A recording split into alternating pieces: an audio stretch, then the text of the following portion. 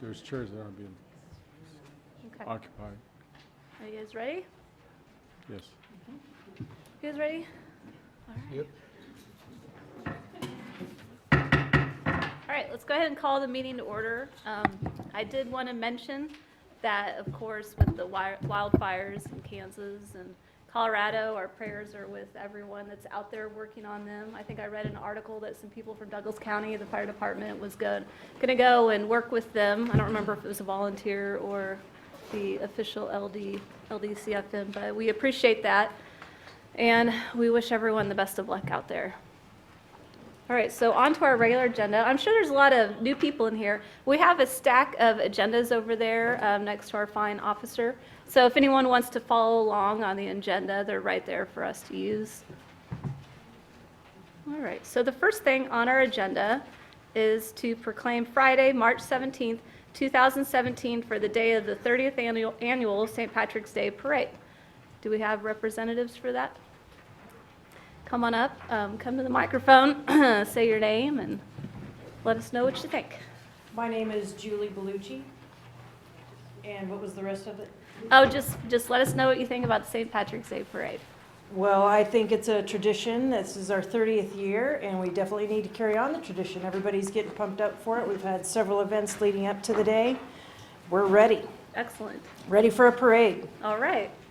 Well, shall I read the proclamation then? Sure. Okay.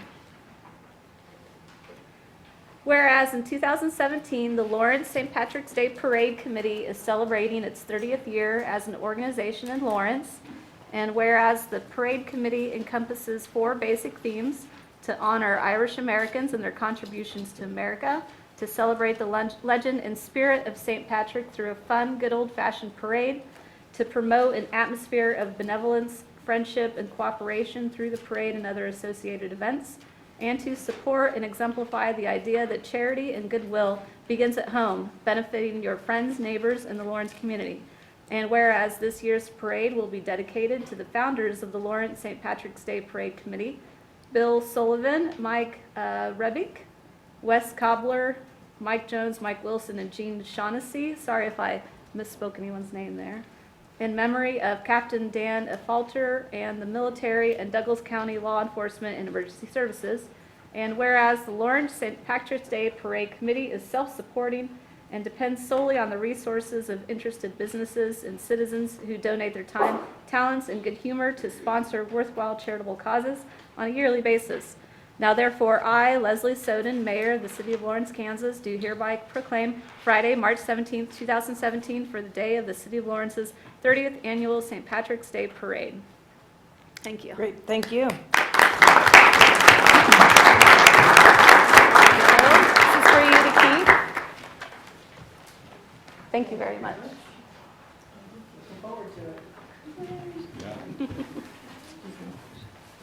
Thank you. All right, so now we'll go on to our consent agenda. Oh, I did forget to mention, anyone that has a cell phone, you might put it on vibrate or just turn it off if you wish as well, because it's a little distracting when someone's speaking to have, a phone ringing all of a sudden. Could you use the microphone, please? Sure. Are you picking me up at all, Kurt? Okay. All right, so the consent agenda. All matters listed below on the consent agenda are considered under one motion and will be enacted by one motion.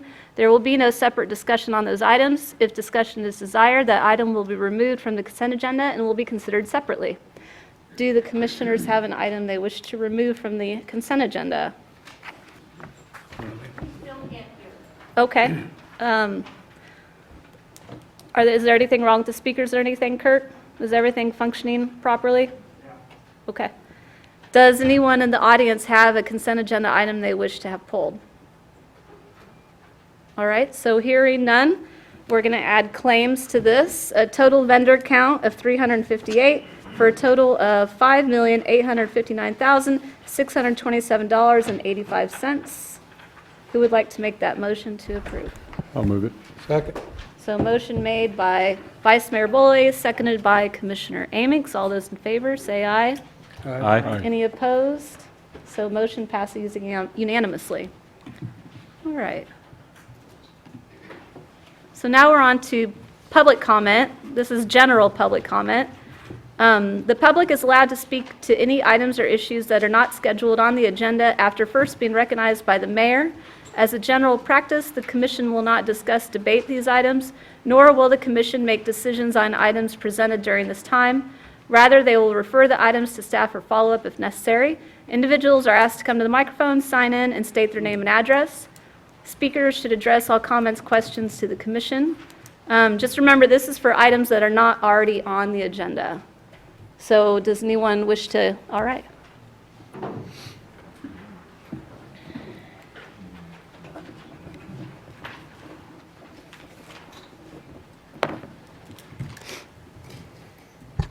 Are we still doing the address thing where you have to say your address or anything? You say your name, address. Okay, so we're still, okay. Vivica Price, 3001 West 30th Court, here in Lawrence. So, good evening, I guess. Do all of you know where your last names, where your family last names, do you know what your background is in terms of that? Just go ahead and continue Well, your okay, presentation. okay. Thank you. So, U.S. history has a way of repeating itself, and I'm an AP U.S. history, so we go a little more in depth on things. I know, Mr. Herbert, you're a history teacher, so you might know a lot about this. World War I. When World War I broke out, German immigrants who were living in the U.S. and Kansas, actually, which was founded on a lot of German immigrants, they were living here, and because of the war that was about to break out, because of the conflict that was going on with Germany, people were beginning to be targeted. This meant that families, their language, the things that they brought, like sauerkraut and hamburgers, were suddenly not being eaten anymore. People refused to eat hamburgers and sauerkraut because they were from Germany. They began targeting German immigrants based on the languages that were heard. Ms. Price, can I Yes. interrupt you for a second? Yes. We have on the regular agenda the sanctuary city item having to do with immigrants. Do you Yes. have anything that you want to say before we start a regular agenda that doesn't have to do with that? Well, this does have to do with it. What I'm going to be leading into is what I'm trying to say here is I'm trying to put into perspective the fact that the Immigration and Nationality Act of 1921 restricted European immigrants, and these are European immigrants that we're talking about, not immigrants. Well, this that has were- to do with yes. our regular agenda item. But So, it's also something that I feel like you should know. well, yeah, and we would it- love to well, have what your I saw from comment the- when we do the regular agenda and the sanctuary Okay. city item. It's just now is not the time. We're going to talk about other items that are not on the agenda, and then we'll go on to our regular agenda, of which that item is the, Five. thank you, is 5th. So we have to go So through you our plan on agenda having people in discuss on order. that? Excuse me? You plan on having people discuss on that piece? Oh, absolutely. Because It's on what I a had regular seen in agenda. the- We'll have staff speak, we'll have public comment, and then commissioners speak. Okay, That's our well, what I had basic. seen in that was that it was not put on a sanctuary city. Instead, it was a welcoming city. Well, when we do number 5 on the regular agenda is when Mm-hmm. you will be able to come up and start over again, basically. Okay? Okay, thank you, Vivica. Yep. All right, does anyone have any public comment for items that are not on the regular agenda? I feel very tall today for some reason. Michael Davidson, Explore Lawrence. I want to start by commending the really good work that the city staff did on the short-term rental regulations, or at least the bringing that issue in front of the commissioners. And I urge you to direct the staff to come up with some regulations that we can review. So again, really good, solid work done, and, obviously, Explore Lawrence is very concerned about this as part of the Airbnb issue. But again, the report has been submitted to the commissioners, and we urge you to have the staff move ahead and come up with some concepts and regulations and some ideas of how we might be able to work this. So thank you very much. Thank you. Yeah, we have a new podium there, and there's some arrows on the side. Michael, since you're there quite a bit, you might see them. Okay. But when someone comes up and they're in a wheelchair or something, or perhaps Okay. you can raise it up or down. Gotcha. It's pretty Okay, cool. I see it. But no one has to lean down into the microphone. Okay. Right, Kurt? Thank you. Yeah, it's pretty cool. We're pretty proud of it. All right, any other general public comment? come on up to the microphone and say your name and sign in as well, please.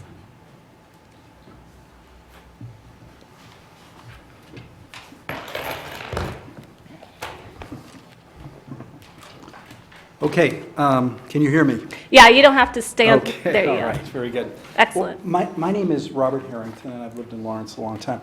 I've spoken to the Lawrence City Commission before about this general topic, but this is a related topic. And the general topic I've spoken to you about is economic incentives for developers, okay, abatements and such. And first of all, I want to commend you on revising that plan. And I wrote as such in a letter to the editor with kudos to all of you. Thank you for what you did. That's a move in the right direction. I think there's more room for more moves, though. After I wrote that article, I read this article on January 24th, 2017 in the Lawrence Journal World, and it was about someone who served in your august body previously, wanting to use 2 lots on 800 Vermont as orchard space to avoid taxation. And hopefully you're familiar with that. Do I need to discuss and tell you about it, or are you familiar with it? Essentially, for those who aren't familiar with it, it's the notion that apparently, and I presume it's true, that vacant space, it was currently described as vacant urban space. This person wants to use it as orchard space until the city commission, and I can read this, that the city commission decides, I'm committed to the fact that there will be a project there someday. If tax officials agree that the property is functioning piece of agricultural ground, taxes on prime downtown lots will drop significantly. This person's property. That sounds, as a taxpayer in this town, as a city commission, that sounds an awful lot like a threat. That sounds an awful lot like intimidation, and I don't much care for it. Because essentially what this person is saying is that if you don't see it my way, I'm going to turn that into agricultural. And what he says is, instead of paying quite a few thousands of dollars for vacant urban, or maybe even developed property, if you don't develop it the way I want to develop it, I'm going to turn it into an agricultural lot, and it's going to be hundreds of dollars. And, you know, when we think about, I got up here before talking about economic development and to close the gaps. This is another gap. And if this person can do that, I think the Lawrence Journal World would do well by all of us to put an article in for everyone who has a vacant lot, not just developers, that you can use the vacant lot for an orchard and avoid taxes. This is tax avoidance. That's the way I see it. Maybe I'm wrong, but I would like you at least to consider it because it's a loophole. That's number one. Number two, I feel that this person is using this as a battering ram against this commission. And I don't think that's fair to you. And I don't think that's fair to these people who are here who are, I presume, most of them taxpayers. So I kind of resent it. And what he says is he's going to continue along these lines. And he says it's going to move it from about $7,000 per year currently to less than $100 per year. And actually is so brash as to say it's legal as long as the land is legitimately being used for agricultural production. Well, in that person's own words, do you really think that putting 24 some kind of pear trees or something on a vacant lot downtown is legitimate agricultural production? Are we going to have a farmer's market of pears downtown? Is that what we're going to see? And what do we call agricultural? Is that sincere? And I'm really saddened to see that by someone who used to sit on this city commission. That is really sad. And let me see, there's one more thing I wanted to another quote to just make my point. This person says it's going to add about 24 fruit trees to 2 matured fruit trees on the property. It says an application in to change the classification of the lot to agricultural use, though he noted that it may not come to be if, and here's the threat, if the proposal for the scaled down project is approved. If then, that's a threat. I feel threatened, okay? He says, I want to put the land to some use. So it's either putting up quite a commercial, condo, personal residence, or I'm going to go into the 24 fruit tree business. That doesn't sound sincere to me. I think this is a threat.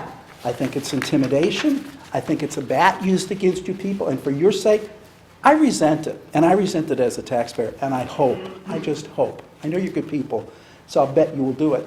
I hope you will take it into consideration in a future meeting. Thank you, Robert. Thank you very much. Appreciate it. You might speak to the county commission because they have a lot to do with as well the use. Tom, do you have anything to add to that? I think it's an assessment issue, and it's probably, who's that, the county auditor? So you might think about County speaking to them appraiser. as well. Because we really don't have, It's their determination. it's as the to county's determination. Tax, Yeah. tax status. I can send you Yeah, their contact yeah. information. Okay, Yeah. would you be so Yeah. kind as to, I mean, I is appreciate anybody, your sentiment, yeah. Absolutely. is anybody open to do that? Can anybody do that?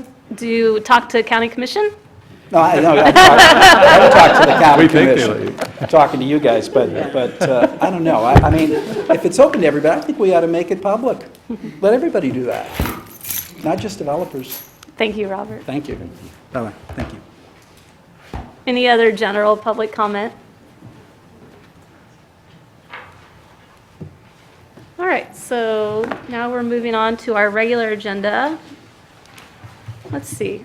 You might silence your cell phones or just turn them off if you like. All right, so the public is allowed to speak to any regular agenda item or give public comment after first being recognized by the mayor. Individuals are asked to come to the microphone, sign in, and state their name and address. Speakers should address all comments, questions to the commission. Our standard kind of process is we read the description of the regular agenda item, then we have staff comment, which Mark Teal hears, and then commissioners discuss, and then it'll be open up to public comment. That's our regular process for the next 5 items. Since, like I said, since there's a lot of new people here, I thought it might be helpful for everyone to know that. Is this the time to talk about the agenda In general, in general, before we start into the regular agenda? is there something that you want to change on Yeah, the agenda? I'm concerned about item number 3. Tom, And I do don't you know if now's feel? the time to talk about it, or if we wait until that I'd like comes to up. get Tom's input on what he thinks the appropriate response would be. Well, I think it's the mayor's prerogative to entertain that kind of discussion if you wish to move items around or change something regarding that. That's, Are you wanting to do number 3 first? No, actually, I'm wanting to defer number 3 without hearing it tonight. What do you think about that? well, I think that's considering it. So I think Yeah. your motion would be to move that item forward. Maybe you can explain a little bit more Sure. what your motion would Sure. be. Yeah. Well, the context for this is that we've received communication from the district attorney requesting us to consider an ordinance. It's my understanding that the district attorney is not able to be here this evening. I think a representative of the Okay, district but attorney's office We is got the here. letter from the district attorney, so I'd like to visit with the district attorney. One of my concerns is that this ordinance, as proposed, would only apply to the city. There's no county counterpart. I'm not really interested in incentivizing businesses to leave the city to avoid regulation. I think there's an opportunity for us to work with the county to provide seamless regulation for this issue with the county and the city. I think that we would all benefit from an opportunity to kind of reboot on this issue. And rather than having us go through it ourselves, I'd rather have an opportunity to do a joint meeting with the county commission so that we can come up with some seamless regulation. So I'd rather just defer it until we can schedule a meeting with the county commission, and then we can talk about what we're going to do to regulate the massage therapy industry. Well, when we have the item come up, the representative of the district attorney, he'll have a chance to speak before public comment, and we can ask questions of him? Yes. Okay, so at I- that point is when you can ask those questions. I'd like to gauge whether there's interest on the commission to do a deferral before we get into it. I think you might now get that engagement if you were to make a motion to move this item forward. How about we make this the first item? And then we can, And now they know, the rest of the commission knows what your intention Fine, is. let's move this item forward. I'm so moved. so we don't need a motion for that, do we? Yeah, Okay. I think it would be So is appropriate there to a have. second to move this item to number 1 on the agenda? Yeah, second. Okay, so motion made by Vice Mayor Boley, seconded by Commissioner Larson. All those in favor? Aye. Anyone opposed? So motion passes unanimous to move, was it normally number 3? Number 3 to the first item on the agenda. Do we have staff here already ready to discuss? Yes. Okay. Yes. Can we just move to defer it? I think we should hear what staff has to say because, a couple weeks ago when this first came up, I asked to defer the item as well. I asked to And defer it as staff well. is Yeah, looking. so I still want to defer. I don't want to go through all this tonight without the county commission. That's my point. This is definitely a conversation that would have been good last Thursday before we got all these lovely people here wanting to discuss it now. What was our opportunity to discuss it on When Thursday? the agenda comes out Thursday. And I before made it's my out request to the public. defer at that time. I was told to bring it up now. Okay. I tried. So staff will do their presentation. I really don't want to do the staff presentation until we have the county commission. That's my point. And so, Mayor, if I can give you a suggestion. You can allow a motion to be made to defer, and then it's the will of the commission. The commissioner made it clear to me that he wanted this deferred.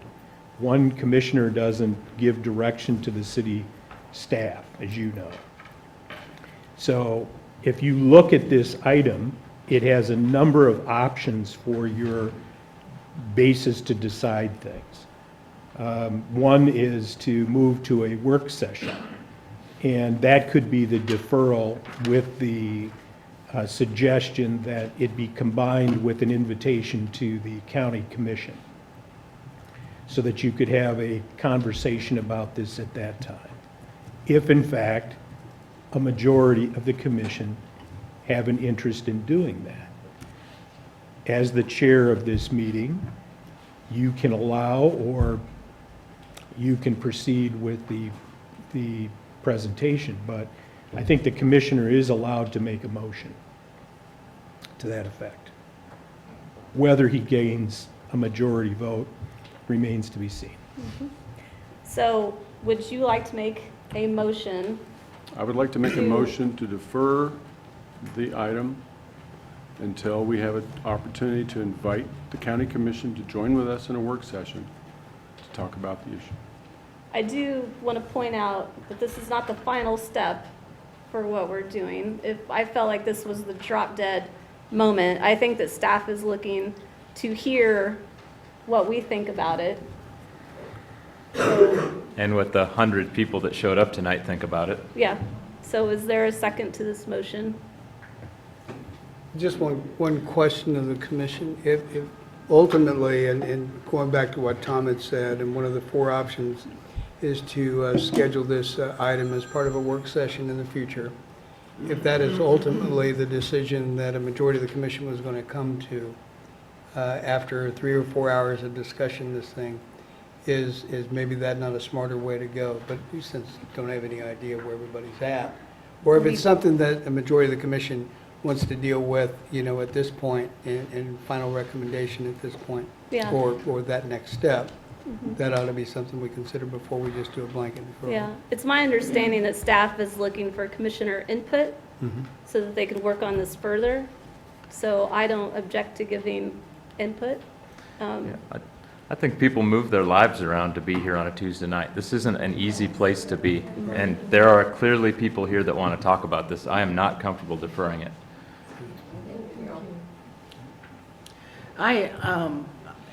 Based on all the emails, the numerous emails that we received, and I really appreciated them, by the way, all the input that we received, I knew that this was going to be definitely a lively discussion tonight, and I think and I relish that. But at the same time, I can see with all the input from the emails, as well as who's here tonight, what we hear from staff, that this could very well go to a work session if the commission decides to do that.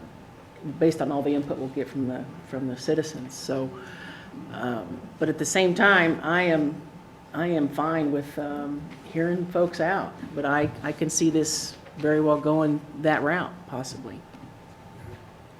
Well, my decision was going to be, I was going to come to a decision one way or another, so tonight it's Yeah. either up or down with the direction to have I was staff, not, yeah. place it back on for final consideration, but,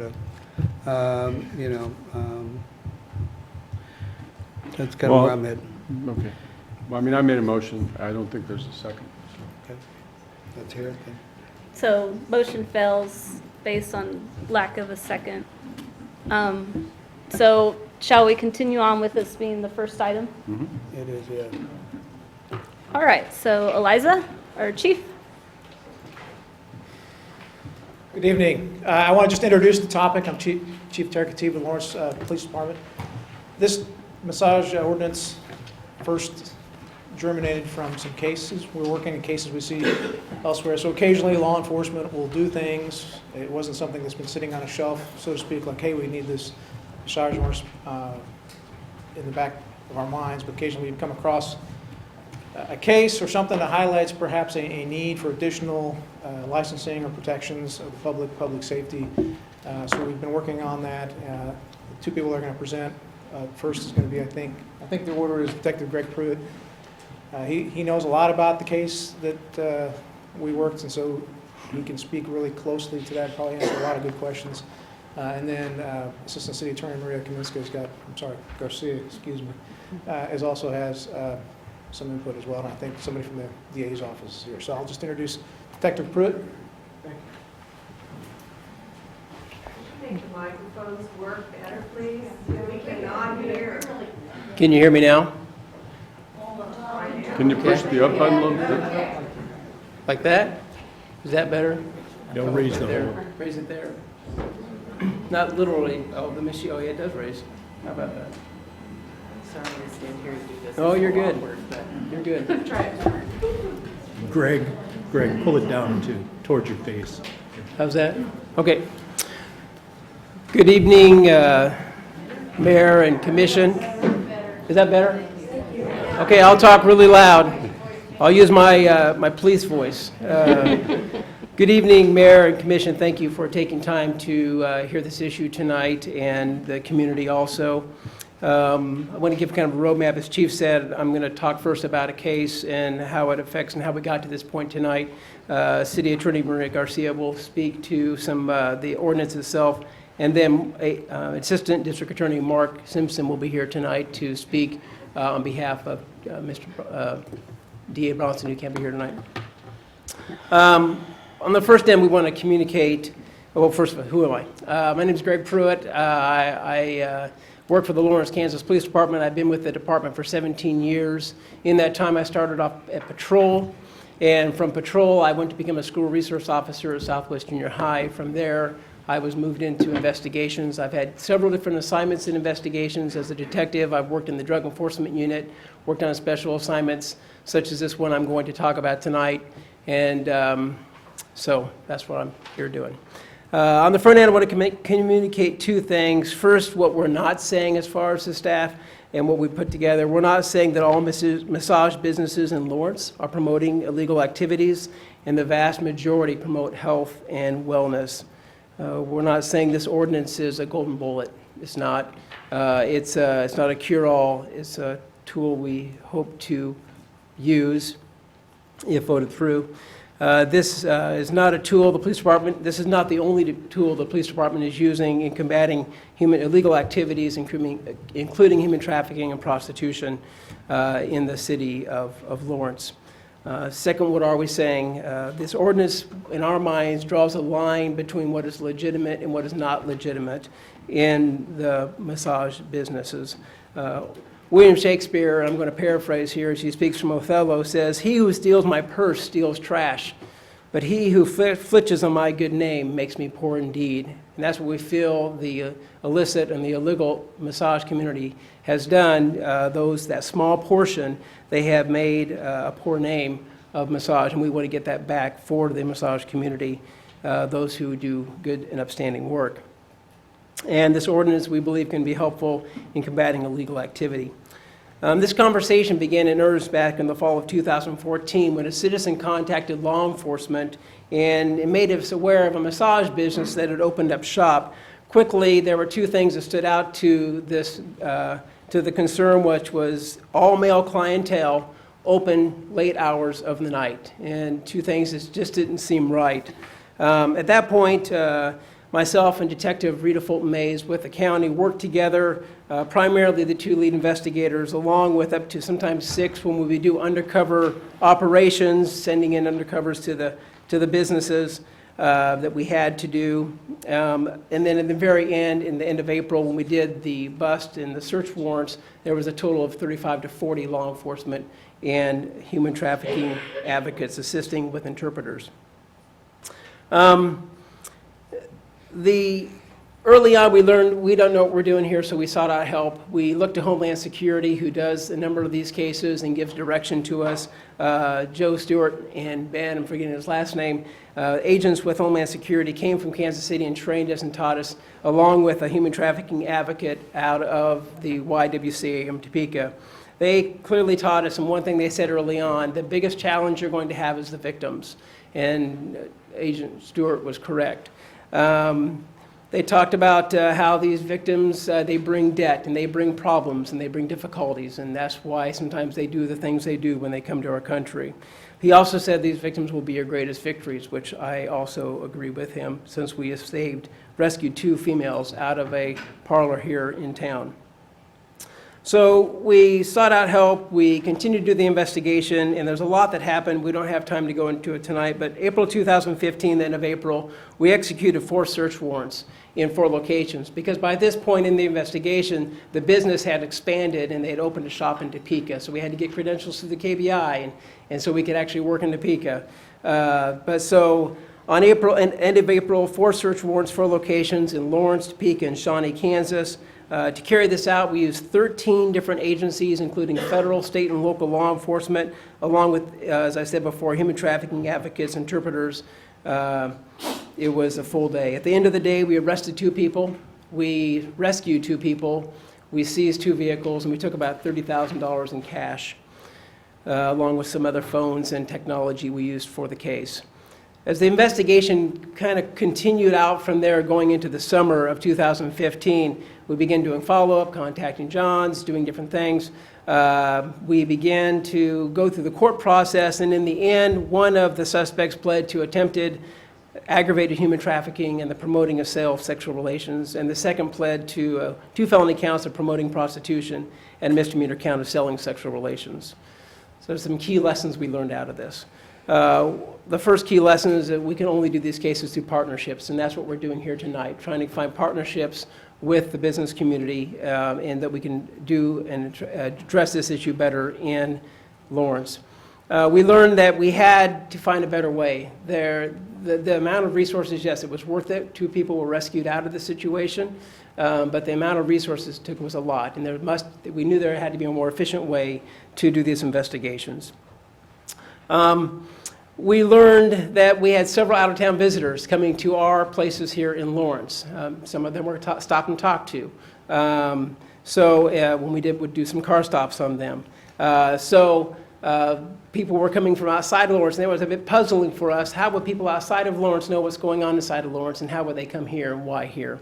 We learned through interviews and through an intelligence that several men subscribed to an internet website, please don't go there on your phones tonight, called Rub Maps. And this site, along with other sites, were actually posting sites where these men would then go to the illicit massage parlor. They would then post who they made contact with. They would sometimes give a name. They would tell the services they received in very graphic detail. And then, so what we learned pretty quickly is that men who came to the business knew who to ask for, what to ask for, and what could be expected from the people in that place. Lawrence doesn't want to be a place that invites that kind of behavior, and that's one reason we're here tonight. What we learned from talking to the victims, the 2 victims we pulled out of the situation, they were scared, they were caught in a bad situation. In fact, one victim who had just bought in the weekend before we did our bust, she had not even called her husband yet who was in another state because she was so embarrassed and so ashamed of the situation she had been caught in. She just didn't know what to do. They had taken her from Lawrence, transported her to Topeka. She didn't have a ride, and she was stuck there in Topeka at their business there. We learned that these women were brought in by planes, trains, and automobiles, frankly. We tracked them, and we followed them, and so they came in many different ways. We learned that they wanted to do legitimate work, but really what their families needed were money, and that's why they were doing what they were doing, because their families needed money, and they had to take care of their families. One thing we did not get to do is talk to the other 12 workers. So we rescued 2. The other 12 workers, and over a 6-month period of time, we had a total of 14 workers who came through Lawrence, Kansas. So 12 of them we never got to talk to. 12 of them it was hard sometimes to go, we don't want to break the investigation, but we have this other person that sometimes they're just there for a day, sometimes they're there for a week. We would do an undercover on this person. It went well, and then they're gone again before we even knew it. We just didn't even know how to track them. It was a revolving door, and that's what labor and sex trafficking can do. It can be a revolving door, and Lawrence does not needs to be a place where women can become and be revolved through and they just go to the next place. We do not want Lawrence being a place like that or where that can happen. We learned because we counted, because we had cameras up, over 1,000 unique male visitors visited between Lawrence and Topeka in over a 6-month period of time. 1,000 unique visitors. Some of those visited multiple times. We don't want Lawrence to be known as a place that those kind of services can be offered.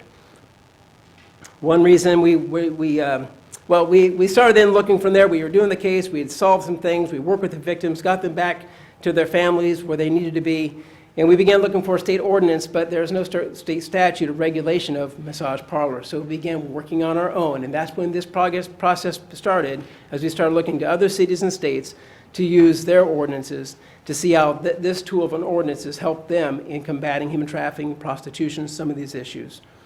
In my discussions with Overland Park PD, they found licensing very helpful. So when they went out on site making contact with these women and with anyone, they knew who they were talking to. They had an identification card. It was clearly identified who this person was. They knew they were supposed to be in that city providing help and wellness and not illicit activities. A few main issues that we've come across since we've been working through this issue and coming to tonight. There's a concern about the right of entry, and hopefully you've had time to read the ordinance and walk through this. But if you go to Section 6, 2019, there's a concern about right of entry that's been expressed. You might pull that up on the board if you can, for other people to read. Thank you.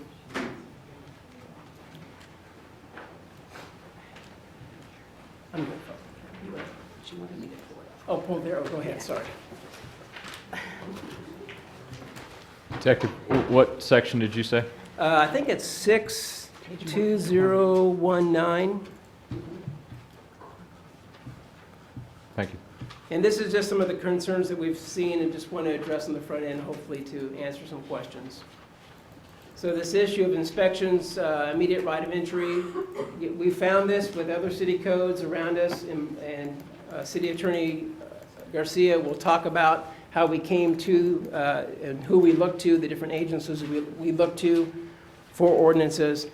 But it says city code enforcement officers and police officers may from time to time make an inspection of each massage business, therapy business in this city, along with all relevant licenses, identification cards, and or the confirmation of registration for the purposes of determining that the massage business, therapy business, is in compliance with this article. Such inspections, and this has been added, such inspections shall be made at a reasonable time, in a reasonable manner, where some notice is provided in advance to the business, unless providing such notice would impede a legitimate code or law enforcement purposes. When we did our undercover, there we had probable cause to believe there's something illegal going on. We did car stops, we contacted people, they said they got sex services. From there, we sent undercovers in. We had a reason to be there, and we weren't going to tell anyone we were there. That's a rare situation. It's a rare situation, but we had to do it. That is an example of when we may not talk about it because it impedes an investigation. But otherwise, it's going to be just like it says here. I've contacted the city code inspection. They said that they're going to do it just like the fire department. Knock, or they'll call ahead, they'll make an appointment, and then they'll walk through. It's not barging in on massages, not going in and opening doors and on just like what's the word I want, just kind of pushing through. It's not going to be that. And so I just want to confirm that that's not the intent of right of entry. The right of entry is allowing us to come in and at least come into the business where is needed.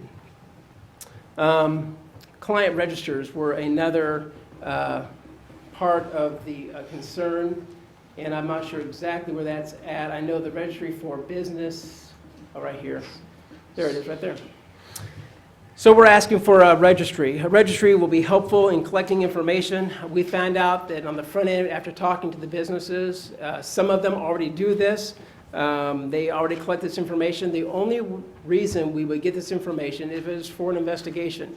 It takes a search warrant, which takes probable cause, or a subpoena, which takes probable cause. It has to go in front of a judge, or consent. And so it's not us coming in and taking things, it's us asking for that information if we feel it'll be helpful for an investigation. I recently just got done with an investigation. Pawn stores have the same type of thing. People have to register what they bring and what they bring in and what is sold and traded. I was able to trace someone from here to Las Vegas, Nevada, because good pawn registries. It allowed us with the case. And so this could be a helpful tool. Even we need to talk to a witness sometimes. We would know who to contact, but we would get that lawfully. We just would not come take it. There was a perception, and it's not on here, but there was a perception that we were including the legitimate with the non-legitimate business owners. And City Attorney Garcia will talk to some of these matters. But we are wanting, in our mind, it's just almost like, I remember when our one victim drove up to the police station after we had rescued her. She was terrified. She wouldn't even look at me. She was so fearful. Because she was doing some illegitimate things. She was scared. And we tried, even there, we tried to help her. But we're trying to say, this is legit, this is non-legit, and we think that this ordinance will help with that. We have met with the business owners up to 7 meetings, 6 or 7 meetings. What, Maria, was it 7 meetings we've had with them to talk out some of these issues? I'd like to finish Can you tell me when those meetings were, sir? I don't have those dates, I'm sorry. I can look at my calendar and tell you when I attended on a Friday, but otherwise I'd have to check with City Attorney Maria Garcia. I would like to end with one of the victim's stories. When investigators contacted her, as I said, she'd been left in Topeka and noted when we did the raid on the business in Topeka, there were no showers. They had a kiddie pool. That was the shower. There were no beds for them to sleep in. They were put over in Topeka. They were scared. And the investigator told me there was fear and she was terrified. And as I said, I remember her pulling up to the police station. She wouldn't even look me in the eye. But as we brought her in, and she went through the process of going through ICE and getting processed for her paperwork and meeting the human trafficking advocates and giving us giving a chance to get her food and let her talk to the advocates and getting her statements and her knowing we're there to help her to get her out of the situation. Within probably 24 hours, she was beginning to smile, and she was actually beginning to laugh a little bit as we had her in a safe area here in town. She began to communicate her thanks to us for saving her and getting her out of that situation. And she repeatedly would say, thank you, thank you. And she would grab my hands before she left. I remember putting her on the train, getting her back to her home, and she would grab my hands and say, thank you for helping me. She told us how she would want to do a legitimate work. She wanted to go into foot massage and be a legitimate massage therapist. And in fact, wanted to come back here to work, but like, well, we can't quite do that. There's a case going on. We learned that, from her opinion, what she thought of the men of Lawrence and Topeka. And she thought they were disgusting. These men, and with children present, maybe listening, I'll be careful, but men would grab her hand and put it in inappropriate areas on their body. Men would take her head and shove it down to their groin region. She thought the men were disgusting. She recalls the first time she was here in Lawrence and her owner and a customer wanted sex services. She walked out of her area. She walked out to the main business area and went to the boss, Gui Hong Zhao, and said, he's asking for sex services. And this is what Gui Hong said: you take care of the customer. And she protested. She said, he wants sex services. And she said, you take care of the customer. Now, frankly, after watching them and observing them for 6, going on 7 months, when your employer sets up your housing, when they pick you up from the airport or from the bus station or from the wherever it's going to be, and they transport you here, and they tell you where you're going to sleep, and they take you to the store and they buy your food for you, and they take you to a place and they tell you when you're going to work and how long you're going to work. That is human trafficking, and it occurs in Lawrence, Kansas. And Lawrence does not need to be known for a place where human trafficking occurs or where prostitution like that is allowed. I don't think no one here wants that. And that's what we're trying to do with this ordinance, to have a strong, proactive tool that can help combat human trafficking and prostitution. In this ordinance, we believe it's strong enough to keep people safe and keep people who want to bring harm or injury or even illicit or illegal activity away from here, because the postings will say that kind of thing is not allowed in Lawrence, America. And that's what we're hoping to do with this ordinance. Thank you for hearing me, and thank you for your time and attention. Any questions for staff? Yeah. Can you provide us some information on the principles of community policing? Community policing Yeah. is, well, there's different options, and I've come out of that region, but my understanding of community policing is when the police are in the community, making contacts with the community, making contacts with citizens. When I was in SRO, it was me talking to the students. When I was on the street, it was me stopping and talking to people, taking the extra time. There's probably a better definition, but that's my definition for you tonight. Yeah, I guess my point is that we have a community here that, from the emails I've been receiving, doesn't feel like there's been a lot of good communication. When you first met with the massage therapist industry folks here, did you have a proposed ordinance to present to them? At that point, my understanding is when we first met, it was in this room here, was my first Yeah. meeting, and there was a proposed ordinance, Okay, yes. so before you started talking to the people in the industry, you actually had a proposed ordinance rather than saying, learning about the industry from the people who are actually involved in it? I talked to 2 people. Okay. First I talked to the Pinnacle down here and talked to them about the industry, how training happens. So Okay. yes, I did talk to them. Yeah. I talked also to my massage therapist who is in Topeka and through my chiropractor's office, and talked about what we were doing and what we were trying to do. And she thought it was great. We were trying to get an ordinance passed. So it was limited, but those are the 2 people I talked Okay, to. thank you. If I can weigh in on that. Sure. Too, Commissioner, Vice Mayor. It's not unusual to do some legwork on whatever proposal. So, for example, if we're working on a policy, an ordinance, any such initiative, it's usually brings some kind of framework to the discussion. So to have something that does not mean, in my eyes, and nor do I think staff had a preconceived, here's what we're going to do. You got to have a starting place someplace, rather than sitting in a room of 60 people and just line by line by line coming up with an ordinance. So we had a framework based upon best practices, what other places are doing. Doesn't necessarily mean that's what we need to do in Lawrence, but it's just kind of you go out there and throw a wide net and get something together, then you get some feedback and fine tune it. And I think you'll see that this ordinance right here is through a lot of hard work on staff. I know people are being critical of them, but a lot of people who worked really, really hard on this, had multiple meetings, responded to dozens and dozens of emails. And I think what you have here is something that is a good starting point for Lawrence, Kansas. It's not a cut and paste from other places. It's tailored. Yeah. to what I think. But I guess this commission has expressed an interest in collaborative solutions. Sure. And I think that if you make those contacts before you have a proposed ordinance, you may learn something from the community that would then influence that ordinance. I don't disagree with you. but Okay, so, We're not to have any clapping at all. Thank you, though.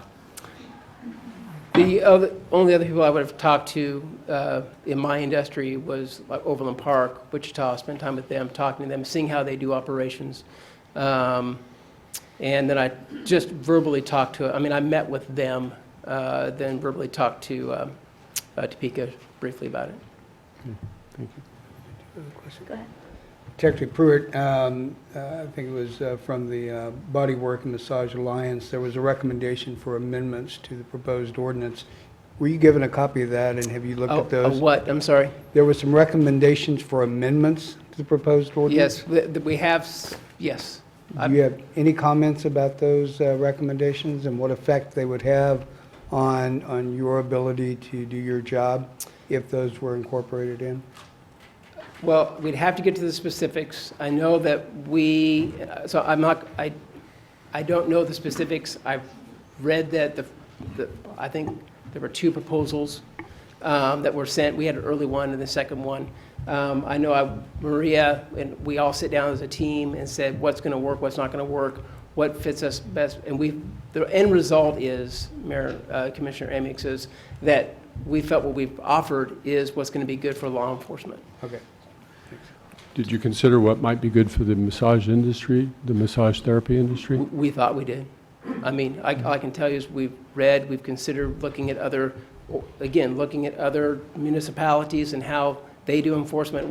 And again, what works for them doesn't always work for us, but region-wide, I think we're one of the few ones who don't have an ordinance now, so we thought, well, let's learn from them. And so, I hope that maybe doesn't answer your question, but. When you had the meetings after you had presented a draft ordinance, you had some meetings, you said, with the industry, with some of the... No. My meetings were with Maria and with Sherry. So that you had the draft ordinance and you presented it to some of the industry here in Lawrence? There initially, as I understand, Commissioner Larson, is that it was sent out, and then is that right, Maria? It was sent out? Yeah, I can just clarify. So we Yeah. had the first draft of the ordinance sent out, and at the end of October, we invited everyone to come to this room at the beginning of November. And then subsequent to that meeting, we have had several other meetings with smaller groups. So when you say everybody, who's everybody?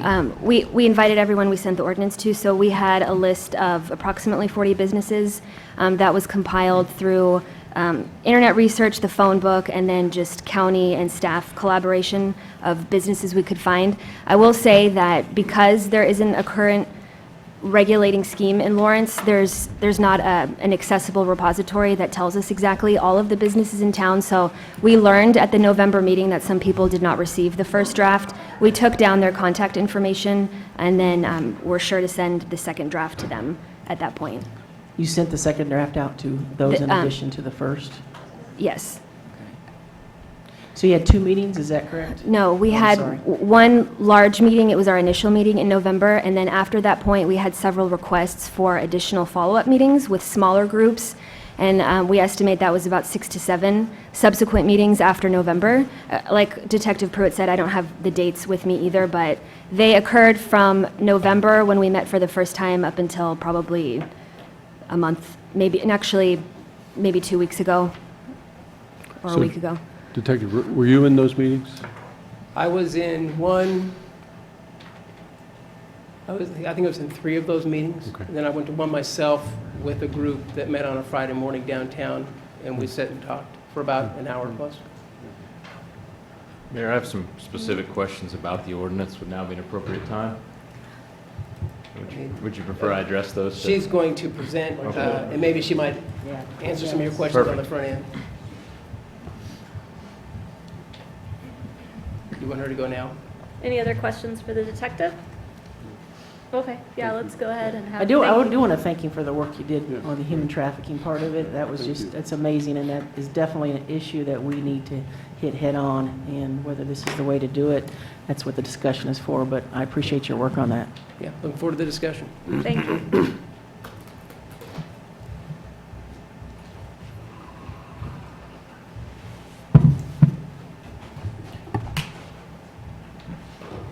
Good evening, Mayor and Commissioners. My name is Maria Garcia. I'm an Assistant City Attorney. I'll just open up a PowerPoint that I have. So the purpose of my presentation is to provide a brief overview of the history of this ordinance, how it got created, how we wrote it, and then I wanted to go over some highlights of the ordinance, so in case you have specific questions, we can discuss it at that time. I want to say at the outset who worked on this, and Detective Pruitt talked about it briefly, but there were 3 main offices from city staff that worked on this draft. It was the city attorney's office, city clerk's office, and the police department. When we had meetings where we would have in-person discussion with people, there were 3 of us that would, one of the 3 of us, or all 3 of us would meet, and that was the city clerk, Sherry, myself, and then Detective Pruitt. But as a matter of drafting the ordinance itself, reviewing it, doing revisions, it was much more than just the 3 of us. It was my entire office. All of the attorneys in the city attorney's office have reviewed this ordinance. All of the city clerk staff, and then several members of the police department also had input and reviewed this ordinance. So Detective Pruitt gave you an overview of why the thought process for this ordinance began. So our first step, and it is not unusual for staff to go and look at what other communities are doing so that we can have a baseline to get a template, see what other communities have so that we're not reinventing the wheel. We studied those cities, we made contact with them to learn whether they were working for them, what provisions were effective, what might have not been effective. So the cities that we looked at in particular were Wichita, Kansas City, Leawood, Shawnee, Lenexa, Olathe, and Overland Park. We also looked at some other state laws as well to get some guidelines on education requirements, fees, examination requirements as well. So, like Detective Pruitt said, he did make contact with some of the police departments in Kansas. I contacted 6 out of the 7 city clerk's offices of those cities. I got a lot of good feedback. The feedback was really similar across the board for the city clerk's office, and it was positive that this law that they had in those cities had been working pretty well for them. They didn't really have complaints about it. So based upon what appeared to be an industry standard in all of those cities, we drafted the first draft of Ordinance 9305. We sent that draft with businesses in Lawrence. Like I said, we got that list from the phone book, internet research, and city and county staff knowledge. And I will say that we did leave off some people because there's no central place where all of them are listed currently, but we made sure to get their contact information. Excuse me. Did you contact industry representatives in the cities that you also contacted the city clerks and the police departments and the city Did I attorneys? contact a massage business in Overland Park, for example? Right, yeah, any industry representatives? No. Okay. So a meeting was held in early November to get feedback on that very first draft, and then subsequently, like I said previously, there were many other meetings that we had. We were very responsive to questions and comments. When there was a request to meet, somebody from our group was there at the meeting to talk about it. So after that first draft, we got a significant amount of feedback from therapists and business owners in town. So we created the second draft, which is the one that's before you today. And rather than trying to stay completely consistent with what the other cities were doing at this point, what was important to staff was to address the major concerns that people had with the first draft. And so I'll discuss those when I go through the provisions specifically. But at this point, it was less about doing what Overland Park or what Lenexa was doing, for example, and what we believed was a fair compromise that balanced the interest of having a reasonable licensing regulation in Lawrence and the interests of the police department. So I will say that we didn't take all of the comments. There were more than we incorporated into the ordinance, but that again is because our focus has been very narrow. We're trying to just get a template that we could perhaps build on in the future, but right now we're just trying to have some licensing and regulation in Lawrence, and we could always revisit it.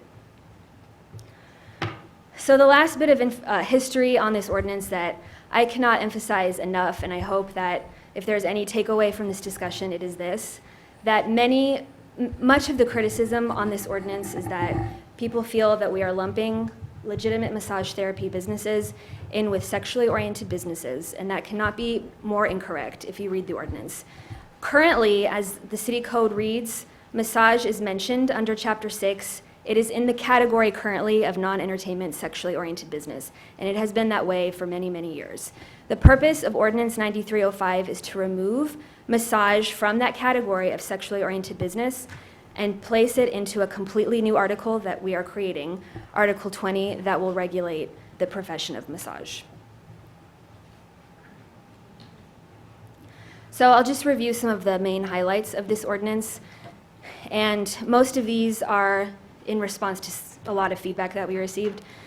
So one of them is registration of the massage therapy business. This is going to be a one-time thing that massage therapy businesses have to do. It costs $75. They have to fill out an application with the clerk's office and provide information about their business, the location, who's opening it, for example. The city clerk would then issue a confirmation of registration that is issued with the city seal on it, and it would be required to be displayed at the place of business. Then if somebody, in addition to opening a business, or if they just want to practice massage therapy, they would be required to obtain a massage therapy license, also from the city clerk's office. That is also $75, and it would need to be renewed every 2 years. Initially, we did have the fee substantially higher, and we would have required the licensing to occur every year. That is standard in some cities, although not all, and so this was a really important issue based on the feedback that we received, that the fees were too high at the time and that it was financially burdensome for them. So we got together with the city clerk's office to really try to nail down the lowest possible number that this fee could be, and we arrived at 75, and I have the breakdown there of how we arrived at 75. Only one license is required per therapist, so if there is a massage therapist in Lawrence that works at multiple different locations, they would only need one license to do that. They don't need one for each place that they're practicing. And then, of course, the ordinance talks about what is required of them on the application. That includes their name, contact information, previous work experience, any licenses they hold in other jurisdictions, and then a criminal history check. Anybody who would want a license, with the exception of a grandfather provision, which I'll talk about in a second, would have to show the city clerk proof of education and examination requirements. So that means successful passage of a nationally recognized competency exam and completion of at least 500 hours of instruction related to massage. But one of the greatest points that we received, one of the greatest criticisms on the first draft, was that there wasn't a grandfather provision. So there were therapists in Lawrence who have been practicing for over 20 years who say it would be difficult for them to show proof of education or an exam, education from a school that might have closed many years ago. There's no way they could show a transcript.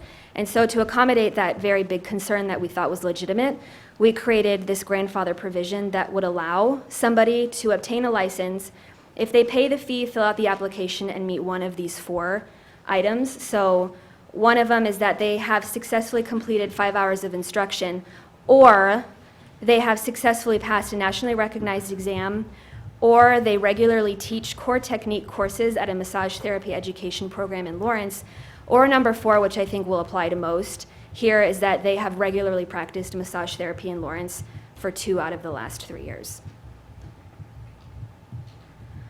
We also added a reciprocity provision, which was also a request. So somebody who is working outside of Kansas, who has a license, who is legitimate, who can show that they're in good standing to the city clerk, they would also be able to obtain a license pretty easily as long as they fill out the application and pay the appropriate fees.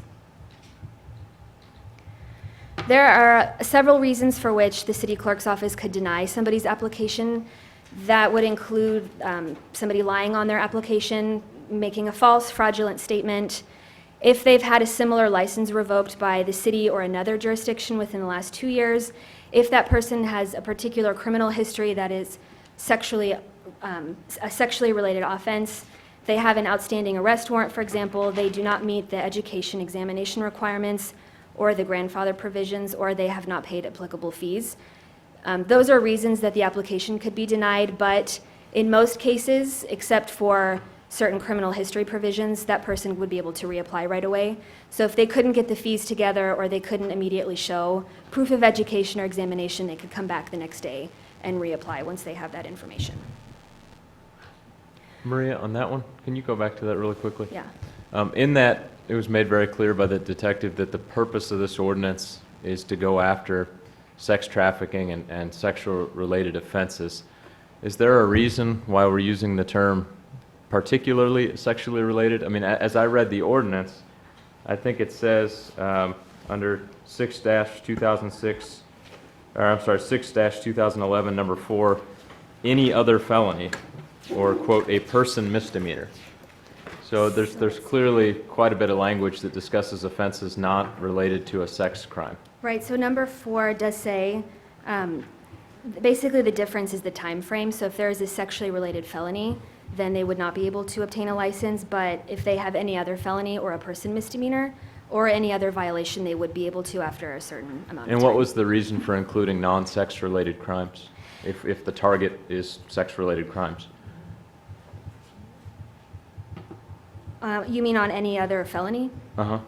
Well, I might have Detective Pruitt address that Okay. as well. But the reason, actually, I think we talked about it earlier, so I'll defer to him for that Okay. question.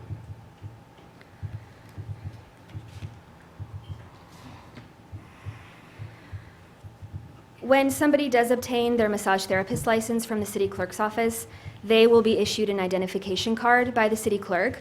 That's included in the $75 fee. It costs $15 if the therapist loses it or it's stolen. The massage therapist would have to show that identification card upon request to a code enforcement official that happens to visit the business or a police officer, for example. And like Detective Pruitt mentioned in his presentation, the purpose of such an identification card would be to identify victims who are trafficked, who are shuffled out of the businesses very quickly. If they have an identification card that they can show, then that kind of legitimizes it more that they have gone through the process, they have shown proper education and examination requirements, they had to wait up to 21 days before they could obtain the license. And so the shuffling example of the 14 victims in the case Detective Pruitt alluded to is really the reason for this identification card. And then there is a provision for appealing any decision by the city clerk. Anyone denied a massage therapist license or who has one revoked can appeal the city clerk's decision to the city manager. That notice of appeal must occur within 14 days of the date of the notice. The city manager would be the person who makes the final decision on behalf of the city. And then state statute allows any person who's aggrieved by a decision, an administrative decision, to appeal that to the district court. I know that there has been a request for these appeals to go through a specific massage board here in town, and one of the examples was that there is an electrician or a plumbing, it's really the contract, I have a contractor board here, but the difference between the idea of having this massage group do it and comparing it to the contractor licensing board is that the contractor licensing board was established by the city commission. There is a specific city ordinance establishing membership, qualifications of the members. The city had a hand in creating that group, and this massage group that was created recently in response to the first draft that the city had no part in, and so it's not included in the ordinance at this time. Just a few more highlights from this ordinance. The hours of operation would prohibit somebody from working as a massage therapist between 10 p.m. and 5 a.m. Initially, we had it between 10 p.m. and 6 a.m., but we did have some concerns that therapists do have some clients that would like a massage before work, or they go to meet somebody at the gym, for example, and the gym opens at 5. So we changed that time to accommodate those concerns. And then Detective Pruitt also discussed the immediate right of entry. We have narrowly tailored this provision so that it tells you when these inspections, if they ever were to occur, would happen. It would happen during reasonable times and in a reasonable manner. Advance notice would be given to the business owner ahead of time, unless, of course, there is some active law enforcement case for which law enforcement would need probable cause to enter anyway. Just 3 final points. One of them is the employee and client registers. The businesses would be required to keep 2 registers under this ordinance. One shows all of the massage therapists that work there so that, again, the city is aware of the people who are working there. And secondly, a register showing each client, along with their name, address, service requested and provided, along with the room they were seen in and the massage therapist providing the service. In our initial draft, we had language stating that such register would not only have to be kept, but it would have to be open to law enforcement upon request. And based upon the feedback we received and the concerns that we also thought were legitimate, we removed that requirement that the register be open to police upon request. So now, if the police thought that the register would be helpful in an investigation, they would need either consent, a search warrant, or a subpoena, or they would have to articulate some exigency to the search warrant requirement. They wouldn't be able to just go in and take the register because we understand the privacy concerns. And then this ordinance would create a municipal offense. There is, of course, discretion in issuing a citation in this ordinance like there is in any other law. Law enforcement officers, code officials are not required to issue a citation for this or any other law, but this ordinance gives them the discretion to do it if circumstances are appropriate. And then the last thing I'll say is the effective date of this ordinance. We thought it was important to allow some lead time to allow people to prepare for this ordinance, and so we have proposed a 6-month time frame. You might think that that's too long or not enough time, but we've proposed 6 months. Therapists could obtain their license earlier than 6 months if they want to, but the license will say effective on that 6-month date. So for example, it could say effective September 1st, 2017. So that is an overview of the ordinance. Right after me, Assistant District Attorney Mark Simpson has some remarks that he'd like to make. I'll stand for questions if there are any, otherwise I'll pass it to him. Any questions for Yes. Maria? I have several here. I'll try to go in order of the ordinance. Sure. I want to start with Section 3, 6-210. I guess my concern here, which I'll try to phrase in the form of a question, is it leads with prohibitions and says no person shall operate or maintain a modeling studio. I'm sorry, could you tell me the Section 610? 3, 6-10. Okay. As I read this, no person shall operate or maintain a modeling studio, and then I scroll up to your definition of modeling studio, which is located in the definitions, an establishment or business which provides the services of modeling for the purpose of reproducing the human body, wholly or partially in the nude by means of photography, painting, sketching, drawing, or otherwise. Does this effectively prohibit life drawing classes? So Commissioner, that's a good question. That was one of the points that I was hoping to get across. That language exists in the city code. I did not add this language. Now, modeling studio, I'm not sure if the city Well, clerk knows. it says that the section will be amended to read as follows. Right, and it's amended to cross off reference to massage shop. That's the only change. Otherwise, the existing language from many, many years ago stays the same. So the ordinance changes by, rather than reading no person shall operate or maintain a massage shop, modeling studio, it would now read no person shall operate or maintain a modeling studio. So our present city code would prohibit the Lawrence Arts Center from having a nude drawing class. I have not studied that particular issue because I Because didn't write, if that's the I didn't case, add that. I don't think I can open a massage parlor because I'm a felon. This concerns me. Yeah. Okay. Matthew, let me just kind of I have a few come on more in. questions. Yeah, but this part of the repeal, I think it's been hard for folks, I think you'll admit, to have this in the ordinance that's setting up the new licensing and registration. So did you consider having a separate ordinance for repeal and an ordinance for the I think, institution of yeah. the new thing? That's a very good point that we discussed last week. Actually, we didn't consider it initially because the way ordinances are drafted is we show all of our work in one ordinance Okay. draft. So we show what we're removing and what we're adding, and it's usually consistent enough to not be confusing. But in retrospect, I can see how it might I think it be might have helpful helped to if we two. would have had this section repeal be different than, and I understand that you want to show your work, but I think that we document a lot of things around here, and, you know. Let's let Matthew continue Yeah, this okay, so, questioning. yeah. Okay, well, my second question, you asked for detective to answer, so I'll skip past that.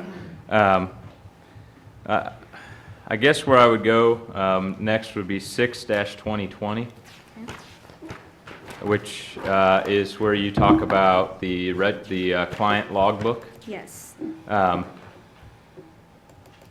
If the goal here is to identify massage therapists who are being shuffled in and out, and I understand that, and I could see how having access to knowing who is and who is not a licensed therapist would be very productive for a detective trying to close a case like this.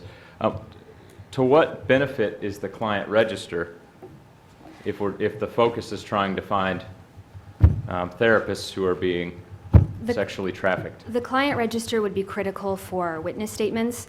So if something illegal is occurring at a massage business, then an officer could obtain that register, have contact information for people who have received a service there, and then be able to contact them and get some information about their experience. And in his testimony, the detective talked about how he made the correlation between a massage parlor and a pawn shop.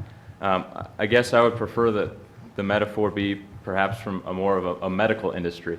Would you think it would be appropriate for my dentist to keep a logbook that was open to the city of any medical work done on my mouth?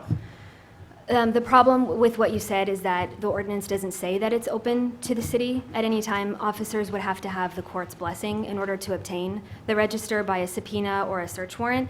And the analysis or the analogy to the pawn broker is that that does exist. The point was that it does exist in our city code currently. Okay. And that it has been useful to law enforcement previously. Okay. Then my only other question then would be the question regarding if we're aiming to stop sex trafficking, why is any other felony and a person misdemeanor included in crimes that would deny someone a license? Okay. So that's the question you had for Detective. Yeah, and that's the one you'd ask the so, detective to answer. We so. can have him address it, and that's certainly something we can revisit if the commission would like. All right. Maria, in my business, I used to have a massage therapist who was employed by me. How does this affect my current business? Is that just being another part of the business?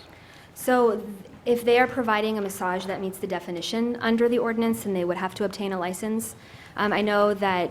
Do I have to meet all of the other rules on the other parts of my business and in my barbering business? Do I have to keep a log of everybody that comes through, or only the part that is the massage client? So we learned from our meetings that many of the massage therapists are independent contractors. They work for themselves, and so they will work in a building with other people, but they are operating the business and then also providing the massage therapy service. So if it's somebody who This is somebody under my under employ. yours, then I would say that all of the provisions would apply to you, because you would be operating No, it won't. as it's currently written, of course. I'm going to be on your list every 2 weeks, Mike. No, I just, there are businesses like mine that in the past have had, a therapist who has been my employee. And it's been, a great part of my business. But the truth of the matter is how much of these rules would my entire business have to come under? And there are going to be others like that. So. Yeah, that's a good point that was not directly brought up in our, there was some discussion about the independent contractors, sole proprietors, but I think that's a good point. Okay. Any other questions? You had a question about the grandfather clause. Could you explain that a little bit more? Sure. So what the grandfather provision says is that within 6 months of the ordinance becoming effective, people who currently practice massage in Lawrence would be able to forego having to show proof that they've passed a national competency exam and 500 hours of training, and be able to show only that they have been practicing massage for 2 out of the last 3 years, or that they teach massage in Lawrence, or that they have taken an exam or taking the training classes. So it allows them to skip the step of having to show proof of education and examination in case it happened a long time ago, and obtain their license another way. So once that 6 months passes and nobody can be grandfathered in after that, is that correct? Yes, that's correct, as it's currently written. Okay, thanks. Sure. Any other questions?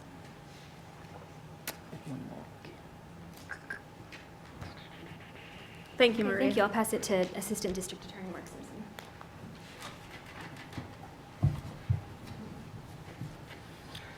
Hello. My name is Mark Simpson. I'm an assistant district attorney here in Douglas County. The district attorney asked me to come to this meeting because I'm one of the people that prosecuted the case that Detective Pruitt talked about, the spring massage case. And I wanted to just briefly, I know you've got a full agenda, but I wanted to talk with you about what it seems to me are some very simple things that hopefully would not be too intrusive that could be done to stop or prevent something like this from happening again. So that's what I wanted to talk to you about. I think that obviously it has to be made clear that massage therapists and the bodywork community are a valuable part of our community. They do important work that make us a better place. And what we're talking about here has nothing to do with any criticism of them. In fact, it's a criticism of folks who are criminals who come to our community because there's not regulation and they commit crimes and they explain it away as massage. And so I hope that we can reach some sort of regulation that will protect the community and also protect against folks who are committing crimes and calling it massage. So I think that the main point that I want to make is that this is not theoretical. So this happened in our community, and Detective Pruitt explained at length what happened, but there were 14 women who were trafficked in our community, who were exploited and made to carry out sexual services that they didn't want to do. And I think there's simple things that can be done to prevent that from happening in the future. And so I appreciate you all thinking about that and considering it thoughtfully, along with all the other folks here who have input on this. The first main point that I think is really important for an ordinance is the criminal convictions, the criminal history of people who are applying for the license. And the ordinance, in my opinion, should include a prohibition on anyone who's been convicted of a sexual crime at some point in the past, that they shouldn't be able to get a license as a massage therapist. And I believe that the way the ordinance is currently drafted is there's a 5-year limitation on that. And Commissioner Herbert talked about what crimes are listed there, but I think the most important thing is that someone who has a conviction for a sexual crime shouldn't be getting a license as a massage therapist. And the reason for that is, one, I think clients expect that the person that they're getting services from doesn't have that sort of criminal history. But the other point is that alone would have stopped spring massage in our community. The folks that were running spring massage were convicted in Bonner Springs of promoting prostitution. So they came here and opened a business. And that was not a bar for them, starting that business here. So that very simple thing is going to prevent folks who have a history of engaging in illegal sexual behavior from running a business here that's illegal as well. So I'd ask you to consider that. And also, this is kind of a more specific point, but the ordinance needs to include So selling sexual relations is a non-person misdemeanor. What it has in there now is only person misdemeanors, so just keep that in mind, that is left out if you leave it that way. But what I would urge is for any ordinance to rule out someone getting a license who has a history of conviction for sexual behavior for a crime related to sex. So I think that's the most important point. The other part of an ordinance that I think would be very important is the ability for law enforcement or code enforcement to have access to that register of the licensed therapists who are working in a business. And the reason that's important is because if you look at the spring massage example, they were never going to have licensed therapists working at their business because that's not what they were doing, and they were moving them in and out as fast as they could because they were exploiting these people. They were victims of crime, and they were moving them in and out. And so real massage therapists aren't going to have a problem having licensed people work there. And real businesses that provide these real services aren't going to have a problem with this. And the criminal businesses that are exploiting people in our community aren't going to be able to meet that condition. And it would be very helpful for law enforcement to be able to have access to that immediately in businesses that are suspect. And to me, it seems like the sort of information that isn't highly intrusive to keep. I would guess that a lot of the massage therapists who have websites post on the websites who works there and who, so it doesn't seem like the sort of information that would be highly private, like in the nature of client records or things like that. But that sort of requirement of just having to keep that register and having code enforcement or law enforcement have access to it would make a big difference and would go a long way in preventing businesses that are basically criminal enterprises, not legitimate businesses. So that's a pretty quick rundown of what I think is important, and I appreciate your consideration. This is important that something be done in our community to stop this, and you folks have a decision to be made, and the fact is you're never going to meet the women that you will help by passing an ordinance that has sensible regulation and that prevents these crimes. You're not going to meet those women, but they're out there. I promise you they're out there. And if we don't solve this problem, I promise you they're going to be here and they're going to be exploited in our community. So there's a lot riding on the decisions that you have to make, and I appreciate your consideration, and we'd be happy to answer any questions if you have any. Any questions? Yeah, so could you address the 6-2011, where we say that any other felony within a 5-year period would strike someone for being a massage therapist? I mean, I totally understand Sure. that the sex crime, I get Right, that. Right. But I don't get the inclusion of any other felony. I mean, I think that's just a policy decision that you all have to make. If you think it's appropriate for someone with a felony in their past to be a massage therapist, then that's your call. There's the limitation of only within the preceding 5 years, so that limits it a little bit, but I think the answer is that that's a policy call that is up to you.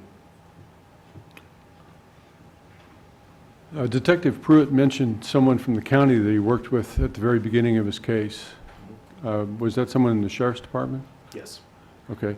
So can you tell us about your conversations with and your communications with the county commission on this issue? I haven't had any conversations with them. It's an important issue, but you haven't talked to the county commission about it. I mean, I'm a prosecutor. That's what I do. Is I. Well, you're talking to us. Right. Yeah. And I think it's an important issue for you all to talk about. But You think it's an important issue for the county to talk about? I do. I think. Okay, great, thank you. Any other questions? I had one more, just one for, I don't know if it's would be for Maria or for you. The ordinance says this is only applicable to the city limits of Lawrence. What's going to prevent driving those businesses out in the county if the county's not involved in this process? I mean, Until the state passes legislation that will cover the county or areas outside the city that are not regulated by the ordinance, then nothing would prevent them. This ordinance applies to the city limits. So the massage therapists, if they don't want to have to worry about being licensed, they can just move to the edge of town. Unless the Effectively becomes county- our fireworks ban. We just sell it Yeah. on 31st and Castle. Yeah, I'm not trying to be, flippant here, but that's, I mean, I can see that potentially happening if they don't want to. And that's why I'm interested in the county as well. Yeah. and that issue is important. I would ask you to keep in mind that right now, the place where they can go where there's no regulation, that's Lawrence. I understand that. You know, so that's an important point, but we have to understand that's where we are now, And Douglas County. right? Any other questions? Thanks for your time. Appreciate it. Thank you. Is there any other staff presentation? We might just have Detective Pruitt address Commissioner Herbert's question. Okay. We'll do a bathroom break right after this. I had one No, more. after you. Go ahead. Leslie, I had one more Okay, question after just to- him, okay? Okay. I just had one more question. Yeah. Am I talking or not? Please. Yes, Okay. please talk. To answer your question, so a felony, so like a financial crime. So someone who does a forgery or they're involved in some kind of scheme and they've gone up to hundreds of thousands of dollars. They happen here in Douglas County. It's more common than you think. That's a felony. That's a serious thing. And so would you want someone who would have the ability to have, your credit card information, your financial information? And that was kind of the thought behind it. There are other But do we serious... currently prohibit them from operating other commercial businesses in our city? That I don't know. When it comes to, if I understand your question correctly. Well, yeah, I mean, I get your point. I don't want to hand my credit card to a felon, but Yeah. when I go to any business in Lawrence, do I have that guarantee? Currently, we do that for taxi and solicitors. For, I'm sorry, who? Taxis. Taxi cabs and solicitors, they're required to take that. Okay. Is that sufficient or not? Yeah, I mean, when I listen to your presentation, you seem very passionate about we need to stop human trafficking, and I get that. I mean, that's vitally important. I just don't see how a prohibition on someone who's committed a financial crime in any way benefits us in stopping human sex trafficking. The financial crime was an example of a felony. That's all. It's an example of a felony. If you want more thought given to that, I can go back and research that and give more thought to that. But that's all I've got for you tonight. Okay. And I'm happy to research it. Okay, this question is for Maria. I meant to ask it before. As part of the ability to deny a license to a massage therapist, is that if they've had a revoked license from another jurisdiction, is that correct? Yes, that's one of the reasons. How will we find that out? They would be expected on their application to list other areas that they have practiced before or they have had a license. And so the city clerk's office would do research, contact those jurisdictions, and ask if the license is active and in good standing. So would there be an ability to look at other jurisdictions? Because why would you put that on your application? That I've had a revoked license somewhere. Well, the expectation on the application is that the applicant is honest. The city clerk's office would conduct a thorough background check on that individual, and so if a person did lie on their application and say they were not licensed in another place, that could likely be uncovered by the city clerk, and that would be a reason for not issuing the license. Okay. Commissioner Larson, I do get calls from Overland Park PD because they are in charge of the licensing procedure in that jurisdiction, and they ask, has this person ever been revoked? Or I said, well, we don't have a license, but do they have any issues? Do they have any concerns that we need to be aware of that you have, and as law enforcement, we share that information. So it is a tool that can be used. So there's no database out there that kind of tracks licenses, Not that lists I'm aware people who of. are licensed versus revoked? There's nothing out there yet. Sounds like we need something at the state level, because that's where that would be. But I hear there's a lot of pushback on that. Add it to the pot. Yeah. Any other questions? Thanks. Thank you. Thank you. Thanks. All right, let's take a quick 5-minute break.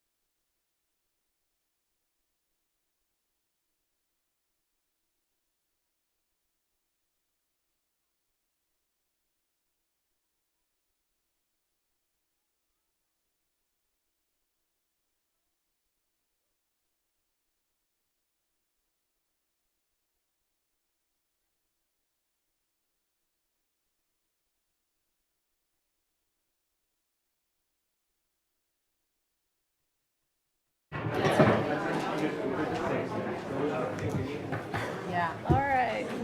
Okay. Let's go ahead and continue on. So we definitely are finished with any kind of staff presentations before we, okay.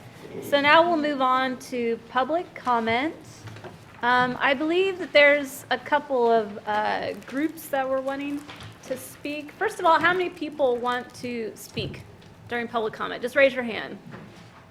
Okay, so if you're part of a group, you might just go ahead and stand up behind the other person. Of course, we want to hear your thoughts, but we don't want to listen for 2 hours to the same thing over and over. So we appreciate if you try to kind of condense down just to speed things along. So, all right, well, let's have the first group here. If I could have everyone who's speaking with me join us. Yeah, and go ahead and sign in and say your name when you do speak, because we have people at home.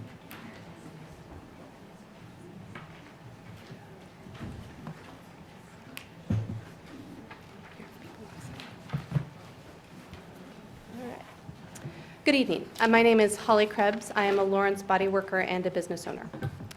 The group of therapists before you represents the Lawrence Massage and Body Work Alliance, a coalition of professional manual therapists in Lawrence.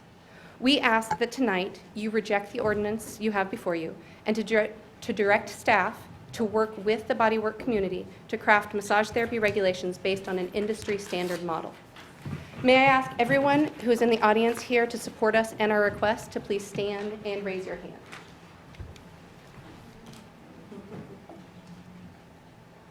We are all hoping for a positive resolution for our community. Thank you all for your support. Our members have been active in providing city staff with extensive input and detailed analysis of the proposed ordinance since its first draft was released more than 4 months ago. We also provided information about our profession, its systems of education, professional ethics and conduct, insurance coverage, and standards for regulation. Additionally, we provided a complete alternate ordinance based on an industry standard regulatory model, but modified to fit the City of Lawrence's code.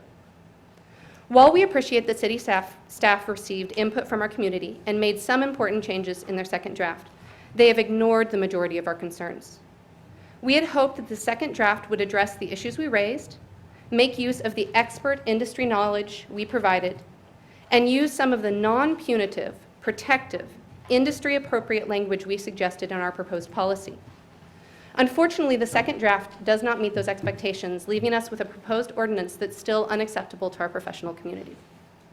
We appreciate being able to present to you our concerns and our solutions for regulating our industry appropriately. My experience with the City of Lawrence's government is that you listen to the community's concerns and craft legislation that can be embraced by the community, and we hope that you will do so here. We have 2 solutions to this situation which we will offer at the end of our presentation. But first, our concerns.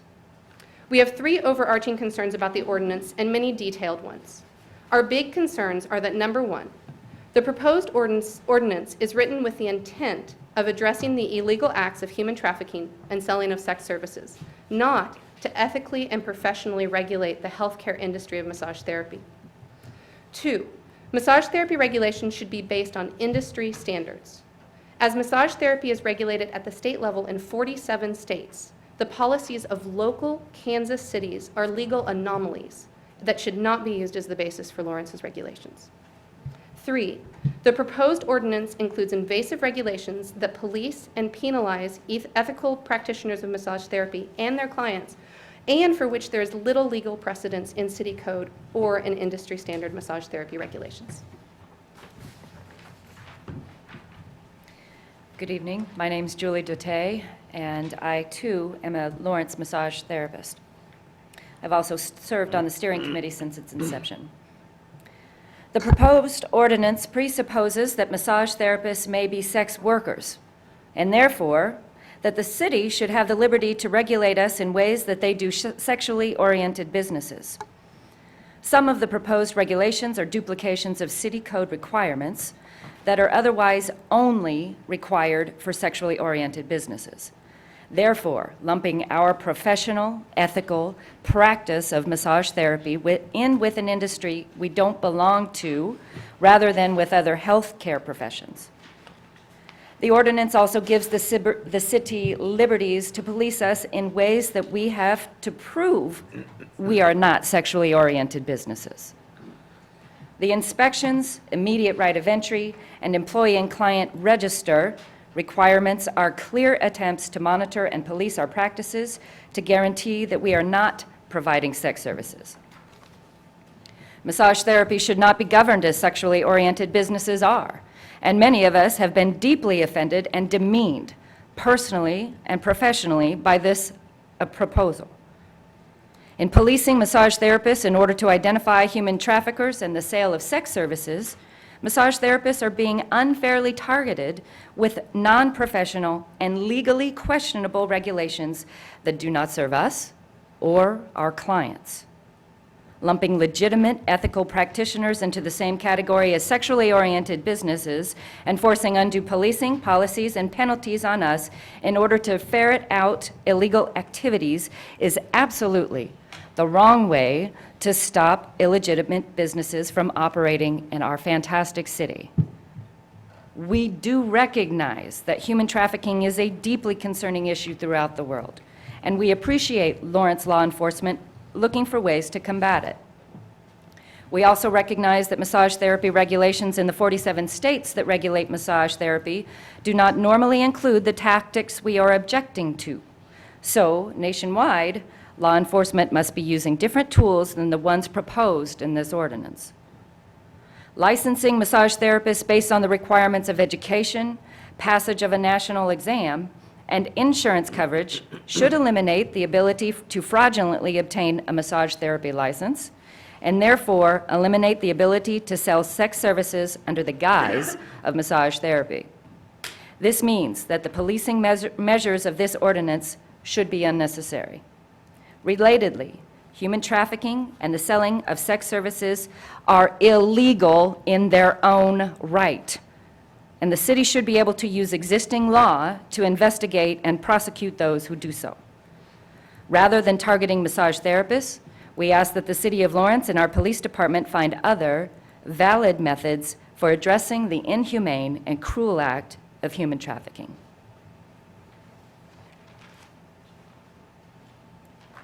It's nice to be before you again, Commission. My name is Allison Dischinger, and I'm in my 27th year as a massage practitioner. I hold a massage therapy license in good standing with the state of Colorado, and I now live and work and practice in Lawrence. I've been a subject matter expert for the Federation of State Massage Therapy Boards, most notably at the inception of the Massage and Bodywork Licensing Examination, the MBLEX, in 2007. I have also worked at the Overland Park offices of FSMTB in examination development. My short version is this: if you really want to regulate the ethical practice of massage therapy in Lawrence, Kansas, it is imperative that you use industry standard regulatory language. As has been mentioned, massage therapy is a healthcare profession. Massage therapists are healthcare providers. Our profession must be regulated using these industry standard guidelines that govern our professional, safe, and ethical actions and protect the health and safety of the public.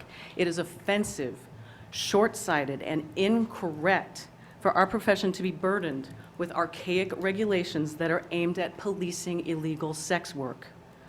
To license an entire healthcare industry, governing policy should be based upon regulatory standards of the industry and should reflect in its requirements regulations that govern any other healthcare provider, like a chiropractor, a physical therapist, an acupuncturist, or even a nurse or a physician, rather than on regulations aimed at policing sexually oriented businesses. Our professional codes of ethics, our standards of practice, and our national licensing examination requirements should be used to inform this policy. We have repeatedly supplied these documents to the city throughout this process. The Federation of State Massage Therapy Boards Model Massage Therapy Practice Act is a document designed to, and I quote, assist regulators with statutory language based upon the collective wisdom of the massage therapy regulatory community. Several members of my profession have repeatedly recommended this document since the first draft of Ordinance 9305. Holly has even crafted a complete proposal based on this model language that included elements of the city's original draft and was tailored to accommodate city-level rather than state-level implementation. Members of our alliance presented this proposal, as we were requested to the Assistant City Attorney and the City Clerk in a meeting on January 11th. However, its language and standards were not incorporated into the second draft of 9305.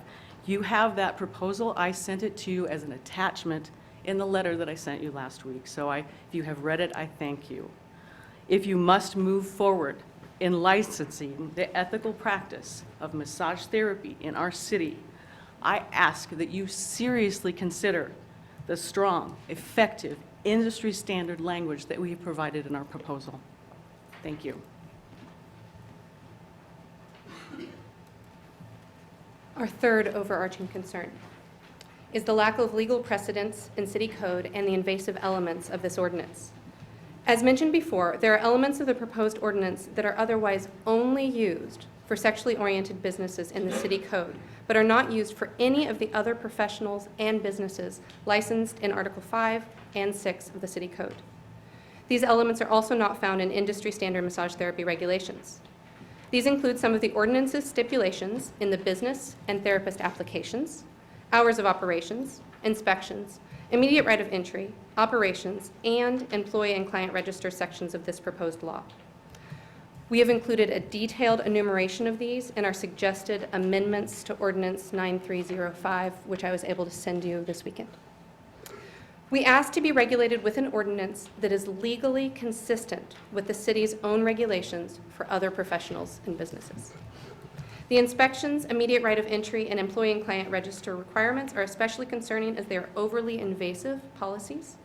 We believe that the inspections and immediate right of entry section gives the city undue freedom to investigate our practices without reason. The requirement to keep a daily register of our clients, their addresses, and details about their session is a level of privacy invasion that is not seen anywhere else in the city code and would cause us to violate HIPAA, our insurance policies, code of ethics, and standards of practices. The following parts of our presentation detail the specific areas of the ordinance that are unacceptable to our community and need to be changed. Hello, Commissioners. I'm Marta Schwartz.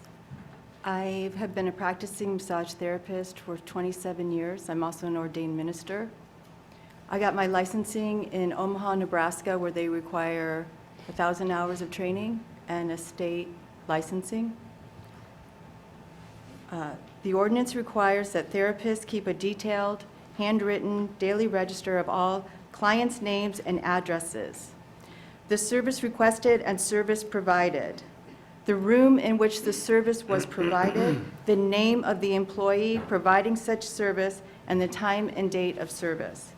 This requirement violates HIPAA compliance for therapists working in medical offices, and many of us do. I work in a chiropractor's office.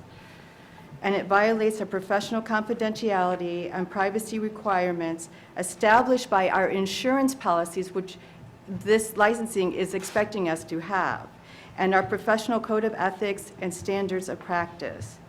For our clients, it means that they are recorded as assumed potential receivers of sex services. And many of my clients won't have it. I've talked to many of them. No other individual licensed by the city is required to keep a daily log of their clients.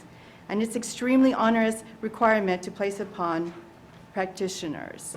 Also, many chiropractors, medical doctors, physical therapists who don't have massage therapists in their office will refer out to other massage therapists. So you are also, by that extension, violating HIPAA. Thank you very much for your time. I'd like to speak a little bit to the registry. When the second draft came through and the steering committee got an opportunity to take a look at it, first of all, let me say that we did not receive the district attorney's letter on how this all began. From September 26 was the original request. We didn't receive it until a couple of weeks ago. At the same time that we got the second draft back, I had just come from seeing an amazing woman, Marianne Williamson. Maybe you're familiar with her. She's an amazing author. She had the wonderful phrase, you've heard this, our deepest fear is not that we are inadequate, our deepest fear is that we are powerful beyond measure. It is our light, not our darkness, that most frightens us. I have seen Mary Ann Williamson and followed her for 20-odd years. She's an extremely peaceful lecturer on peace and love. This theme, however, for her talk was a little different because of the things that were happening with us in a political realm. Mary Ann spoke to a word that really resonated with her, and it resonates with me. That word is registry. You see, she grew up Jewish, and any time she would hear that word, it instills a great fear of what could happen to her people again. She gave us a call to action. And the call to action is, even if my voice shakes, I will speak up when something is wrong, when something is potentially illegal, and when something is immoral. And so this is the main reason that we are here, because we are speaking up and saying, this is not right. I will not give a registry. We will now move on with our more detailed sections.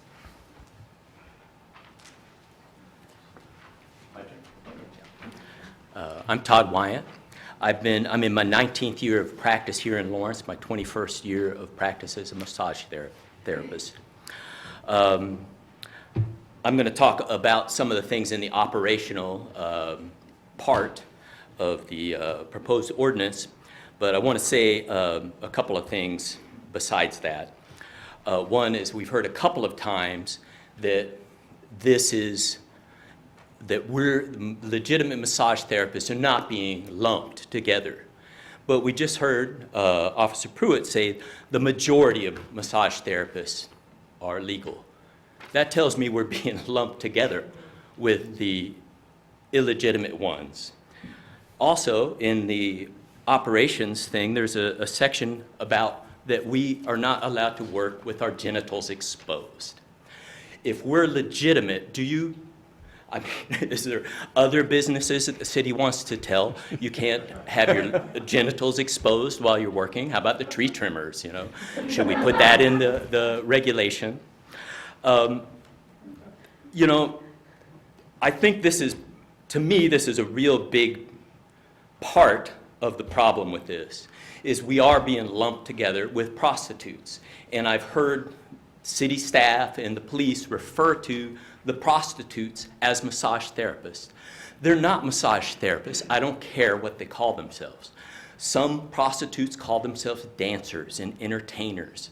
You know, they could just change their signage and then this would not apply.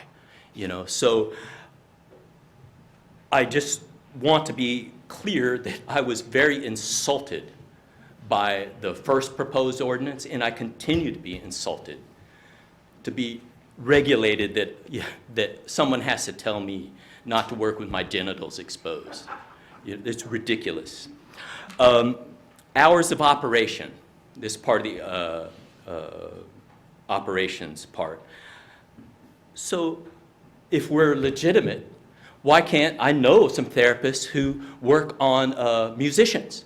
Musicians are up at night, so they might work after they're done playing their gigs. So why is there this assumption that if somebody is working late at night, they must be doing something wrong? So there again, there's that assumption that we are doing something illegal. One of the things that happened when I got this proposed ordinance is I got very stressed because it was a proposal saying for me to be allowed to stay in business, I had to violate my professional ethics. And I didn't know, well, how am I going to do this? I've worked here for 19 years. I've built my clientele. I don't have an alternate plan. This is my livelihood. And there's something in here about cleanliness, right? Yeah, of course we want our places clean, but do we want to give the police power to come in and say, maybe that's not as clean as it should be. It would be like a regulation, are your scissors sharp and shiny? Who gets to decide that? It's totally subjective. It totally gives the police power and the city power to just shut somebody down at will. And if that happened, and I'm not saying that that's what is the desire, but who knows, Officer Pruitt gets promoted, and there's a new person in town, and maybe all the prostitutes have been driven out, and then, oh, yeah, I need something to do today. So if someone comes and says, your license is pulled, where's my income? Where do I go? I got to go to the city manager. There's nothing in the ordinance about how long that could take. Would I be out of work for a year? It's all very vague. It's all very subjective. The thing about the registry, we heard interpretations. We can see what's written, but then we hear, oh, but that doesn't really mean we're going to come in this way or that way. So it's all very subjective, and it's very much,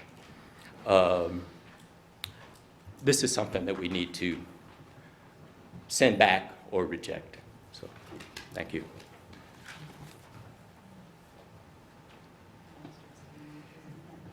A couple of more comments about the operations requirements in the ordinance is that these are not required for other businesses in Chapter 6 of the code, except for some which are only required for sexually oriented businesses, and they are rarely included in state regulations. As we were saying, hours of operation are otherwise only enumerated for sexually oriented businesses in the city code and are a clear effort to restrict this potential sale of sex services. But as Todd mentioned, that there are legitimate and ethical practitioners who treat night shift workers, such as firefighters, and performers during these restricted hours. There is a stipulation that a practitioner not expose their genitalia. This is redundant, as it is illegal in any context, yet including it here clearly implies that law enforcement expects massage therapists might do this, an offensive implication for ethical practitioners. Some of the operational requirements, such as cleanliness requirements, are subjective standards, as Todd said, and they give law enforcement a backdoor to investigate people without honoring constitutional protections against search and seizure. And we could easily be at the mercy of overzealous enforcement officials, especially if we are without an adequate appeals process, which brings us to our next concern. The appeals process in the city's proposal requires an applicant to take their appeal to the city manager, and if they are dissatisfied with his or her decision, they must take it to district court. First of all, no appeals process should ever be overseen by a single person. And requiring secondary appeals of a singular person's decision to go to a district court is extremely burdensome to applicants and completely inconsistent with city code. All professions regulated by the city, such as plumbers and electricians, have their own appeals board composed primarily of professionals from their industry, and this is a standard piece of professional regulations. In both the proposed policy and in the amendments that I have submitted to you, we have included the creation of a massage therapy appeals board based on exactly the language that is used in city code for all of these other professional appeals boards. And I find it concerning that the city staff did not consider including this in their original draft. A massage therapy board should absolutely be part of the final legislation, and this professional review board can function as a code committee to provide technical expertise and guidance for any future changes to this legislation. And the board can also oversee and arbitrate complaints of any actions that violate our professional standards of practice and codes of ethics.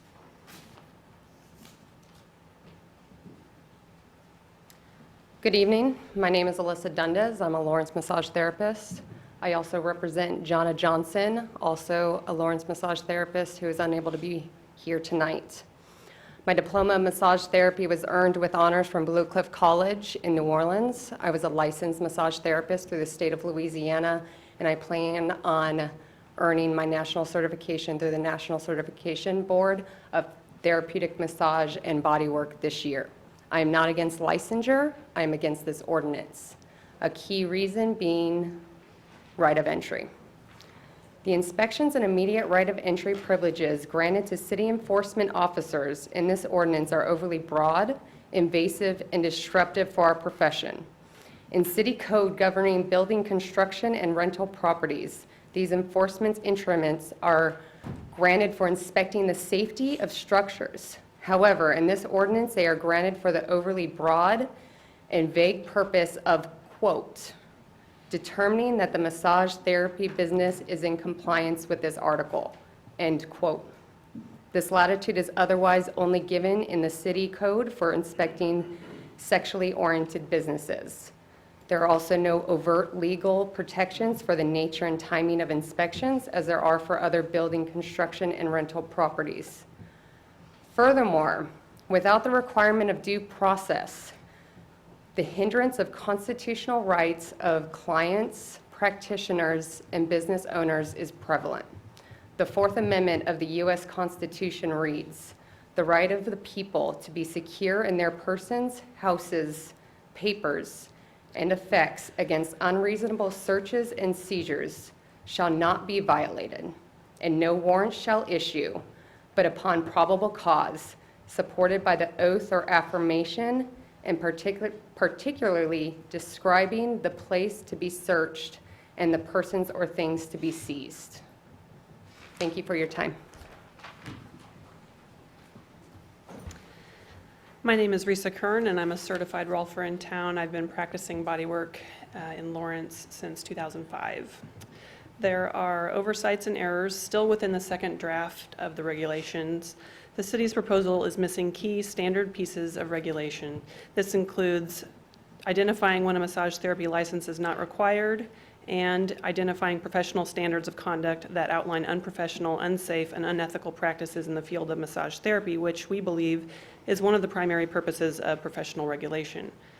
The proposed ordinance also erroneously requires businesses to carry professional massage therapy liability insurance when those policies are carried by individual practitioners and cannot be purchased by businesses.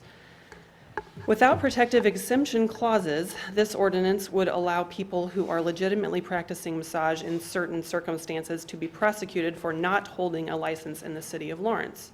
Massage therapy students need to be granted the allowance to practice before they have finished their training. We also believe therapists licensed in other jurisdictions need to be given allowances to provide temporary services in Lawrence as part of community events or in response to emergencies, and that it should be clear that family members can provide hands-on healing to one another. This is being brought up because these are all standard exemption clauses for massage therapy regulations. There are also manual therapists who are not massage therapists and who do not receive their certification and licensure through national massage therapy organizations. These therapists are not eligible to meet the massage licensing requirements in the proposed ordinance because they are not trained by massage therapy schools, and they are not eligible to sit for the NBLEX, the National Massage Therapy Licensing Exam. But according to the ordinance's definition of massage, the hands-on healing provided by these manual therapists might be interpreted as massage by city law enforcement. These practitioners should either be not regulated by this policy, or the policy needs to be much broader and inclusive of different types of manual therapy and all their different licensing protocols. Without this clarification, these therapists are in legal limbo land and could possibly be prosecuted for not holding a city license for their work while also not being eligible to receive that license.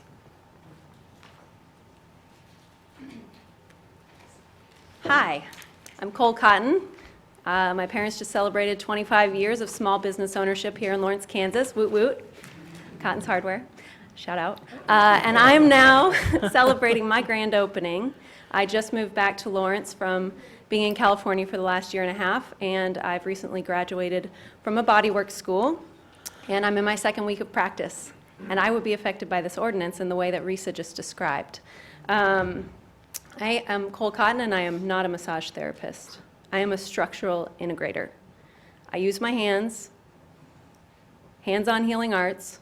I work with connective tissue, but I don't call myself a massage therapist, and neither does my school. I received 1,050 hours of training, twice what would be required. I wouldn't be grandfathered in. And I can tell you and just want you to know that there are 19 structural integration schools in the world. And I went to one of them. And this is an issue all over, and these exemption clauses help to address it.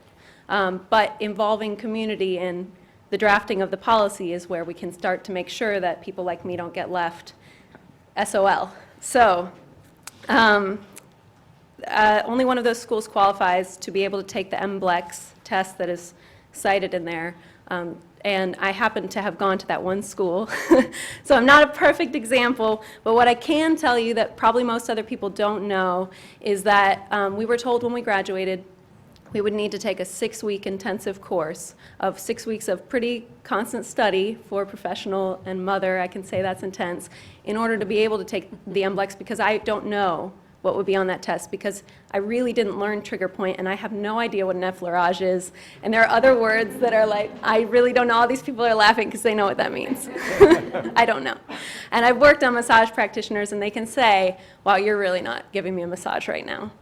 But I would be affected. So just want to put that out there. I also want to let you know that I totally believe in public policy. I've stood here before when you were mayor and stood up for public policy as a community member and appreciate the venue to do so. I am completely against human trafficking. I think it's absolutely important that we address it. So just to let you know, I'm not against any of this. And you know, when I was looking at practicing possibly in California, I was looking at ordinances just like this. Well, not just like this. Excuse me. Let me back up and say just like the draft that was submitted by our coalition. Our coalition existed before, by the way. We've always been together sharing education. Before I came into the field, I knew that Lawrence, Kansas would be supportive because this industry is incredible in this town uniquely. That's not important right now. What's important for you to know is I also practice dialogue. I studied somatic psychology as a huge part of what I do. When traumatized people are traumatized, when somebody experiences a trauma, I'm sure many of us in this room can relate, we leave the body. And so part of my work is to work hands-on and support comfortably coming back into the body. The client registry freaks me out. Absolutely. I don't know any psychotherapists who would need to comply with a whole bunch of this stuff. I am not a psychotherapist. I practice dialogue that helps hold space for folks who have experienced extreme stress to come back into their bodies. And I would be affected by this. Confidentiality is super important, and I want all of you to know, and everybody in this room, because I'm only in my second week, that if you come see me, I'm never telling anyone. Ever. Ever. Ever. I don't care what the laws are. Honestly, I'm not telling anyone. I'm sorry. I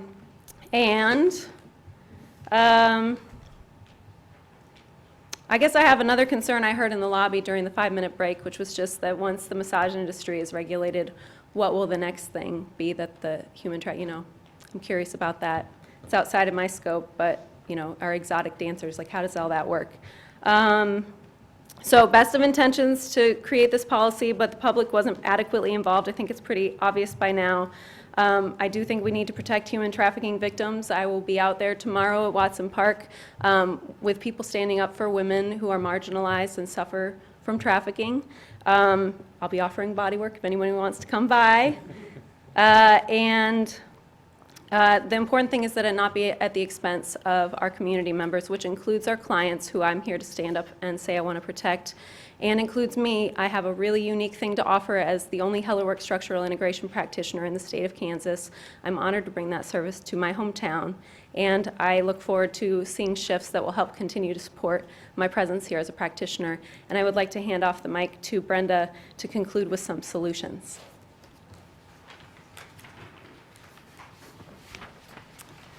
Cole covered a lot of things that I would cover, so I won't repeat all of it. My name is Brenda Sampson. I'm a board-certified massage therapist, nationally certified. I appreciate this opportunity to speak with you. I was invited to speak to you about who we are as therapists in the community. I practice massage and body work at Southwind Health Collective. This year, we celebrate 30 years of providing massage and body work to Lawrence. This allows me the opportunity to speak not only of who we are, but of who we were. When I began working in Lawrence, there were only a dozen other therapists in town. I began with a good education and a strong sense of ethical work, but it was the mentorship of other therapists that truly offered an opportunity for success. At that time, continuing education wasn't a requirement, but we all did it. It was so fascinating to realize again and again how transformational and healing touch could be. We were hungry for the knowledge. Today, there are more massage and body work practitioners in Lawrence than I can count. The training and experience is varied. Though many voluntarily hold national certification, at this point in Lawrence, our profession is self-regulated, meaning that if a therapist isn't good, the client doesn't come back. Ethical body workers still use their listening skills and technical training to help people feel better. And amazingly enough, we continue to be amazed. We continue to seek opportunities to learn more about this fascinating work. This is a picture of the past and of the present. The future of massage and body work in this community will depend on you. Our body work training is varied, making it challenging to regulate us. An ordinance requires careful consideration to assure that we receive continued respect as healthcare professionals, so we can continue to be a healing force in Lawrence. The Massage and Body Work Alliance doesn't speak for all practitioners in Lawrence. As varied as our thoughts are about an ordinance, we all have this in common. We are ferociously protective of our clients and of our profession. An ordinance that assures the health and well-being of our clients through appropriate professional standards, that assures the privacy of our clients, and can be efficiently and effectively monitored by the city would be acceptable to us. Please take this under consideration when you look at the Ordinance 9305. Recommend changes, schedule a work session. There's more work to be done. Thank you.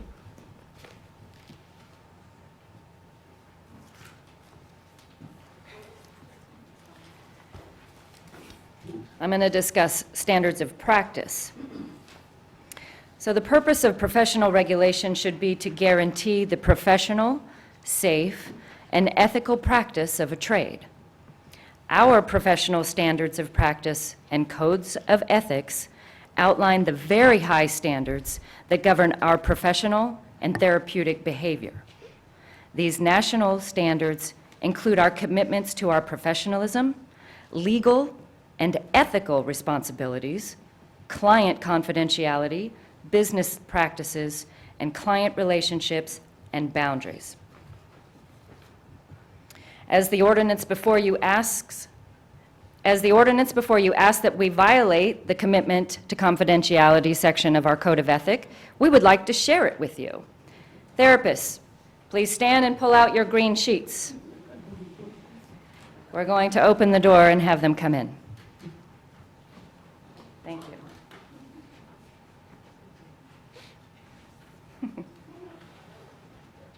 Everyone here? All right. Everyone. I will keep client communication and information confidential and will not share client information without the written consent. I will ensure every effort is made to respect a client's right to privacy and to provide an environment where personal health-related details cannot be overheard or seen by others. Thank you.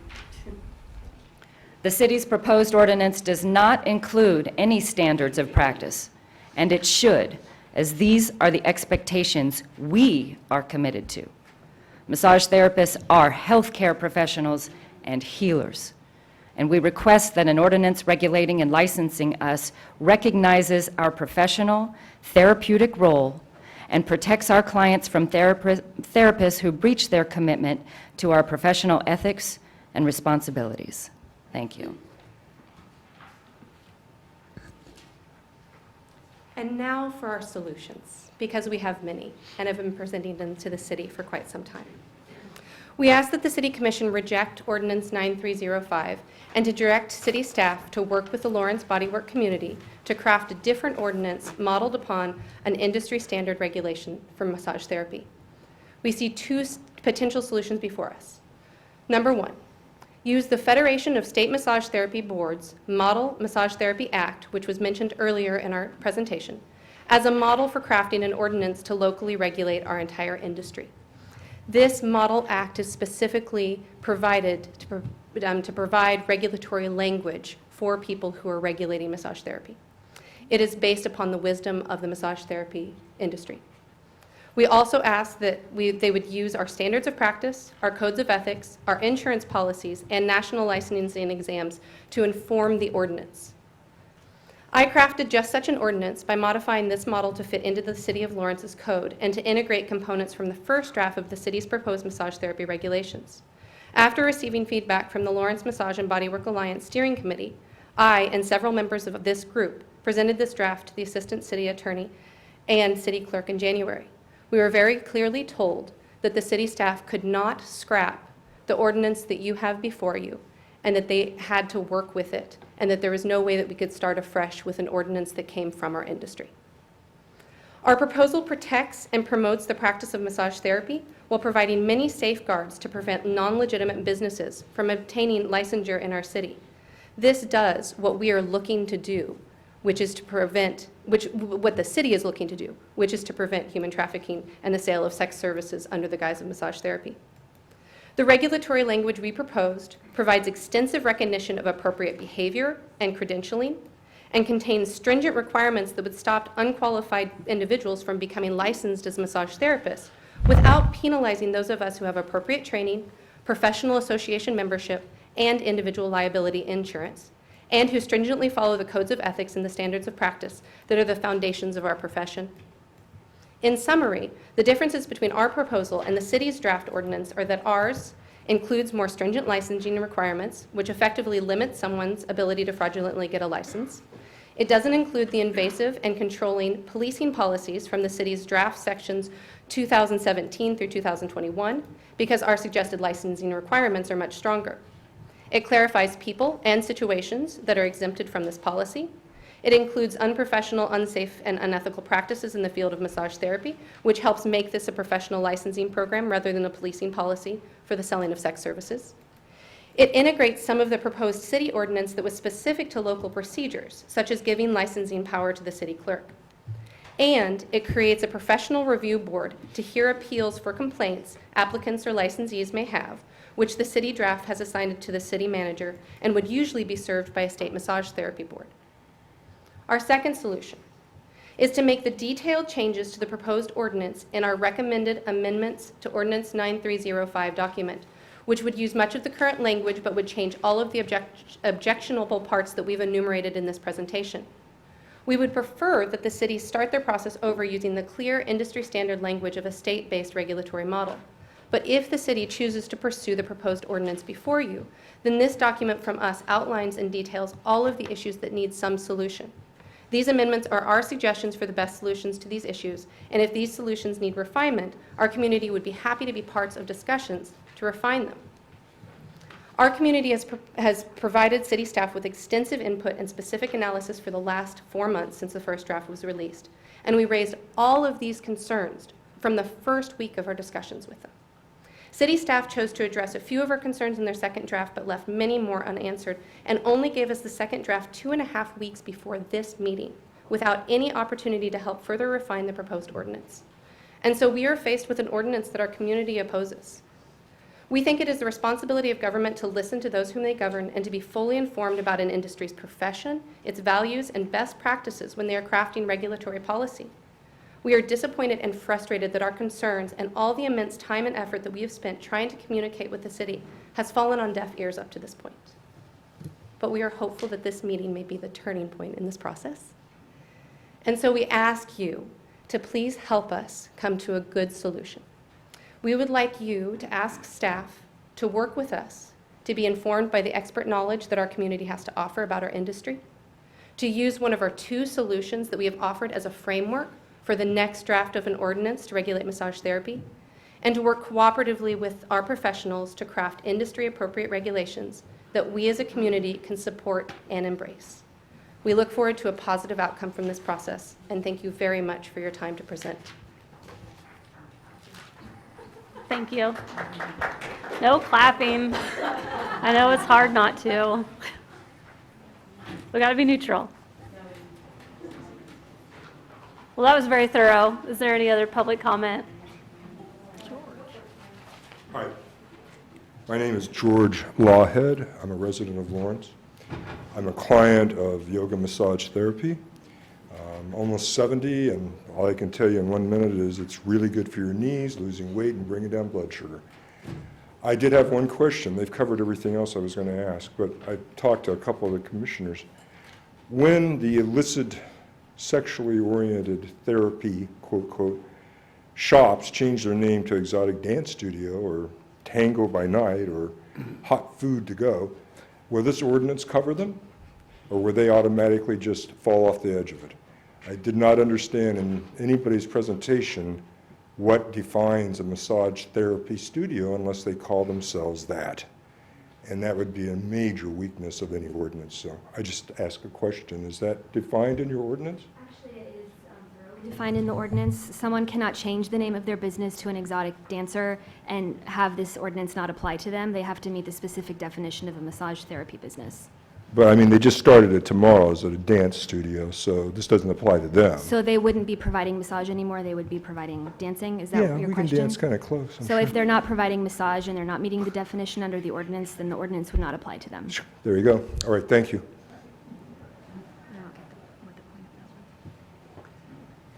Hello. Thank you, Mayor and City Commission, for the opportunity to speak this evening. In regards to Ordinance 9305, this is a personal statement that wholeheartedly supports all that you've heard this evening from the Lawrence Therapeutic Massage Alliance.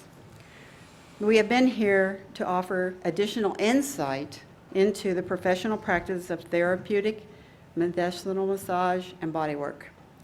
It is heartbreaking to the Lawrence community to discover the unethical and shocking news that individuals running massage parlors in Lawrence were found, arrested, and convicted of human trafficking. All efforts to stop this dehumanizing practice has been and will be addressed.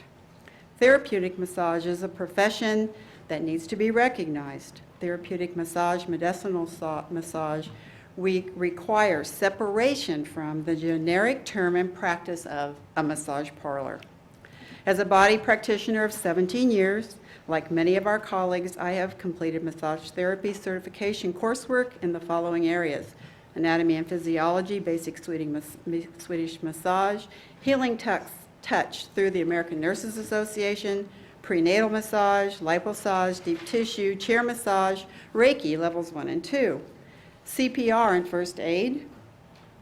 I owned Harmony Wellness Center from 2003 to 2013. I am an ordained minister, and I have had the opportunity to teach an introduction to basic Swedish massage. I guess I could be grandfathered in.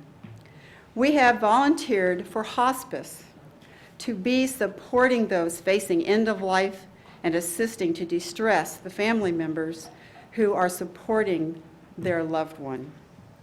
There are just a few of the CEU continuing education units that are recognized by the professional organizations of massage therapy.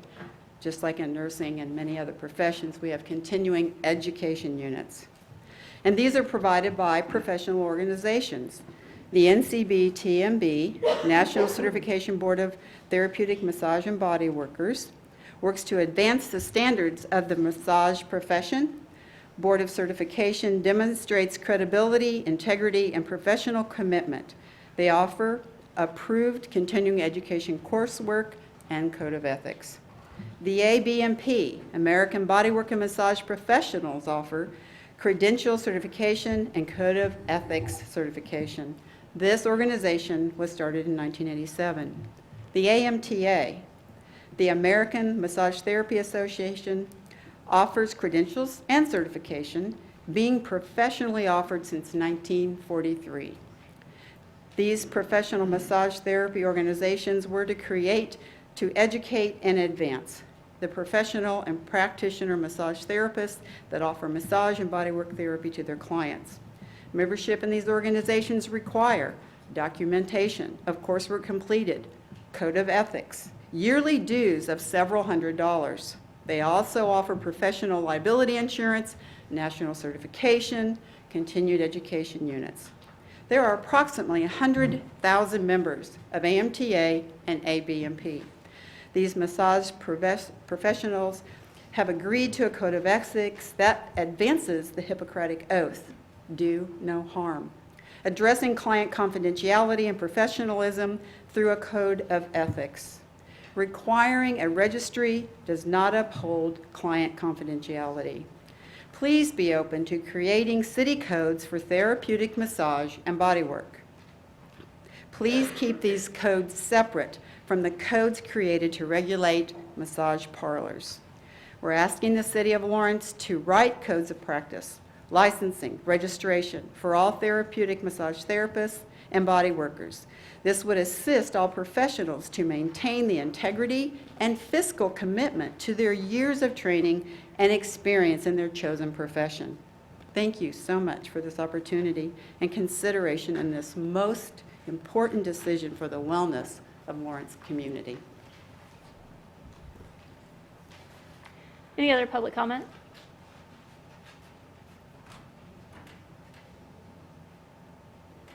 All right, so, we've got another one. My name's Terry Henry. I'm a client. I've had back surgery years ago. Since then, I've searched for different things that helps. Massage therapy, acupuncture, Rolfing, Reiki, things that are not just like our new business coming to town.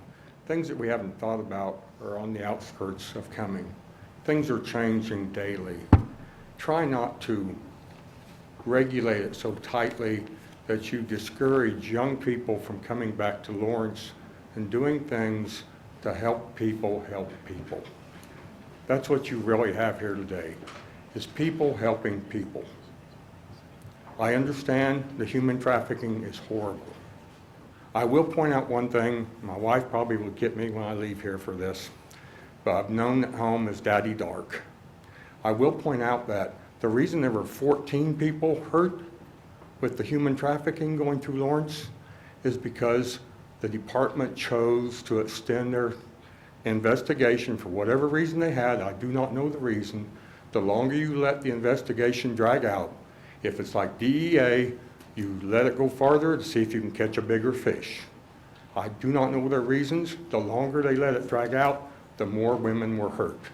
Once they had enough investigative procedure to lock this down in North Lawrence or wherever it was, they could have shut it down quicker. They chose not to. So don't be guilted into the 14 people that were hurt. That was partly their choice. They allowed this to go longer than it needed to. I'm sorry, I'm emotional, but that's how I feel.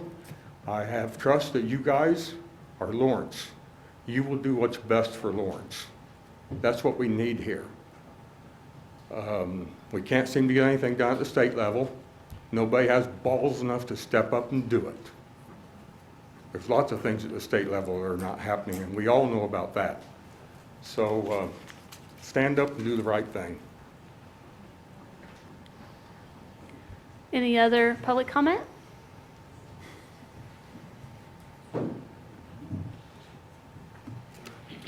Hi, I'm Tara Schuster, and I'm a practicing massage therapist here in town. And tonight I was going to share my own personal account on my feelings, but I feel like all of my colleagues and mentors have so gracefully already covered how I feel. So I'm going to instead read something that was going to be shared here tonight by a woman named Melinda Toomey, who's a friend of mine.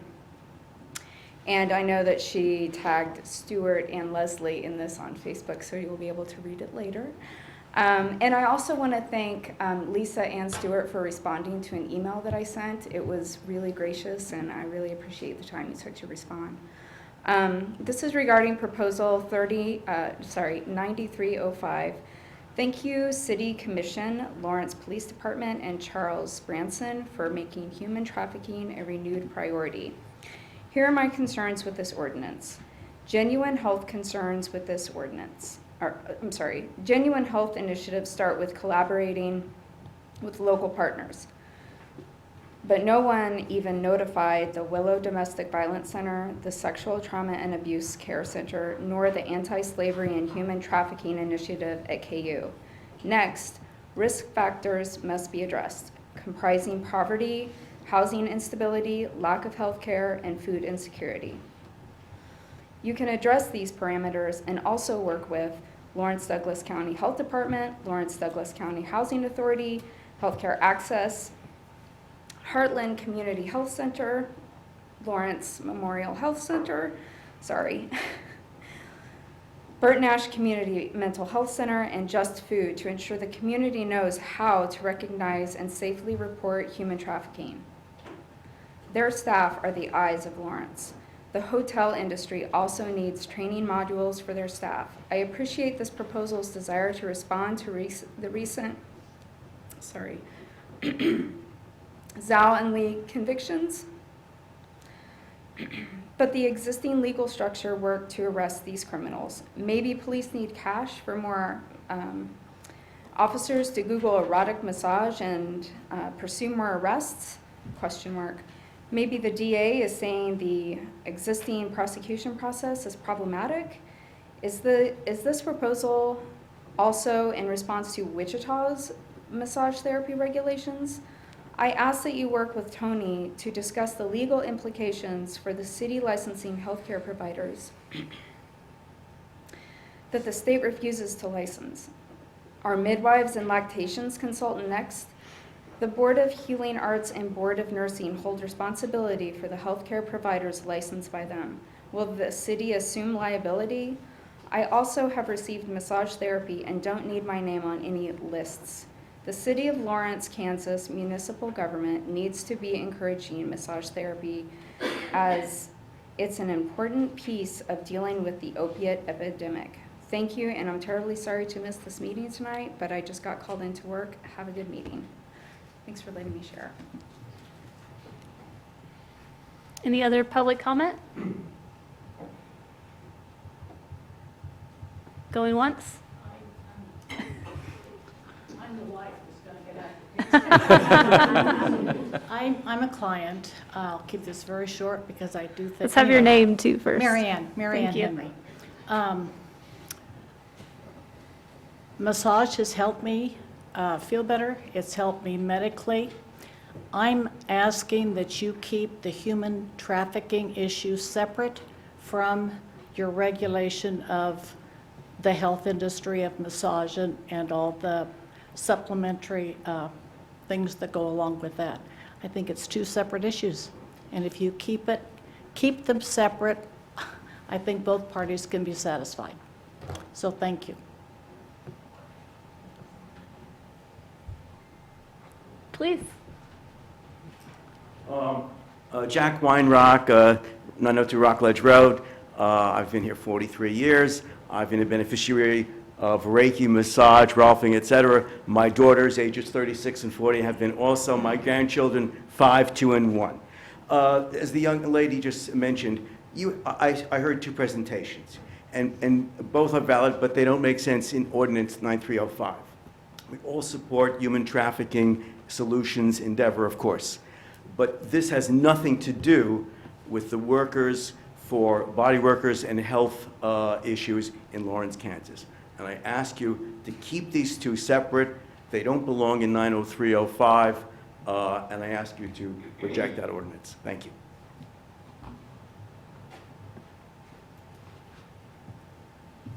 Going twice. All right, so that's the end of public comment.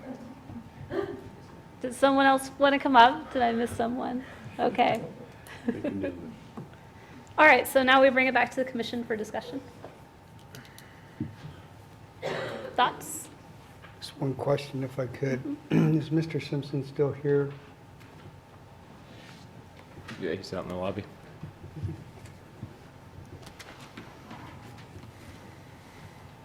Mark, thanks. There were two things that you pointed out that really needed to be included in ordinance. One was obviously a prohibition on someone who had been convicted in the past several years of sexual behavior kind of things.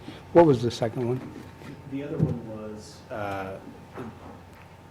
the business is keeping a list of the licensed massage therapists that work there, therapists, right. And they have to be on display at all times? However you do it, that it has to be accessible to code enforcement or law enforcement. But that's the list of the massage therapists working there. And you believe to be able to take care of the concerns of the human trafficking, and these are the two minimum things that you need as a prosecutor, correct? Right. Okay. And they're they're two things, there are other things, but they're two things that would have prevented what was going on with spring massage. Would an ordinance that included these two things specifically and other things, I assume, but would they have taken care of that problem? Yeah, they would. Okay. I don't want to beat this into the ground, but I want to be perfectly clear Yeah. for the official record. Are you saying that removal of a client registry would not impact our ability to catch Spring Massage or whatever the company was? I think it would impact it because it would be helpful evidence, but you all have to make a policy decision about how that works. I mean, as far as what level of privacy is appropriate and all that. Would it be helpful? Yes, but that's not the only consideration. Okay. And while we have you up there, can I ask your legal opinion on the issue of HIPAA has come up quite a bit? Yeah. How does that play? I mean, I simply don't know when it comes to a massage parlor if we're talking about medical. Yeah, and I don't know. That's not my that's not my area of law, so I probably shouldn't answer that one. Can you answer? Very briefly, so HIPAA would apply to certain categories of persons or businesses. One of them is a healthcare provider, but that's not the only threshold that makes HIPAA triggered. There are some examples where a massage therapist would possibly be bound by HIPAA, but I think it's incorrect to stay across the board. Just because somebody is called a massage therapist, that HIPAA automatically applies to them. It's a case-by-case basis to see whether the federal law applies. Is it? I know there was one speaker who had addressed the fact that they operate out of a chiropractic office. Would that move them under the umbrella of HIPAA because of the essentially the geographic location from which they practice, being a medical facility? I think we would look at that on a case-by-case basis. It's possible, but I will also point out that the definition of massage therapy under this ordinance says it does not include use of procedures for which a license is required to practice chiropractic medicine. So if it's a therapist that is not a chiropractor, but they're working at the office, then perhaps HIPAA would apply in that case. We just have to look at the facts. But if it's an actual chiropractor providing the service, and this ordinance wouldn't apply to them at all. Okay. I had a question about the client log. Did the other cities that you looked at, did other cities require this detail of client logging? Yes, in fact, I did do research on that. I hope I brought my chart down. Let me try to find it. While I'm looking for it, I'm fairly certain that all of the cities that I looked at had some sort of a register. In fact, some of them did keep the language that the register would have to be available to law enforcement and code officials upon request. Some of them didn't, but I am certain that the majority of the cities that we looked at did have a client register. Did it require provision. the level of detail that this ordinance is requiring? As far as name, address, service provided? Yeah. They vary. They're not identical, but they did require name, address at the very least.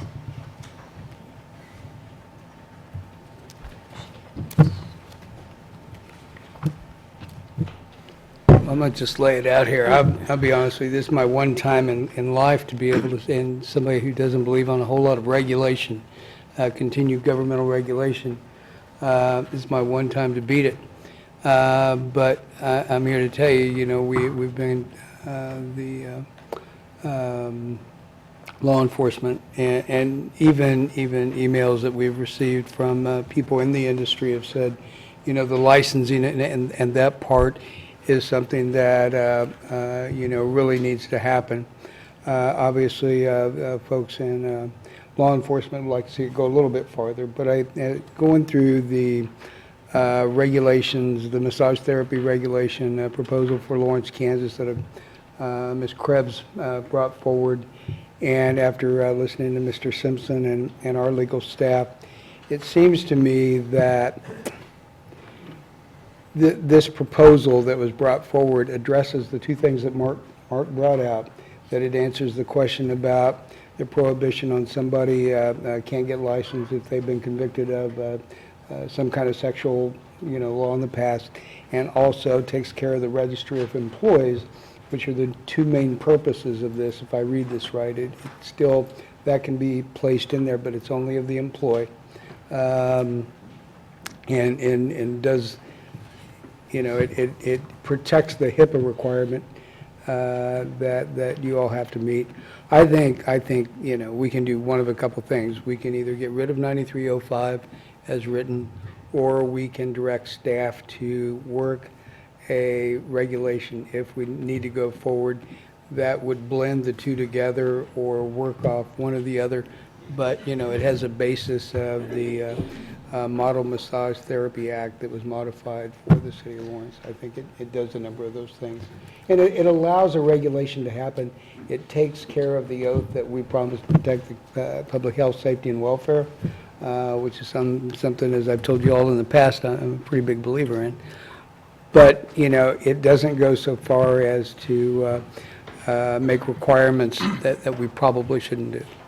I'd like to agree with you with the additional stipulation that I would really like to involve our friends at the county in this. And that's fine. And I think it's important for us to have seamless ordinances between the county and the city, so that things, as Commissioner Larson said, don't just have to get pushed out for one reason or another. And I appreciate everyone's concern about human trafficking. I think everybody here is concerned about that. And it's something that we obviously need to be concerned about because it has happened in our community, as Detective Pruitt and his work have showed. But I really want us to be doing this with the county. Okay. I think that one thing we always have to do is it's the old adage of driving on ice, that the minute you start to slip right, you grab the wheel and you crank left and crash into the wall over here. I think as we look at licensing, from what I heard, I heard a lot of practitioners come up here and say that they don't oppose licensure, they oppose this specific ordinance. And to me, that's a very promising starting point. A lot of times we have ordinances that come before us and people will stand up and they'll be very angry and they'll say, this is awful, get rid of it. We have no solution other than to trash this. And I didn't hear that one time. I heard a lot of very dedicated people. Todd Wyant, I hope I said your name correctly, but he came up and pointed out a part of the ordinance 6-2017 that, when I read through it, hadn't caught my attention as something that would be an issue. But he, simply says, are we to presume that sexual activity only occurs between the hours of 10 p.m. and 5 a.m.? And so I think there are some parts of the ordinance that we look at and maybe they're there and they don't actually benefit us the way we think they benefit us. And I don't want to trash the ordinance. When I have a detective stand up here and tell me that the only that he's out there and he sees that sexual human trafficking is occurring in our city and it occurs at a location very close to where I live, that concerns me. This isn't someone else's problem. But I also hear a lot of people that have been doing this for a very long time that are deeply offended by the label that's been put upon them. And I think there are some things in the ordinance where they're right about that. I think that they are justified to be offended. So just a couple things I'll throw out here. I'd be very happy with this ordinance if we could reconsider a few elements of it. First of all, like I opened with, I'm a little bit concerned about the prohibition within our city of modeling studios. Just from an artistic standpoint, I'm a little embarrassed to have not known that was part of our code up to this point, because that frankly needs some reconsideration just from the education community. But in addition, I have some concerns with the language "any other felony." I have some deep concerns with individuals who choose to go into holistic medicine, whatever field that may be, who may have made some mistakes in their life, but these are of a non-sexual nature. I'm not concerned about someone with a drug charge doing human sex trafficking, for instance. I don't think we have any reason to suspect that more than another person. I don't think that one crime creates probable cause for a completely separate crime. I think that the probable cause ought to be specific to the crime we're trying to stop. I have some concerns over HIPAA.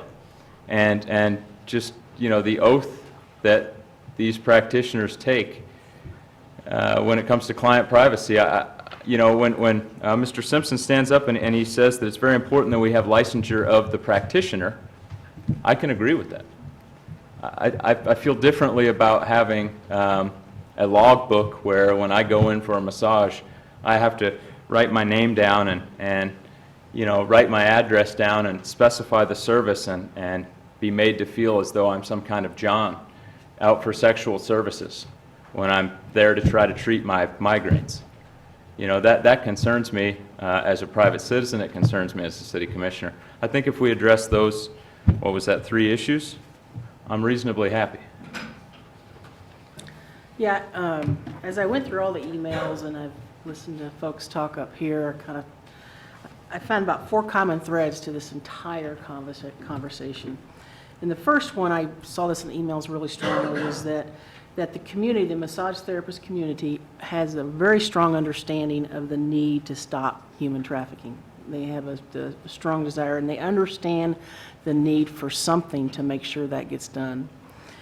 And they also, like Commissioner Herbert said, is they don't mind being regulated. In fact, I got emails that said, we've been trying to do that at the state level for quite some time, but they keep getting pushback from various organizations. And I really appreciate that, because you don't often get an organization that comes up and says, regulate us. You just don't get that. And then I also saw that the common thread was the proposed ordinance was really out of line with industry standards. And that's something that really concerns me, because having been regulated by the industry myself, that is extremely important that our regulations align with industry standards, because that's where you get the seamless compliance with your industry. And the last one was, and this really concerned me, is that the community did not think there was enough. They were allowed to provide enough input into the ordinance. And I know staff talked about having numerous meetings, and I appreciate that, but for some reason there's a disconnect there. And that's something that I really believe needs to be addressed before we move forward. I'm willing to look at this in a work session if needed. I do believe with Commissioner Boley that we need to have the county in that, because we're just going to have folks lining up on the edge of town doing exactly what they're doing now, but without having to get a license to do it. I think that was in the HIPAA situation. I was a little concerned when you're saying, well, I don't think that it applies, or I do think that this addresses it or not. So maybe you could clarify that.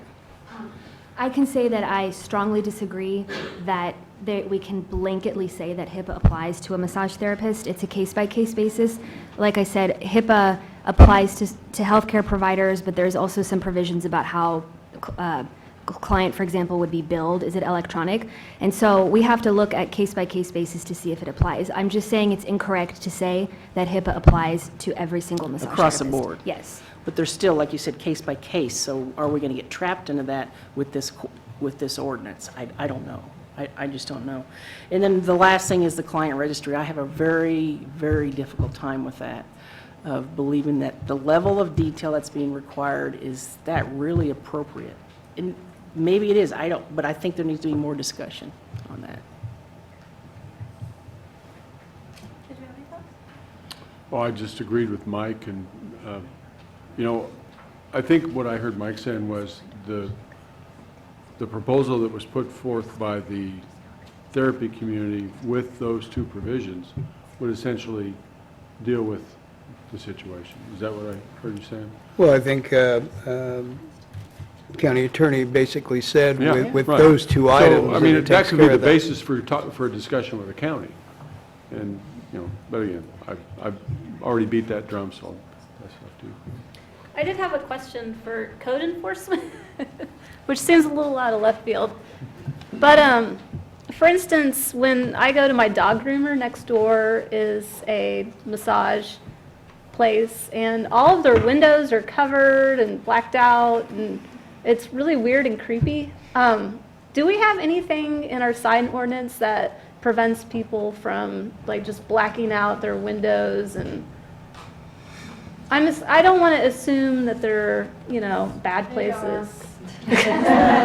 But what current code covers something like that? We don't have anything in the sign code. We have something in the commercial design guidelines that speak to that a little bit.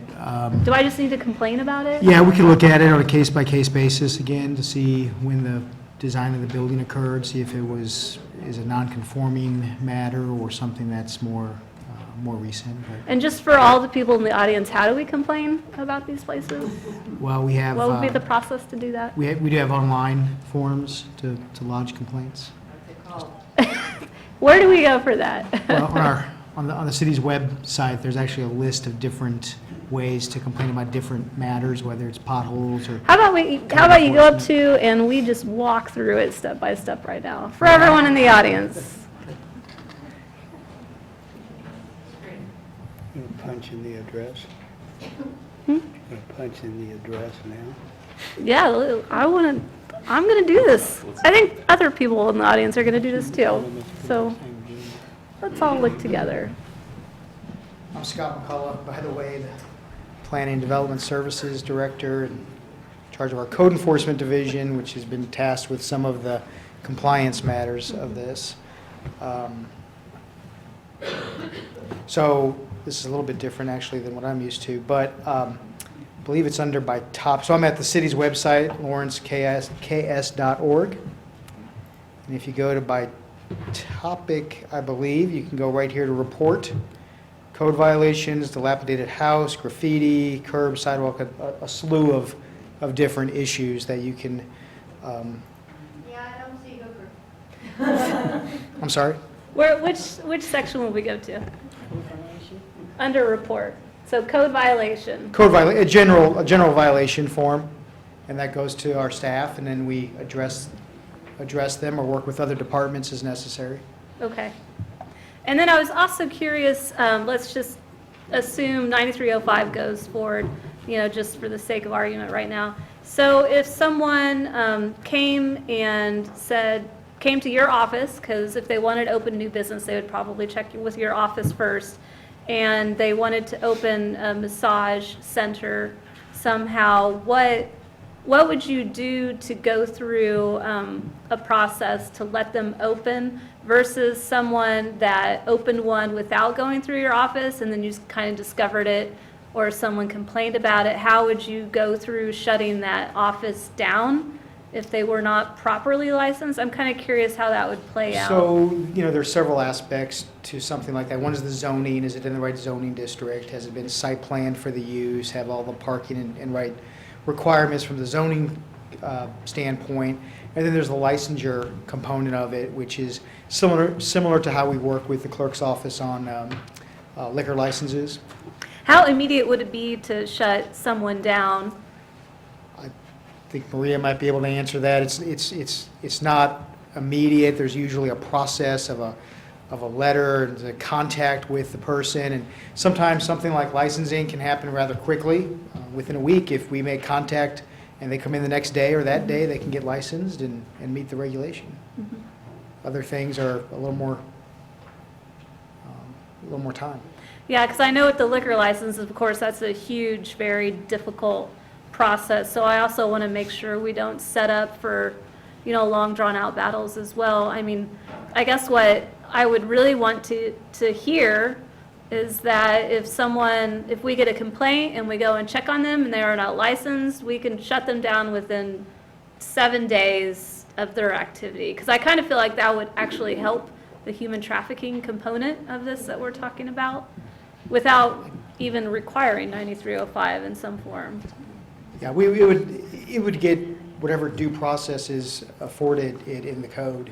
Would it be helpful in the ordinance, whatever ordinance we pass, to have a timeline of events for code enforcement to shut down these more illicit massage places? I think I would need to turn to Yeah, you Maria gotta allow due on process. that. Obviously, it's not going to pass tonight, so if we take that note down to talk, to focus a little bit more on that actual process, we Yeah. can do that. Because one thing that struck me, of course, is when the gentleman was talking about, it takes a while for the police or law enforcement agencies to gather information to take care of this. And to me, I'm sitting here looking at our current codes and just saying, how could we shut it down now with what we have? And the first thing that sprung to mind is the creepy blacked out front windows, but also how, you know, the licensing would help accelerate shutting a place down, I guess is what I'm shooting for. So I guess that's my input for staff direction. I guess I don't really need an answer right now, but that's the perspective I'm coming at it from. Thank you, Scott. I might chime in. So the draft ordinance does have language about having a therapist license revoked, and it says right now that there has to be a notice of revocation sent to that business by certified mail. It needs to inform the licensee of the reason for the revocation, shall state that the license holder has 14 days from the date of that notice to appeal that revocation, and then they go through the appeal process. But there What is if they some- don't have a license to begin with to open? That would be a violation of the code. It's a misdemeanor. So it would be under the same timeline? Well, there wouldn't, yeah, you're correct that there wouldn't be a license to revoke, so it Yeah. would be it could be prosecuted as a misdemeanor, in which case, I guess it's something that I would like to see kind of addressed, is people that try and open without a license to begin with. Because I feel like I can remember reading in newspapers, people going out of their way to avoid receiving, you know, in person, whatever, you know, legal documents that we need to serve them with. So I would hate to set up, you know, some kind of silly chase. Well, that's my input.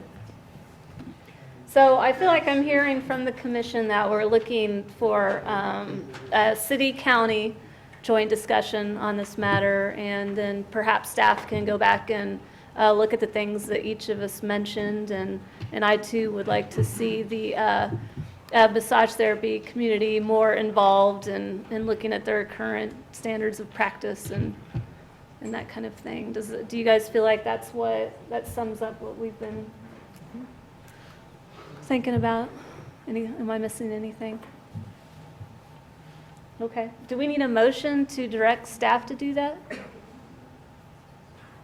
If you could summarize all those things into a motion. I will do my best. Otherwise, you can say direction given, and we'll try and discern from the audio exactly what you commented on. Okay. You can always come and ask me to clarify anything. So I guess we're okay with that kind of direction given to staff. As long as you're all in concurrence. Unless the commission prefers a What about motion. talking to the county? Are we on? Yeah, that was part of it. She had that, yeah. Anything County else? work session. Okay. So And then sounds like we can will it be skip. placed back into a future work session? Do you think a work session or a regular agenda item would be more What's your appropriate? preference? I would say a work session. I'd say, yeah, work session, that's what I want. Okay. Okay. So we don't need to formally do one of these four as a motion then? Because we had the four options moving forward as a motion, I think so we we're got it. fine. You've given general direction. Okay. Okay, well, let's go ahead and take another 5-minute break so a lot of people can go ahead and exit. And thank you all for coming tonight as well. So we'll recess for 5 minutes.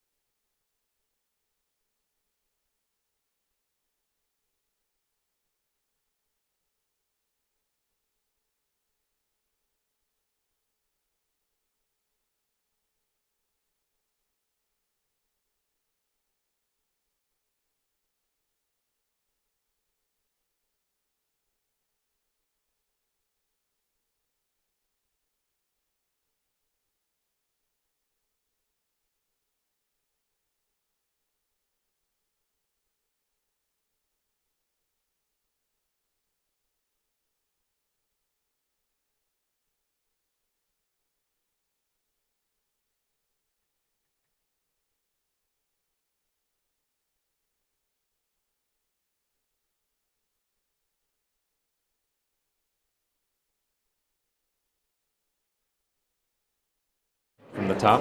Go to one, go back to the top.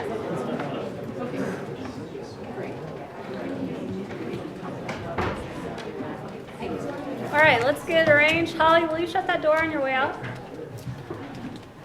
Thank you. All right, so back to our regular agenda in order, because that was number 3, and the commissioners moved to make it number 1.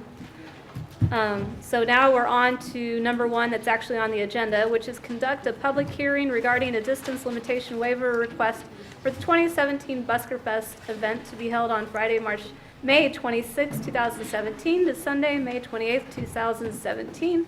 The public hearing would apply to the 900 block of New Hampshire Street portion of the event from Saturday, May 27th at noon to Sunday, May 28th, 7 p.m. Hello, Chuck. So you pretty much said everything that I was necessarily going to say.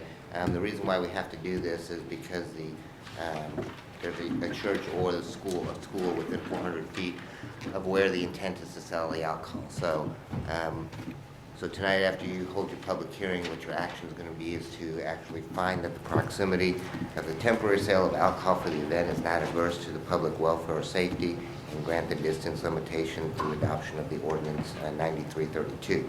The organization that's in question is the Salvation Army. They've been notified, as was others in the area, and we've received no objections. So I can stand for questions, or the commission can go ahead and open the public hearing. Did you say that the businesses in the area that they were notified? Yes, they. Okay. They And you didn't get typically send anything out- back? Yeah, they typically send out, I think that was in the agenda packet too, letters to all adjacent people around in the area, surrounding the area. Yeah, and you didn't get any, okay. Any questions for Chuck? All right, so I will consider a motion to open the public hearing. So moved. Second. So motion made by Commissioner Herbert, seconded by Commissioner Larson. All in favor, say aye. Aye. Any opposed? Motion passes unanimous. So the public hearing is now open.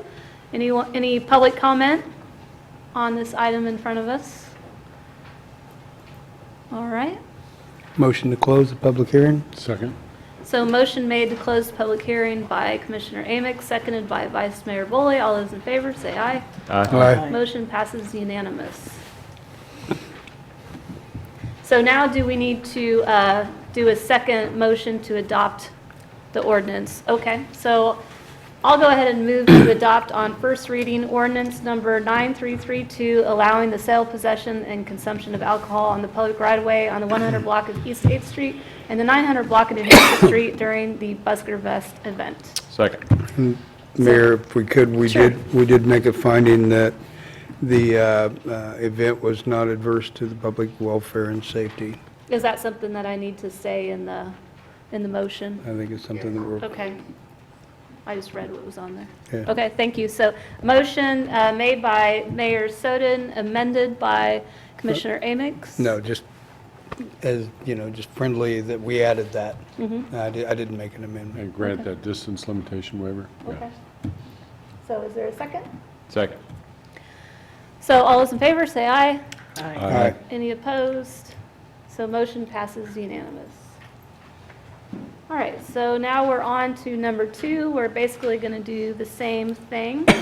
For the 2017 Art to Go Parade and Final Friday event to be held on Friday, May 26th from 9 a.m. to midnight, the public hearing would apply to the 900 block of New Hampshire Street portion of the event.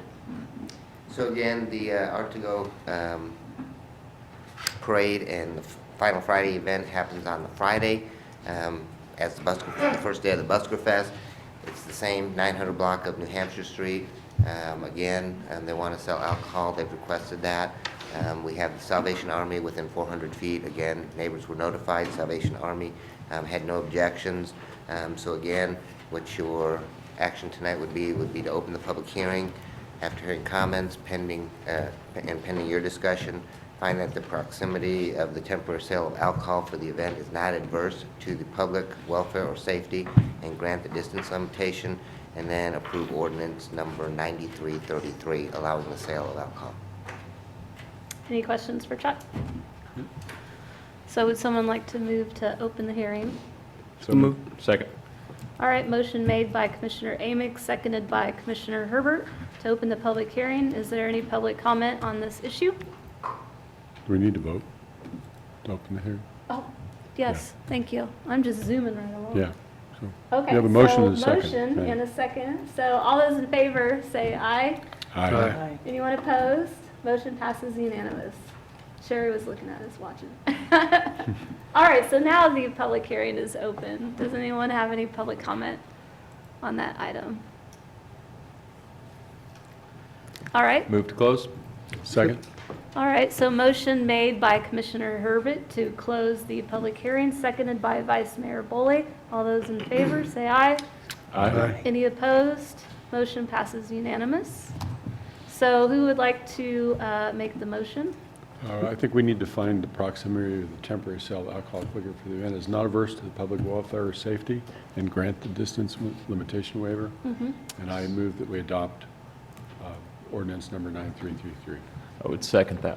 Okay, motion made by Vice Mayor Boley, seconded by Commissioner Herbert. All those in favor, say aye.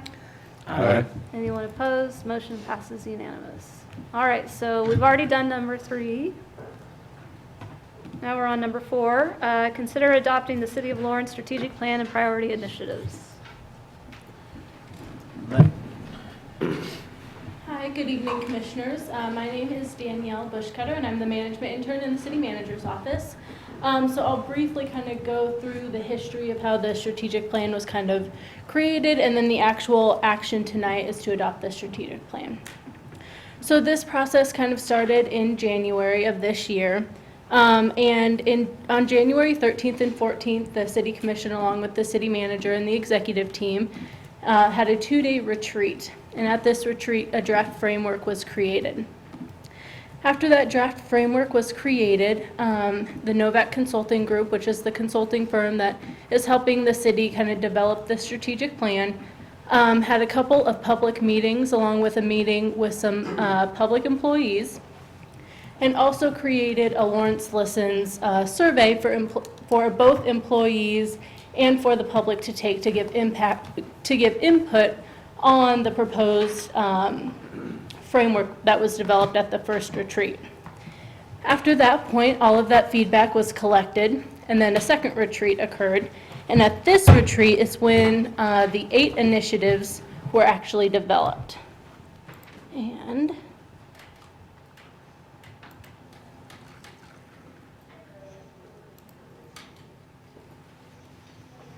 And I'll show you kind of the framework as well as the initiatives, the kind of final product that has come back to us from the Novak Consulting Group. So this is kind of the final strategic plan framework that they have given to us, and it's meant to be kind of a 2-page folder, which is why the layout is the way it is. So this includes the critical success factors that was developed at the first strategic planning retreat that we got feedback from both the public and city staff, as well as the 8 initiatives that you all came up with at the second retreat. And I'm not going to read through those tonight, but it's all available on our website if you would like to go through this in further detail. The one thing I do want to highlight is kind of the next steps. So city staff internally are working on creating some indicators for both the priority initiatives that were developed as well as the 7 critical success factors that are in the current strategic plan. It's also important to note that this will be done prior to the budget deliberation. So this will be completed in March prior to the budget deliberations that will follow that. It is also important to note that this covers a 2-year time horizon, so it's not an incredibly long plan. It's meant to be kind of 2-year initiatives that will be revisited this November after the next city commission election, and then every 2 years following that. So this will be a living, breathing document that will change and evolve over time. So with that, the city will also provide regular progress reports every 4 months to kind of give an update of where we are with the progress of these initiatives. And I think it's also important to note kind of finally that the city is using some software to help track these initiatives. So that will be available to the public as well, and those will be updated regularly, and that will help develop the reports that will then be presented to you all every 4 months. So with that, that's all I kind of have. Do you guys have any questions regarding this? Any questions for Danielle? You said there was software that you're going to be using to, is it already on the website, or are you just still working on it? We're still working on it. So we're going to develop that. It's going to it includes these kind of initiatives in critical success factors, but we haven't developed those indicators under each of those yet. So it's not up and available yet, but I anticipate kind of in the April timeframe, we'll really start to try to get that up and going. Okay, great, that sounds good. Can you remind me how this interacts with our STAR communities, I think it is, initiative? Do you want to talk to that a little bit, Tom? I think the intent is to take those categories with the STAR Communities program, delineate those and include those and infuse those into the strategic plan so that we're monitoring those at the same time. Okay. How that exactly lays out has not been determined yet. Okay, thank you. It'd be good to have a big stack of the completed folder over there and everywhere, and, you know, I'd like a copy and start handing out to people. Any other comments or questions? That's the intent. All right, do we have a motion attached to this? What about public comment? Oh, yeah, public comment. Mine really ended zooming along. Sorry, everyone. All right, is there any public comment on this item?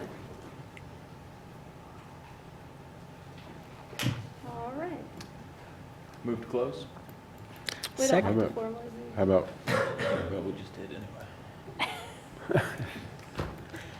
All right, so I guess we should have a motion then to adopt the City of Lawrence strategic plan and priority initiatives. How about that? How about I make that motion? Second. All right, motion made by Mayor Soden, seconded by Commissioner Herbert. All those in favor, say aye. Aye. Aye. Any opposed? Motion passes unanimous. Thanks, Danielle. So now we're on to number 5, consider recommendations related to requests for additional protections for marginalized groups.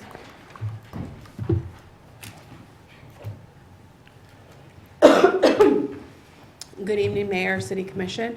I'm Casey Toomey. I'm an Assistant City Manager here with the city.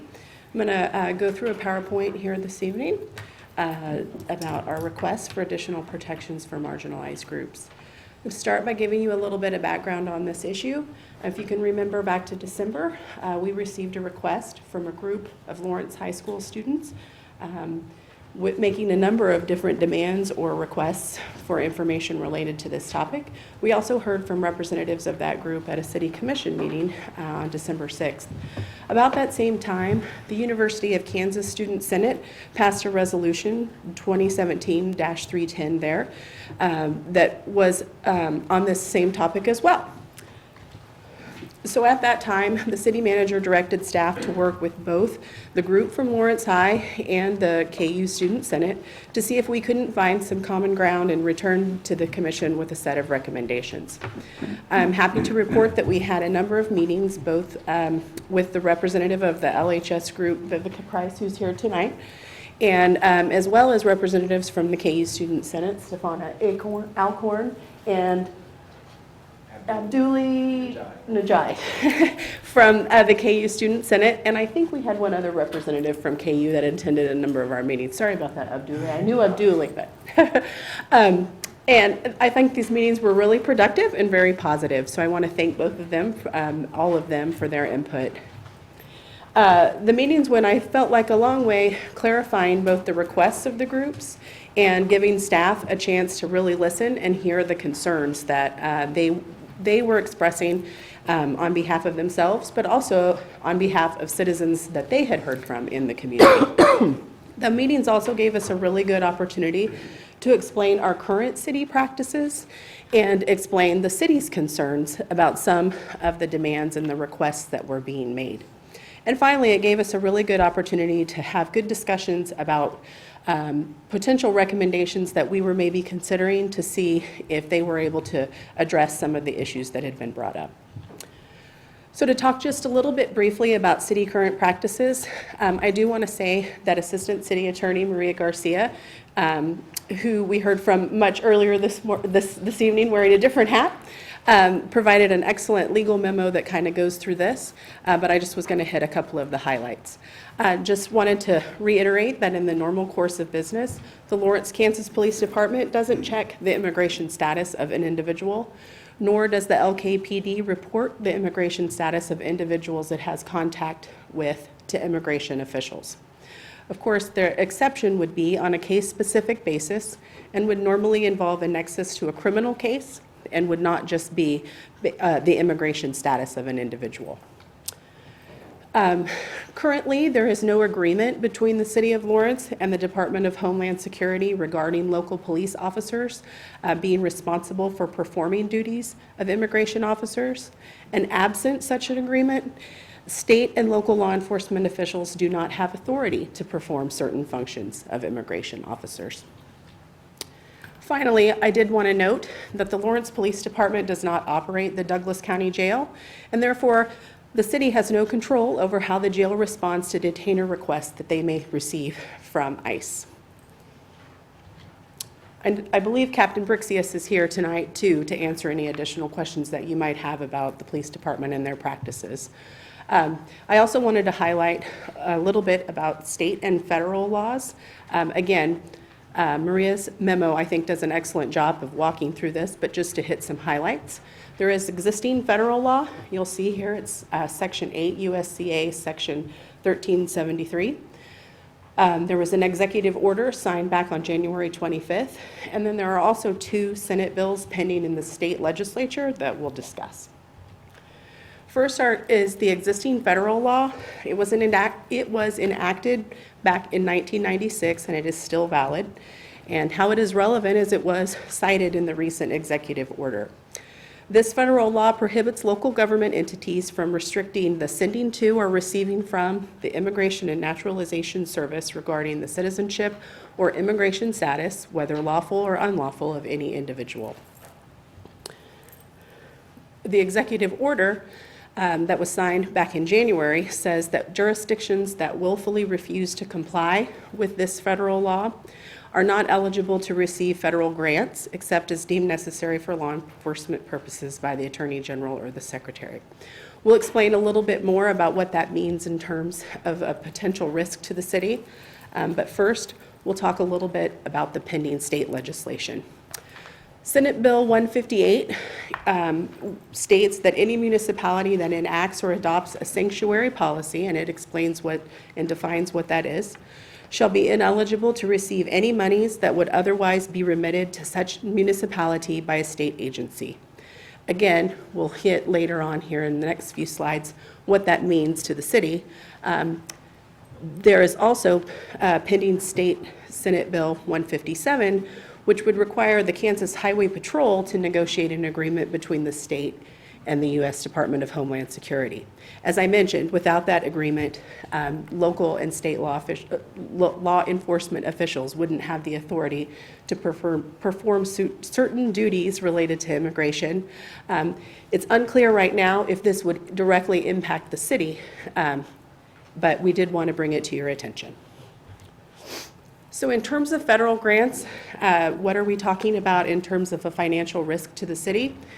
Our 2016 audit has not been completed, so we went back to our 2015 numbers, and you'll see here our federal expenditures. The largest category falls under our public transit system, $3.7 million. Public Works Department received about $1.3 million of federal dollars for road construction and repairs, and also a few improvements at the airport. Community Development Division of Planning and Development Services has just under $1 million worth of federal grants. That the majority is made up between the Community Development Block Grant, or CDBG program. That goes out to provide assistance for weatherization programs in the community. Our number of low to moderate income neighborhoods that have neighborhood coordinators are funded through that program. Some of our not-for-profits receive assistance for capital projects that they may want to do under that program. Also, the HOME, that's another acronym, Investment Partnership Program, is also a federal grant program. Our fair housing initiatives that we receive federal grants for from HUD would fall under that category of community development as well. And then finally, you'll see down here our police department received in 2015 federal grants that provided some special funding for traffic enforcement programs, as well as a bulletproof vest program. So again, that $6 million of federal resources would be put at risk if we were to declare Lawrence a sanctuary city. As far as the pending legislation, again, it talks about any money remitted to the state or remitted by the state to the city. You'll see here, this is a much more significant dollar amount. The state serves as the agent that collects a number of revenues for the city and remits them back to us. A good example of that is sales and use tax. It's collected here, sent to the state, and then they send us back a check. Between the city's sales and use tax and the city's share of county sales and use tax, we're talking about $36 million in 2015 that would be put at risk by this pending state legislation. Our transient guest tax is another source of funds that are remitted to the city by the state. That's $1.6 million in 2015. Alcohol tax, highway tax, the Law Enforcement Trust Fund, and some various miscellaneous state grants. You can see here the different amounts of those. But in total, it was $42.7 million worth of money that was remitted to the city of Lawrence by the state of Kansas. Makes up nearly 42% of our general operating fund revenue and 100% of the revenue in the funds that you'll see listed there. So what are the kinds of services that those funds are providing? The general operating fund, as you all know, is where the bulk of our police, fire, and medical expenses are paid for. Our parks and recreation programs, a lot of those expenses come from the general fund, public works, and our planning department. The city's payments to the health department come from the general operating fund. So do funds for the BTBC, Downtown Lawrence, the Chamber, the city's contribution for operations of Peasley Tech, TIF and TDD sales taxes that we receive, that we have contractual obligations to provide to developers under development agreements would fall under that category. Then moving into the guest tax fund, you'll see Explore Lawrence, our Sister Cities program, the Transient Guest Tax Grant Program, and downtown beautification efforts are all funded from that source. In the general fund, but also in our special alcohol fund, the city contributes to a number of different social service agencies. You'll see a number of those listed. Some of our alcohol tax dollars are also put into our special recreation fund. That's where you'll see parks and recreation facility maintenance, specifically playgrounds, parks, and other things that are aimed at the benefit of children in our community, per our charter ordinance, are paid from that fund. Our scholarships to the Art Center, the city's contribution to Lawrence Alliance, the Lawrence Children's Choir contribution that the city funds, as well as the Cultural Arts Commission. So their arts grants and outdoor sculptures are examples of what's funded out of our special recreation fund. The gas tax pays for street maintenance. So some examples there: pothole patching, crack seal, etc.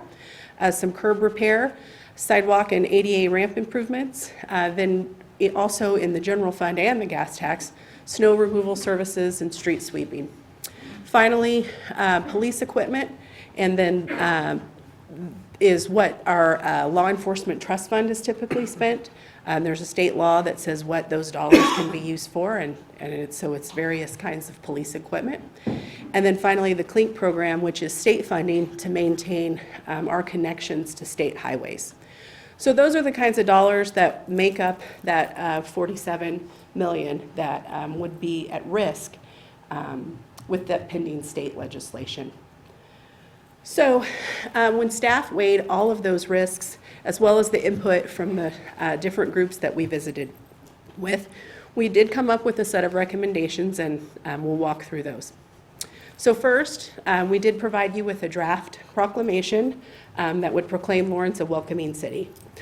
We did a similar proclamation back in 2015, so this proclamation would reiterate most of that. It would express that Lawrence is a welcoming community to all individuals, including immigrants, but it's important to note that as a proclamation, it doesn't have the same effect as a resolution or an ordinance, which is important as we talk about those pending state laws. Our next recommendation is the commission could consider authorizing the mayor to co-sign a letter along with the student body president from Haskell and the University of Kansas. We have provided you with that draft. And the draft would go to both our senators as well as our House of Representative delegates that would encourage them to uphold federal protections for marginalized groups. As we discussed some of the concerns with both groups, a lot of those fall more into the jurisdiction of our federal law, and so we thought if we could put together a letter, we could all show solidarity and have a unified voice asking for our delegation to help uphold those protections. Our third recommendation was to draft a letter from the city to the University of Kansas asking them to consider expanding legal resources for students and potentially to non-students for individuals looking for legal advice related to immigration issues.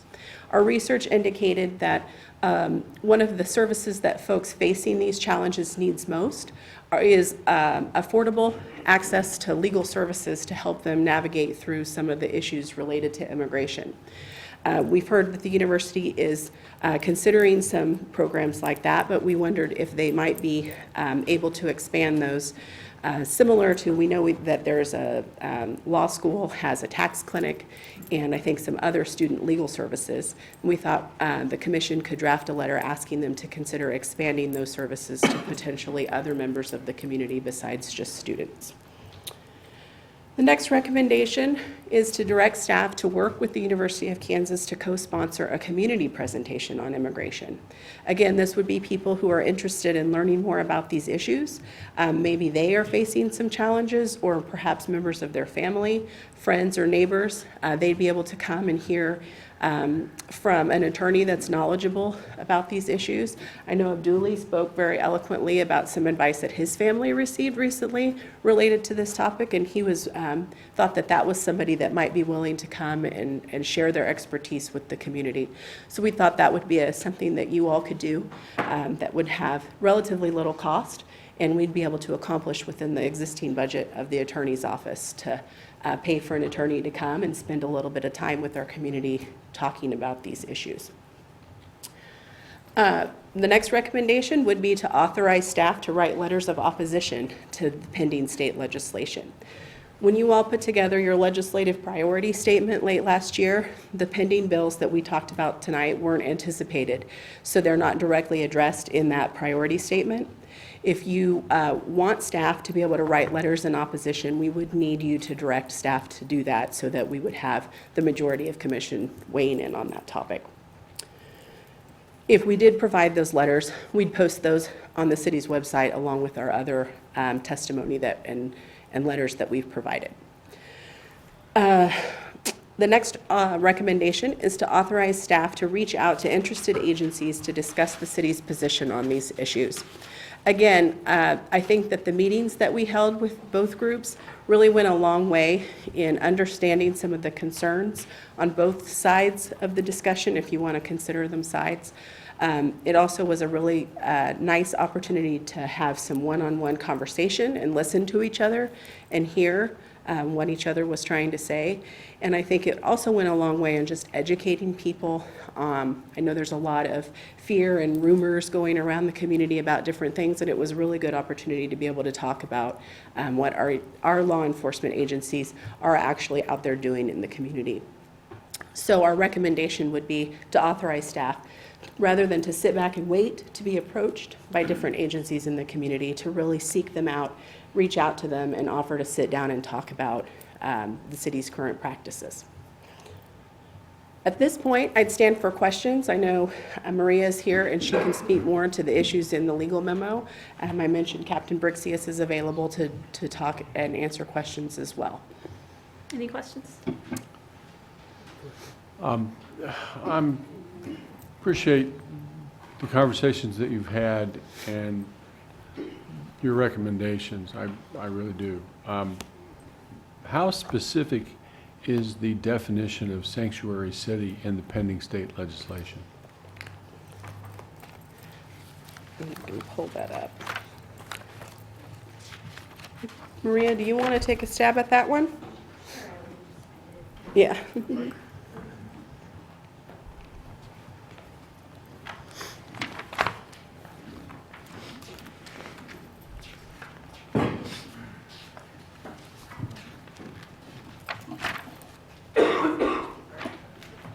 Okay, so, let's see. It is more comprehensive than we've seen in the federal law. So it defines a sanctuary policy. And if you'd like, I can read it to you, if that's, okay.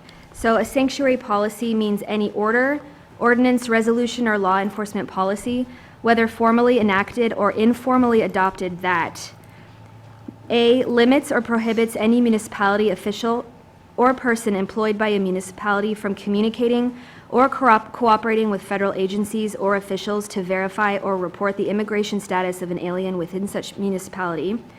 B, grants to aliens unlawfully present in the United States the right to lawful presence within the boundaries of a municipality in violation of federal law. C, violates any provision of 8 U.S.C. 1373, which Casey addressed. D, restricts in any way or imposes any conditions on a municipality's cooperation or compliance with detainers or other requests from United States Immigration and Customs Enforcement to maintain custody of an alien or to transfer any alien to the custody of the United States Immigration and Customs Enforcement. E, requires United States Immigration and Customs Enforcement to obtain a warrant or demonstrate probable cause before complying with detainers or other requests from United States Immigration and Customs Enforcement to maintain custody of an alien or to transfer any alien to the custody of United States Immigration and Customs Enforcement. Or F, prevents a municipality's law enforcement officers from inquiring as to the citizenship or immigration status of any person. That is pretty comprehensive, isn't it? Other questions? You might just want to comment what detainers is and what it refers to and who has jurisdiction. Sure, so as Casey pointed out, the Lawrence Police Department doesn't have jurisdiction over the county jail. So when we talk about detainers, we're usually talking about people who have been arrested and who are being imprisoned in the county jail. And so I guess that was...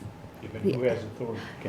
Okay, so the county is the one that would have authority to cooperate, or would make the decision ultimately to cooperate with federal immigration officials or not. The city at that point would not have the authority to say yes or no. It would be within the jurisdiction of the county only. Okay. So when our police officers take individual out to the jail, our job ends at that point? And they... Yes, there is a state statute that says that just as soon as a police officer presents a person for imprisonment at the Douglas County Jail, the Douglas County Jail obtains jurisdiction at that point, and they take over.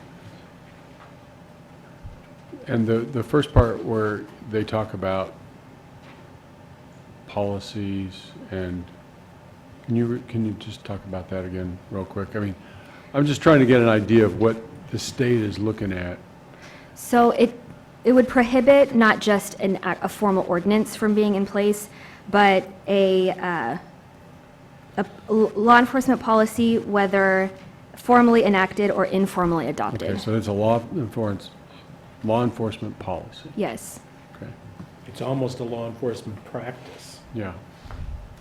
because it doesn't talk about it needing to be. But this is pending legislation. I'm just curious how our practices mesh with what, how, would we have to make changes if this was enacted or lose $42 million? Or are what we're doing now? Our intent was to try and make recommendations that would be in compliance. Okay. Thank you. Just to go follow the federal law. Just a second. We'll have public comment after the staff presentation. We'll call for it. Thank you. So, if I could, Mayor, Casey, going back to the recommendations list, and I think this had specifically to do with the proclamation, you said that it does not have the effect of law. As I look through the recommendations, you know, we question the law, or we may send letters in opposition to laws and those kind of things. But the things that we do not have the effect of law. And that was one of the things that I think, as I look at this, that was one of the things that we specifically avoided, correct? I think that's accurate to say that that's why we are recommending a proclamation. Because, you know, as we look at this, and each one of us may have a different belief on whether or not, just say it up front, I may have concerns about whether or not we are a sanctuary city. You know, the proclamation that, as was presented from 2 years ago or 3 years ago, something that, I may have read, I can't remember, but it does not have the effect of law. It is simply something that we proclaimed as a statement from our city. Correct, very similar to your proclamation tonight honoring the St. Patrick's Day Parade. Okay. Which involves an immigration issue. It does, right? yeah. Yeah. So it wouldn't fall under the informally adopted criteria I see in the Senate bill? Again, we think our recommendations We're good. are compliant. We won't know till they withhold the check, right? I think you'll have incidents that, if in fact there's an enforcement action at either the federal level or the state level, I think you'll start to see those on other jurisdictions before they get to a Lawrence, Kansas, and that will inform even further whether we have to make changes, which we tried to be responsive to both the students and the university students in terms of the concerns that they were raising and pointing out how we do currently interact.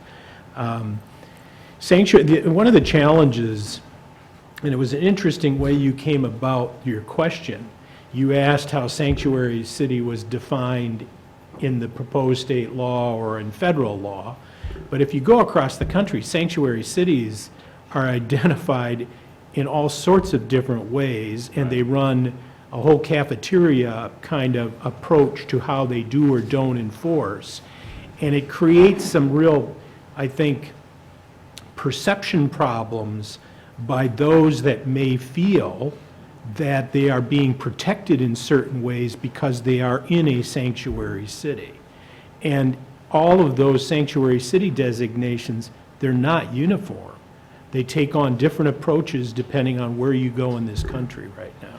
Some are, I would say, much more defiant of the federal, provisions, and some are significantly less than that. Yeah. I think there's a lot of places that are trying to stay away from the name sanctuary city just because that seems to be a lightning rod, especially for the current federal administration. So in all of those cases, I think we're trying to explain how we do interact, and I think we're pretty consistent with how we do behave, and I think consistent with the law at the same time. We're not out looking or trying to track the identity of immigrants to this country that may or may not be here on a legal basis. That's not our approach at all. I did want to point out that under that pending legislation, the Attorney General investigates and issues an opinion whether a municipality has enacted or adopted a sanctuary policy.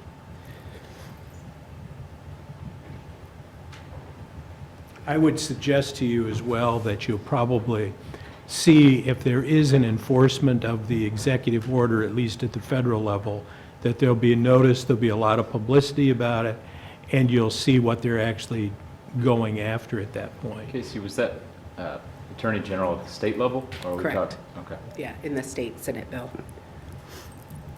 It goes on to say that that ineligibility would continue until the Attorney General certifies that a sanctuary policy is repealed or is no longer in effect, if an agency were to, or a municipality were found to be in violation. Any other questions? Go ahead. Yeah, so, who, hold on. Who makes this determination whether we're in violation? Is it the Director of Homeland Security or the AG? Currently, the federal law is the only one that is actually in place, and And the that's the executive director. order. That's at the federal level. The pending legislation is at the state level, so it would be the state attorney general, Yep, okay. if the legislation is in fact adopted. Well, right now, the only law that we have to deal with is the federal law. And the Correct. Director of Homeland Security, is that the person that does it? I think it was. I think that's correct. Maria would have to confirm, but And in the that's based executive on all order. the stuff that you just read, correct? Correct. I'm trying to figure out who decides whether or not we are in violation Oh, of okay, current law. Yeah, so Casey's correct. Currently, the only law that we have on the books is the federal statute, and it says specifically that the Attorney General is the one that takes enforcement action against, a jurisdiction declaring itself a sanctuary city, but it's the Secretary of Homeland Security that also participates in that, so it's just a federal level at this point. The U.S. Attorney General. Yes.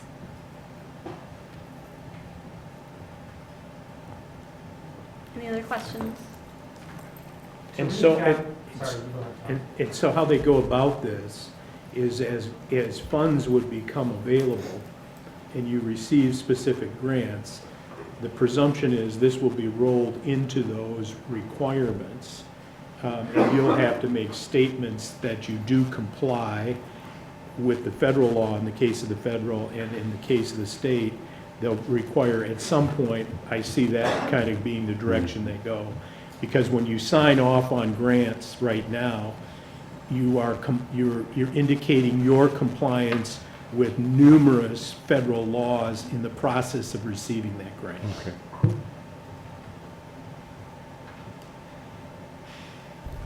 I just look at some of the funds that we receive hurt really the most vulnerable when you look at like the home program and Oh, some yeah, of the those home things program there. is huge. HUD, home. I see that with the affordable housing. Absolutely. Yeah. It's all laid out there. Could you put that list up again, show 'em?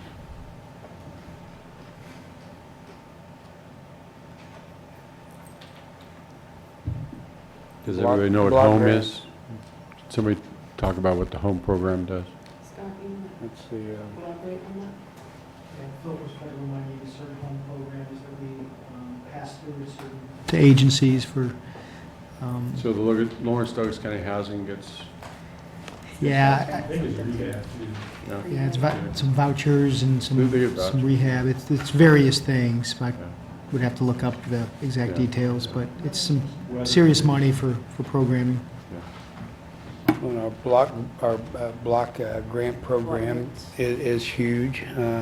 It's dwindling each year. Well, it is- but it is, big. but- It is big for us, And yes. to the agencies. Right. yeah. Yes, Still it $1 is. million, at least. Yeah, It's done some important work for 800 For the residents. million. So public transit as Oh, yeah, yeah. well. Yeah, what would- Mobility issues. What would our program look like without that? We'd have the sales tax. Well, Well, yeah. unless the state legislation. But your recommendations still mirror what we have been following for some time, is that correct? Are we not making changes to how we've been treating the enforcement issue? I think that's Is that, accurate. yeah, that's, Is the chief still here? Okay. Anthony? Yeah. Mayor, Commissioners. I really don't see anything significant that changes. I think one of the things that's important is to kind of understand how we do business in the first place. So when we come into contact with someone, whether they're the suspect of the crime or a victim or potential witness, we do commonly run people's information. And we run that through NCIC hot files and any local files. For the most part, immigration orders aren't listed in any of those things. We can ask for ICE, but it takes considerably longer for us to get that information, and it is not a common practice at all. Where it becomes somewhat a little bit more common practice, and still not even that common, is during a investigation, usually a felony investigation. It's not even very common on misdemeanor information. So as far as the law enforcement side, it doesn't, for us, it hasn't been a practice at all. I don't anticipate that changing. Some of the first reasons are is I don't know what an illegal alien looks like, so sometimes it's not a question that you may ask. There's not a set parameter of what that person may look like. In addition, it's important for us to have certain relationships in the community, and if we are running the immigration status of every victim or witness that we come into contact with, we don't have the ability to have open relationships, get information to be able to solve crimes, and it's not really beneficial for the community. With what is talked about here, I don't see any changes either way.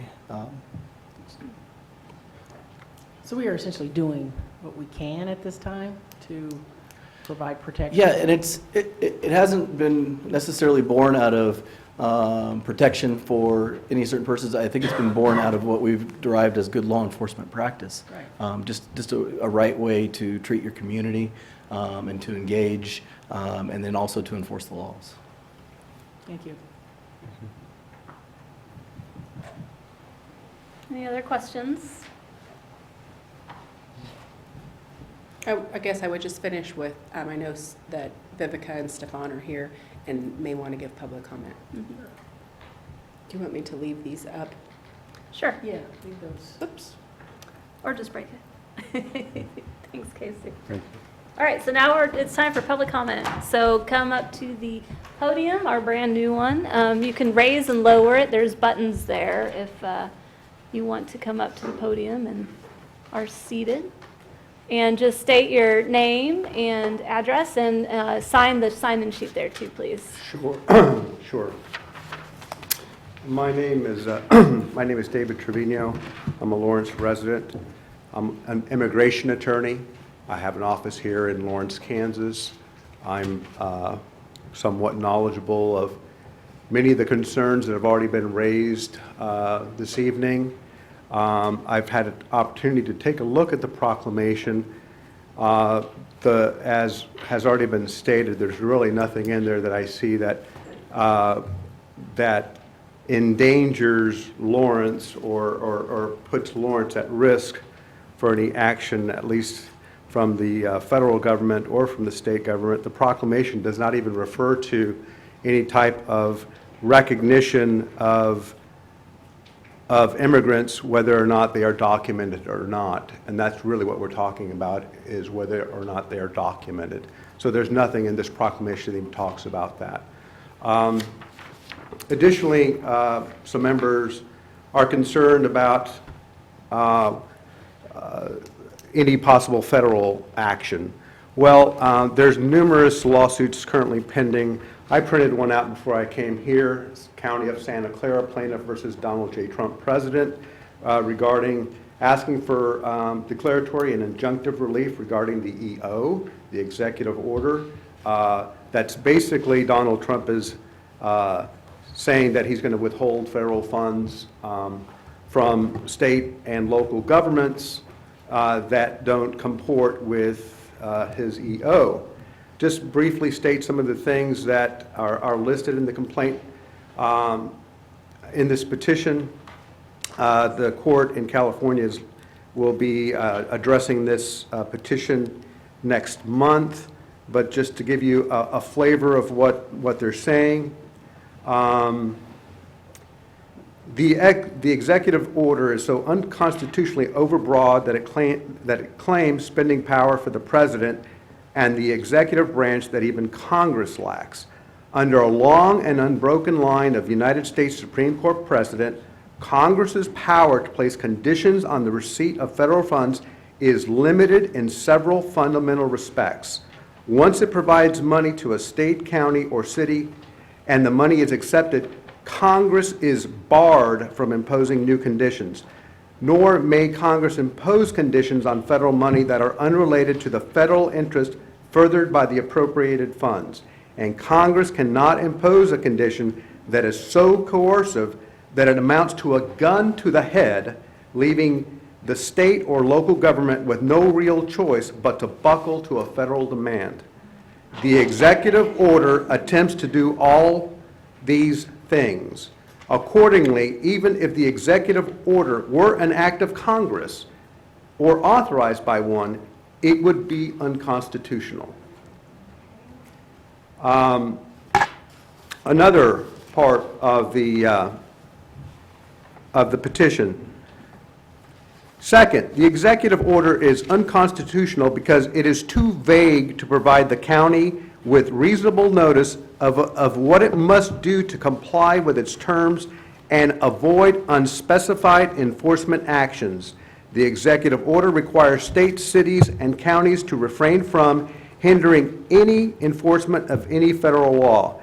Because this standard is nowhere defined in the executive order and its application is left up entirely to the sole and unreviewable discretion of the Attorney General, a state, city, or county could suffer whatever reprisals deemed appropriate by the Attorney General for any act deemed insufficiently supportive of federal law enforcement. Such a vague order cannot stand. It goes on, but it's not just Santa Clara County. There's numerous jurisdictions throughout the land that are currently challenging the EO. They are requesting declaratory relief and injunctive relief. Before it ever gets to Lawrence, Kansas, we're going to know with the bigger fish that are out there how the courts are going to decide on this EO. Secondly, I just want to say I'm a proud Lawrencian, and I'm proud of the history of this city. Lawrence got burned to the ground twice.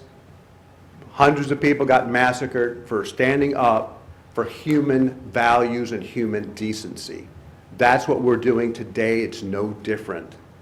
And so I applaud the spirit of our youngsters in this community, the idealism that they have, that we are all a nation of immigrants, and I applaud them for that. As far as the pending state legislation, that's Kobach written all over it.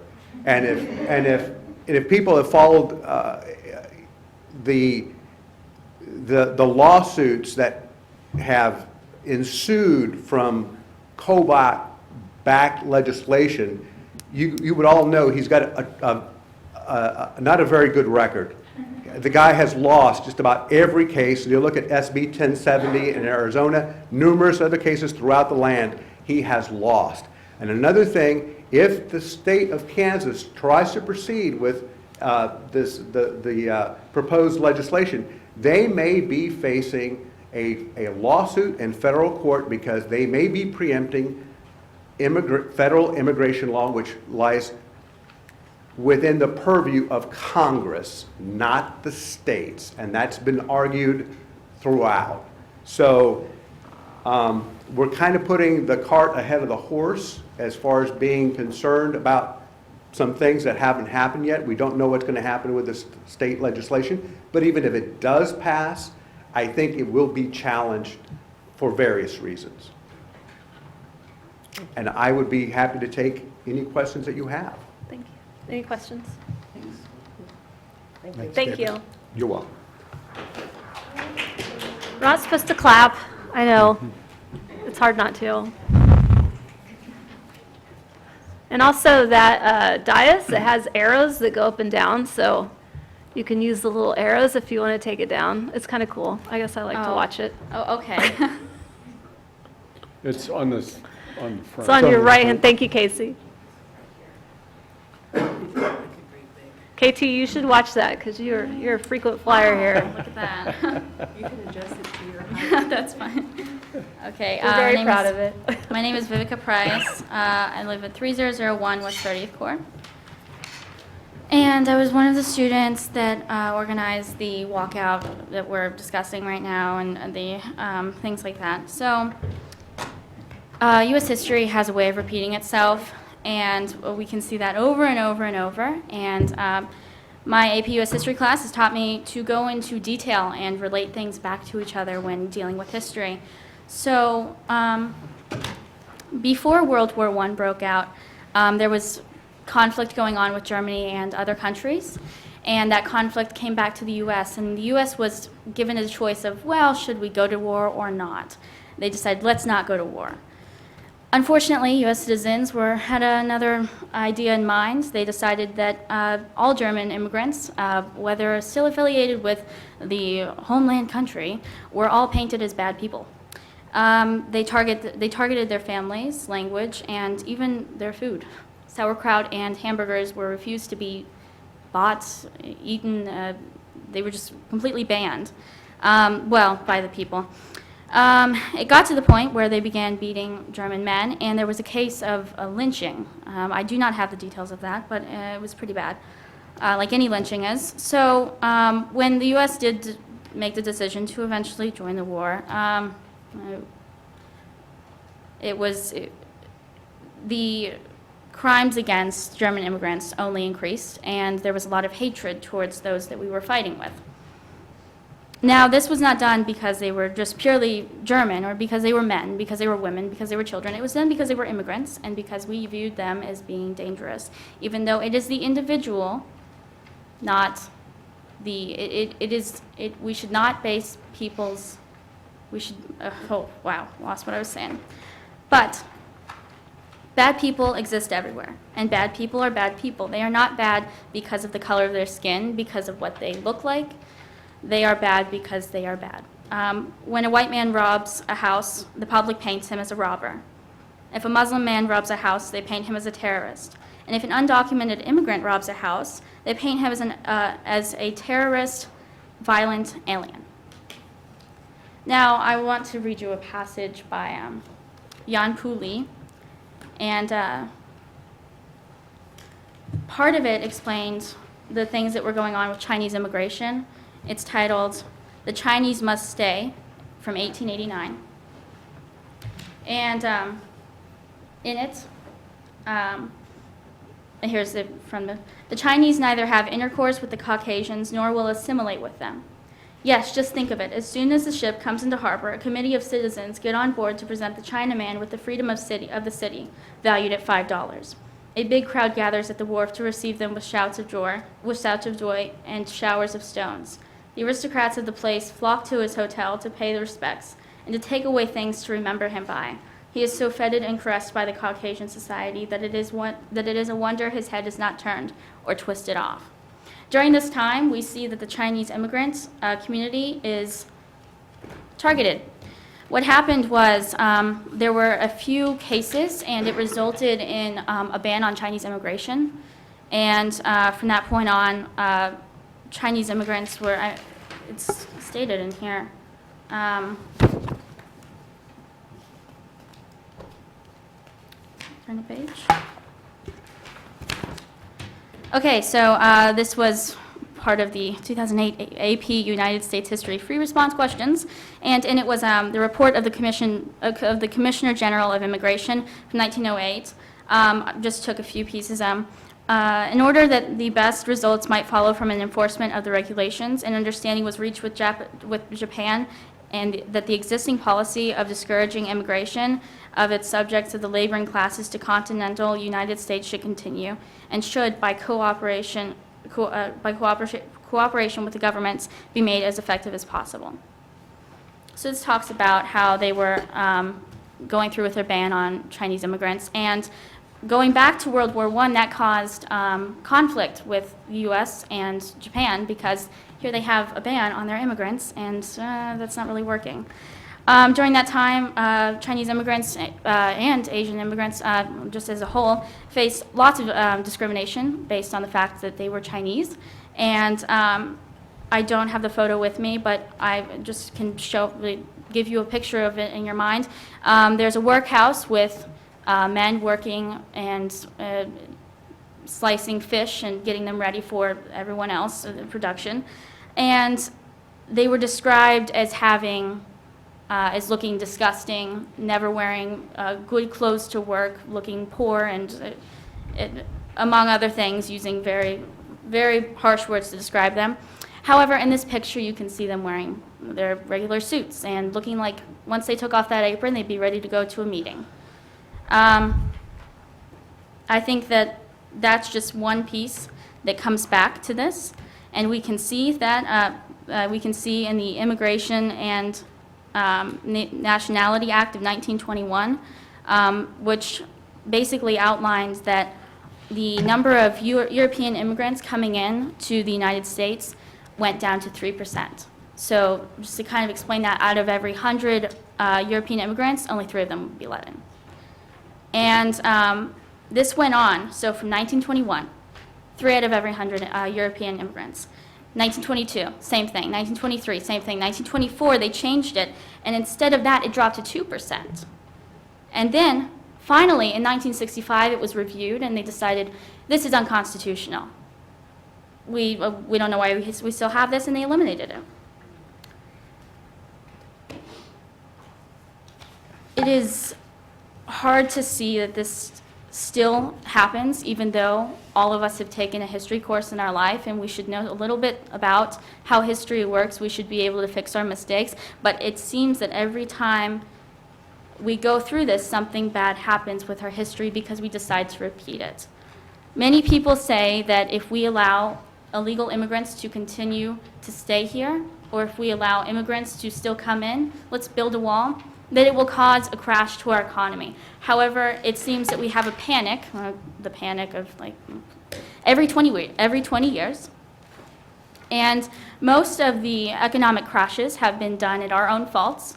The bicentennial system was not put into place until farmers here in Kansas, actually, some farmers here in Kansas were objecting to the fact that there was only a gold standard, and decided and were protesting that there should be more than just gold, and it should be a gold and silver, because when we have just one form of currency like that, we see an inflation and things go so with gold.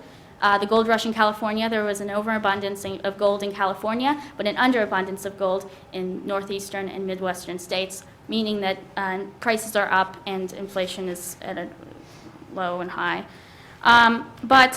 And then in the 1890s, there was a large depression, and after the war, we came out of that, and we were in a boom. And we see this, the boom and bust period. This happens in American history. And in the 1920s, we were at an all-time high, and then we reached a low because of credit. That was done at our own faults, not because we had too many immigrants living here. In fact, during that time, we were limiting our immigration to 3%, so that is a fact, that we did not have a lot of immigrants entering the country. So how could it be the immigrants' fault? So,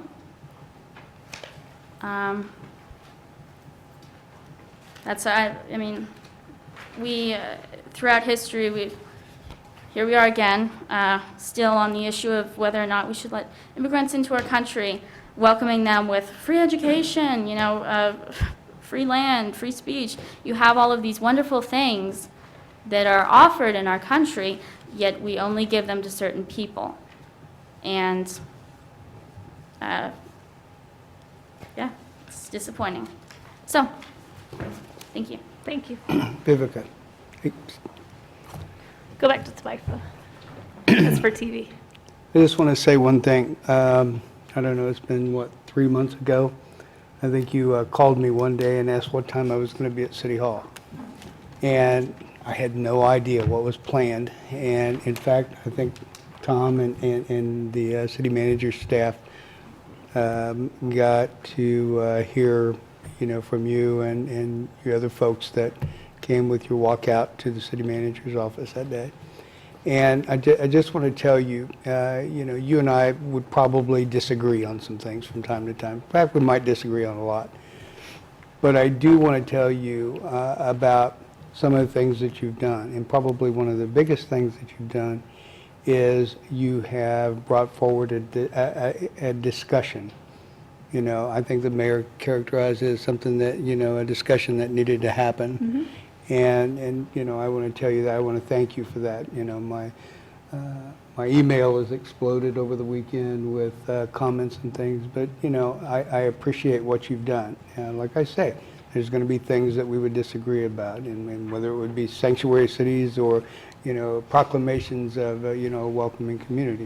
You know, we may disagree on the whole concept, but I do want to thank you for coming forward, you know, the way that you and you know, the folks that you brought to City Hall, and the impact it's made on me, okay? Thank you. You bet. Hello, Hi. my name is Stefan Alcorn. I serve as student body president at the University of Kansas. My address is 1300 Ohio Street, zip code is 66044. Kind of just wanted to talk a little bit about the process that has kind of gotten us to today. Yeah. Thank you. Yeah. I'm tall. Oh, you might want to go higher. Great. Okay. Sweet. That's as high as it'll go. So, yeah. So shortly after the presidential election, the University of Kansas Student Senate wrote 3 separate resolutions, one to the University of Kansas administration, the city of Lawrence, and also the state of Kansas. And those all kind of talked about three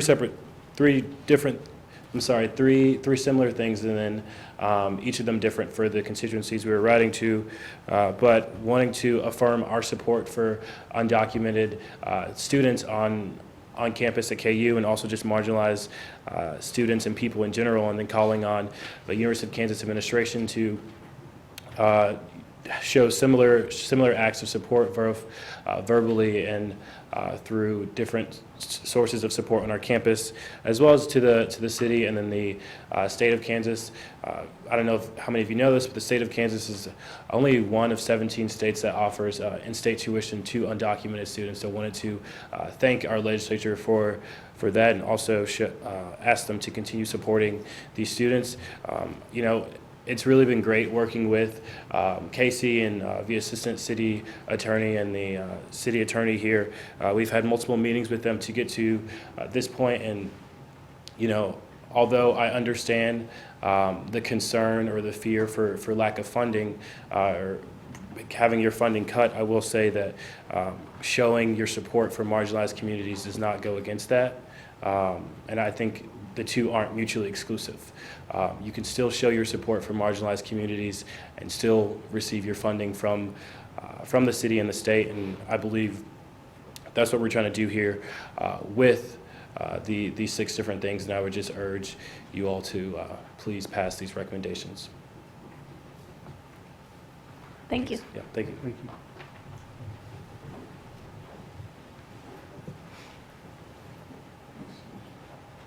One at a time here.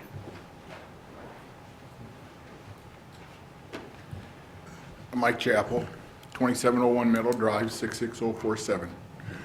I came before you a few weeks ago, I'm sure you remember, and I said at that time, marginalized people we need to take care of, but also people that just walk across our borders. You can't be a country without borders. And that's basically what immigration is. There's a legal way to do it, and there's an illegal way to do it. And all the people that wanted, all the money that Casey put up that the city of Lawrence could lose, what about the school board? Same thing applies to them. But we have laws in this country. Some of the laws I don't agree with, some I do, but since I live here, I have to obey them. And so last time I looked, Lawrence was within the state of Kansas, and Kansas was within the United States of America. So therefore, there are laws. And we have had a president that just all he had was a pen and a phone. As I can remember him saying, states wanted something done with immigration. He would just do an executive order or not or not do anything at all. And this is one of the things I have against Trump right now. He's doing too many executive orders. And I voted for the man because I got tired of the other one. And so, please, think about what you're going to do. And if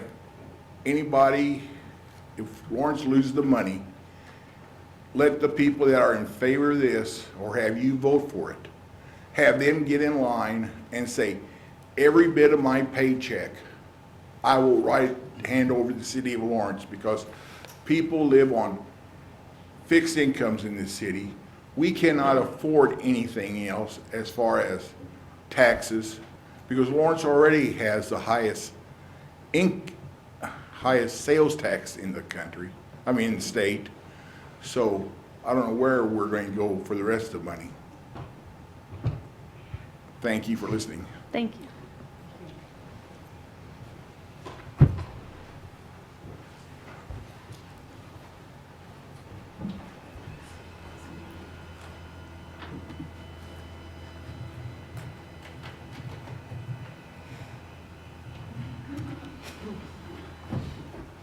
I'm small. Okay, hello, my name is Connie Fitzpatrick. I am a first-generation immigrant from Peru, and I have the privilege of being a U.S. citizen. I am here in behalf of a minority group, specifically a woman of color group.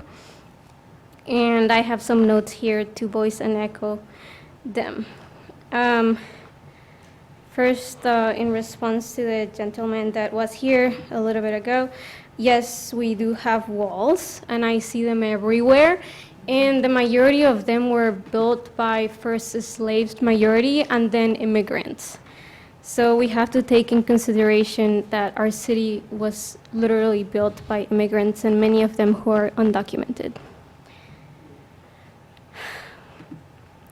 I don't think that the title of sanctuary city necessarily matters, but I do believe strongly that policies and changes do need to happen to protect not just the youth and students, but their parents, through efforts of supporting health, house equality, food access, and job safety. Job safety, without immigrants, and particularly undocumented, downtown would not thrive. Many businesses, such as hotels, restaurants, and not just downtown, but all over Lawrence, would not be clean. No one would take out the trash. No one would chop the vegetables. These are people that cook and wash and build our city from top to bottom. And many of them who are only paid $6 an hour, working until they're 70 years old, 80, and maybe dying from working so hard. The least we can do is to relieve them from living in fear. Second, health. Support local clinics for the uninsured, because undocumented folks cannot afford or qualify for any Affordable Care Act or any health insurance. Support health homes like Healthcare Access and the Douglas County Health Department that are serving the uninsured and underserved. Housing. Third, the city needs to create a policy or new change that allows landlords not to discriminate based on immigration status. Currently, landlords are able to deny housing for folks who do not qualify due to their immigration status. This creates segregation and unfair treatment. This is separate from federal programs regarding affordable housing. This is just access to sign an apartment or a house lease. Food access. If food pantries do not require a state ID, because undocumented folks do not have a state ID and therefore are not able to obtain healthy foods. because they don't qualify for any federal food assistance programs or any other federal programs. Also, children and young adults who are citizens but their parents are not. Their parents are fearing deportation right now. And these children may be placed in the foster care system if their parents are deported. Our state cannot afford to place more kids in foster care. It's either that or going to prison or detention camps with their parents. So, in a way, I'm asking for basic human rights for people who are very much part of our community and maybe are not seen visually, but at 4 in the morning, they'll be cleaning the buildings.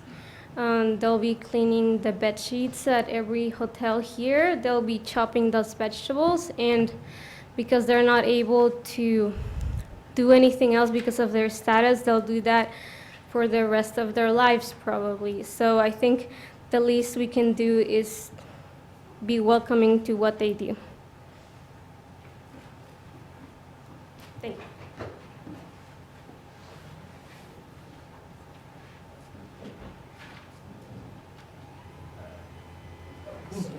I know, right? So my name is Greer Starling, KU student, Black Lives Matters. And so one of the things, I'm not going to go on with a whole story, but I am going to say that, there was, if I can recall, a solidarity letter written here in agreement with marginalized folks. And I just hope that since we want to talk about laws and everything, that we abide that and respect the fact that marginalized folks, undocumented as of right now, since that's the topic, is that we defend them, we fight for them, because they truly do matter. They're not just profit, they're not just, human beings who not only just given harsh realities that most of us are privileged of not having, but also in the same fact is that they just matter to us, and they are important, and they deserve a life of not being afraid. Because I know a lot of undocumented students who are afraid to come out of their homes because of this ICE raids. It's a reality. Imagine you being afraid of someone trying to take you away from your home. This is not, and this is more than just KU students. This is about actual children, actual families. Actual families are getting separated. Look on the news right now. Multiple families are being separated from each other. People who live here for over 20, 30 years are getting separated from their kids, families. Is that justice? I mean, we keep talking about unconstitutional, but ICE is not constitutional at all. And I hope we abide and realize that. And we all know Donald Trump is a problem. But at least let's stand up and fight him while we got a fighting chance. Because these laws go into effect, it's going to ruin more lives than good. So that's actually taking effect that we don't have to wait and we should do something now. Because that's what that matters. That's all I got to say. Thank you. Any other public comment? Please come to the podium. I'm a resident in St. Lawrence. My name is Shirley. But then I'm also immigrant. Come to this country in 1988. So this is my home. So I'm the resident of Lawrence. So I just try to play my duty to speak up for my side. Really, I'm just say sanctuary city or welcome city or this city and that city, but really in the mindset of what is really immigration policy about.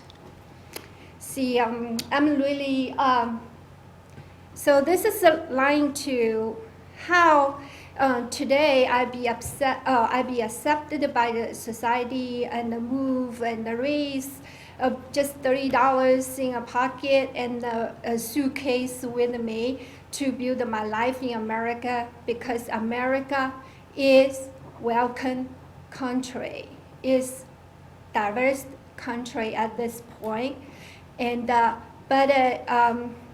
what we do is here, we don't call people marginal or here, or all the names I can hear about. It's just really bother me category people, like white supremacy or others, or privileged people, all this life matters. We all human beings, we all matters. We don't call each other names. So today the topic of marginal, it bothers me. So I wouldn't mind just think if we just go on that way, in this direction, we become more divisive. So from diversity to divisive, not far. Because we cannot listen to each other, we just pile the names.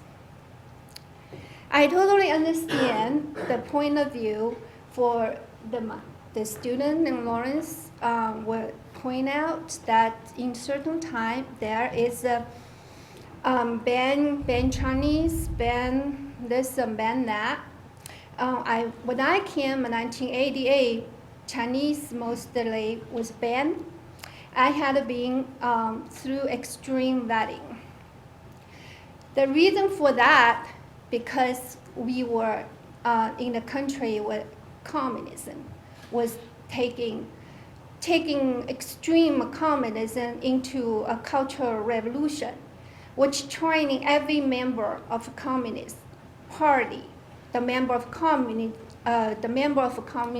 party, every one of them are soldiers, supposedly to conquer West society, capitalism, to smash America. That's why we was banned for so many years. And I can, because I went through extreme vetting, and also when I came, the time is starting to open to the West. But we look at it today, the situation changed. So not let alone ban, but now people are welcome to here. They take a long time for their traveling visa as a visitor. That's just the improvement. What we say is improvement, or just says it's a great change. Why was that? Because China has been changed. China has adopted capitalist society and moved to accept the American value. For that to doing, it's not China become, not America become to China, but China will become to America.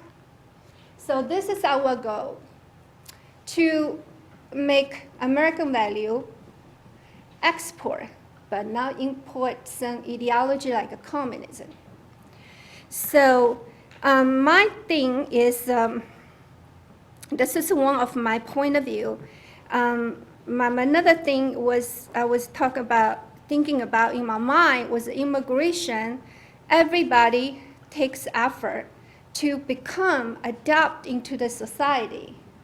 We have to, as a newcomer, we have to learn the new country language. We have our own mindset to step into immersion culture into America value and adopt ourselves into the society and takes effort. So if that effort not being adopted by everyone, not being prepared for everyone to do that, but instead they would like to have their own values, own mindset on top of American value, now our country will go the wrong way.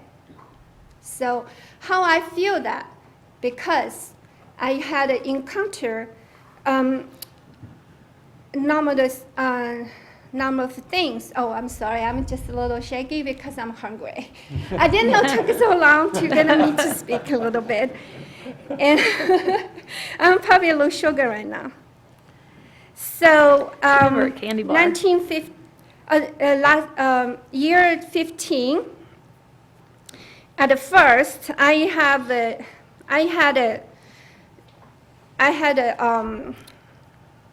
wasn't purposely, but just accidentally access a video. It was a woman named from Syria. She was doctor.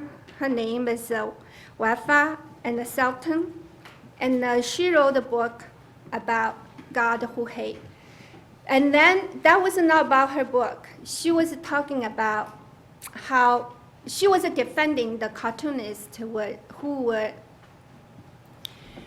I think is Denmark cartoonist, political cartoonist, who was being put on trial for racist.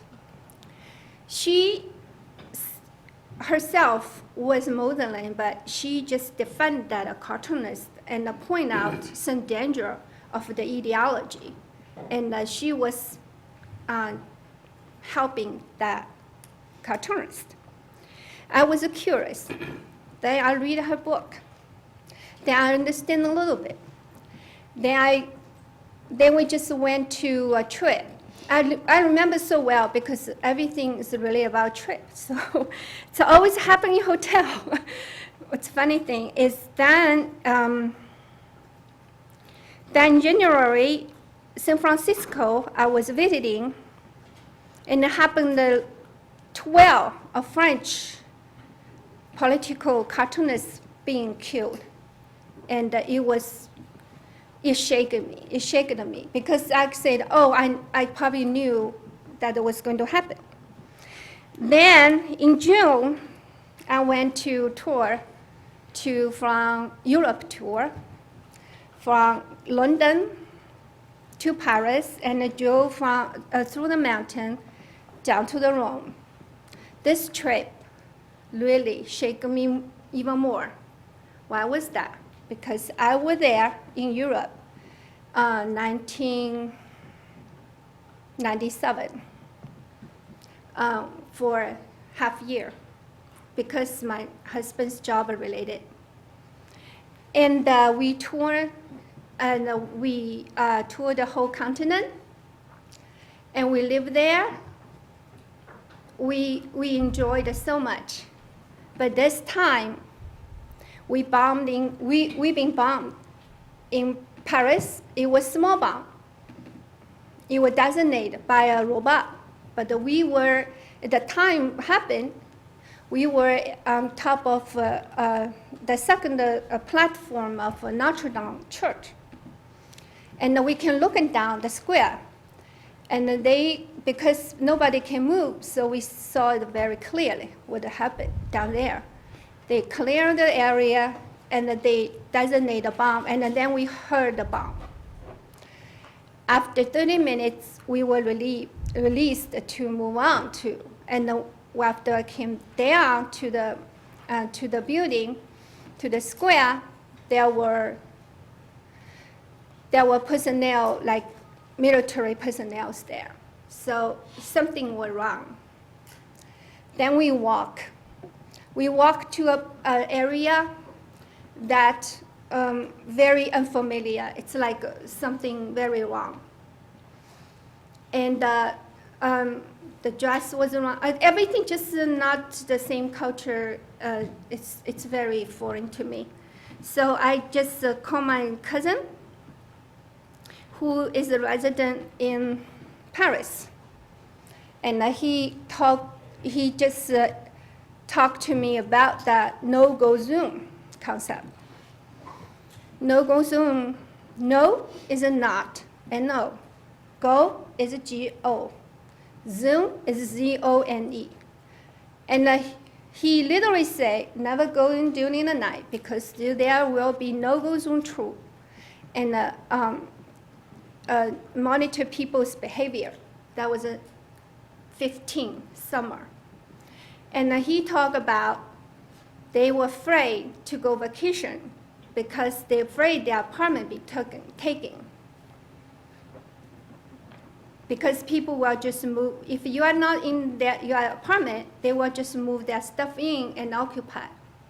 And things that happen, I could never comprehend. I could not comprehend the time, I visited like 1997, but now it changes so much. And he was saying that the phenomenal thing he talked about. Then that, after I came back, and I just thought, over and over were happening to us, were happening. And what happening is we accept new norm to become a norm. I came 1988, 1990, that evening, that New Year's, people shouted at me in cheers, "Welcome 1990." We had so much great time. And my daughters are all born in 1990. We never need to be checked going on airplane because we travel so much.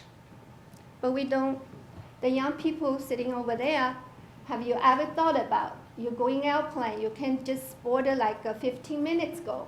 You can just check in and walk in and get a stroller, everything, get on the plane. And we were, at the time, 1990, we lived in Virginia. So we went to DC visits like a normal thing. So we just roll on a stroller, we go from one museum to another museum, a Capitol building with touring around. We even can just, I have a photo, literally sit on the wall, the little tiny, just this high, brick wall. I was just sitting there. I would just enjoy the moment. I would just enjoy the freedom. We don't have that anymore. Now, last year I went to DC. Everybody probably already know recently how the DC turned. We have to be checked over and over again. So February 90 is gone. We all know the reason. And then today, Paris accepting no Zoom is a new norm. The new norm become norm. So how can we do that? Because we let the policy go fall down. We have we found the legal immigration policy to be permissive to everyone. So we have a not any guard. So if we still ignore that, the future, my children already could not enjoy the freedom that we had in 90s. So how far we going to create more new norms for them to become norm? That will be the question. So our diversity, our liberation, we should export our concept instead of import the ideology. I really appreciate you listening my point. And if we ignore our American citizens' need, then I just see more divisive, create a hostile environment for everyone. For everyone. We just fighting each other, become enemy. So I will just say that doesn't matter what term. So really, it's a people's mindset.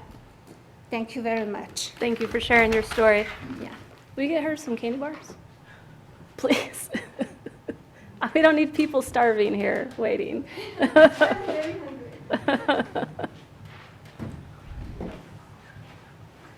Just remember, you're supposed to direct your attention to the commissioners when you speak.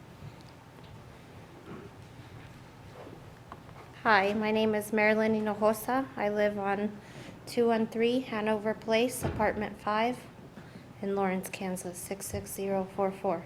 Is that right? Okay, yes. I'm a transplant. That means I've moved from one part of the state to another. In Kansas, I'm actually from southwest Kansas, Dodge City, you might know of it. It's next to Garden City, which has had recent threats of terror attacks against refugees in communities within that city. My hometown is actually a very ethnically diverse town because of the meatpacking industry that is what is its main market. So there's a lot of Hispanic, Islamic, and other people in this community. And I think that Lawrence is already a welcoming city in comparison to where I'm from. I think that it's really nice that we want to say that we are a welcoming city, but I think it would be better if we started enacting policies to support our migrant communities and our migrant workers within the city. Instead of exploiting them, we need to support them. We need to make sure that they don't live in fear and that we don't have any raids in this town. I have experienced these raids in Dodge City, and they are not nice. They're not a good environment. Production in town will stop completely if you have ICE in your town, because people will not show up to work. They will not leave their homes. They will not go and be part of their communities. So in order to protect them, I think that we need to put into policy that these people, we need to make sure that it's difficult for ICE to come into our town and serve petitions like they did at Milton's, because that's frightening. Just the idea of ICE petitioning can put fear into communities that are at risk. If we can say that if ICE does enter our town for some reason, it would be nice to say that if you are detained, you have access to legal assistance, and it should be, that's, a constitutional law, but sometimes constitutional law isn't applied to immigrants. So I think that we should try to also protect people who want to protect those communities. So if, for example, me as a person who is lawfully present I'm actually a U.S. citizen, I'm not just lawfully present. So if somebody who's a U.S. citizen decides to aid and abet a criminal, I think that we should try to be lenient and try not to press too hard in those people. We are part of the Underground Railroad in Kansas, and I think that we are reestablishing that kind of community and mentality. And I think that we should try to make those people feel that they are on the right side of history again. I just wanted to say that thank you for having this meeting, but I still think that policy needs to be enacted by you guys. It's helpful to know that we can have this for our communities, and it's needed. That's all I wanted to say. Thank you.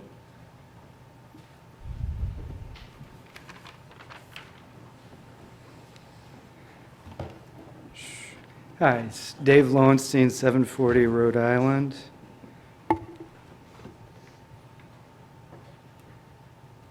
Mayor and Commissioners, thanks for the privilege tonight to get to speak with you about this very important issue. And thanks to all the really thoughtful and courageous folks who've spoken up for many of our residents in town who probably couldn't feel like they could be here tonight. I really honor and appreciate also the work that's been done in the last few months to bring this issue forward, to engage in this conversation about how Lawrence is a welcoming city. But I think in the spirit of our founders, the abolitionists who, at great risk to being sanctioned by the federal government and many other things, death perhaps, they assisted people, residents, who the federal government at the time deemed less than legal. That's our founding origin story. So with that in mind, I think that the proclamation that we're considering, that you're considering, should also include immigration and refugee status. And I'm thinking about the part of the proclamation at the bottom. I don't know if we have it to show here, because I can show you where I'm imagining this to fit in. Oh, sorry. Sorry.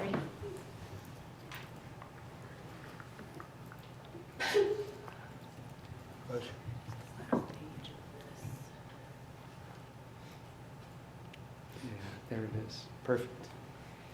So the last whereas here, including the language that I'm recommending, it would say, whereas fostering a welcoming and safe environment for all individuals, regardless of race, ethnicity, immigration and refugee status, or place of origin, enhances the overall prosperity for current and future generations. I mean, this is really a question that those folks way back in the founding days of Lawrence were asking themselves as well. Who are we as a community? What do we believe in? And how do we want to be remembered? Thank you. Thank you. Any other public comment?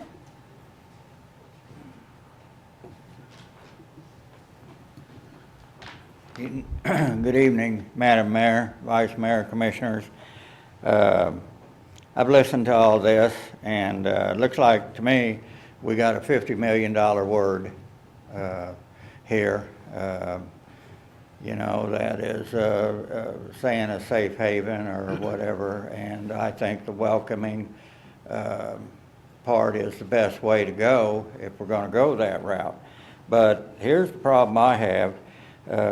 You know, there's approximately 2 million immigrants come into the United States a year legally through the front door. And when they do that, they learn about the American history. There's 3 documents that mean a lot to me, and Matt can probably guess. I'm not going to tell you if they're in order or not. Somebody in this room thinks they know they are, they can tell me. Declaration of Independence, the Constitution, and the Bill of Rights. Those 3 documents right there are the founding, you might say, foundation for the United States of America. And so, you know, the law of the land, the law, this immigration laws, you know, we elected those people in Washington. We elected them. And the way you change laws is you get out and vote. You get out and vote and you change the laws. And, you know, anything of value, anything, you got to have some hardship to appreciate the value. And, you know, to be a U.S. citizen, that's something that has to be very valuable. But you have to come in here, and there's people that have been here for 5, 10 years or 20 years, like some people say, and I know some, and they can't even speak English. They hadn't taken enough initiative to learn the language of the country they live in. And that, to me, is insulting. That is insulting to me.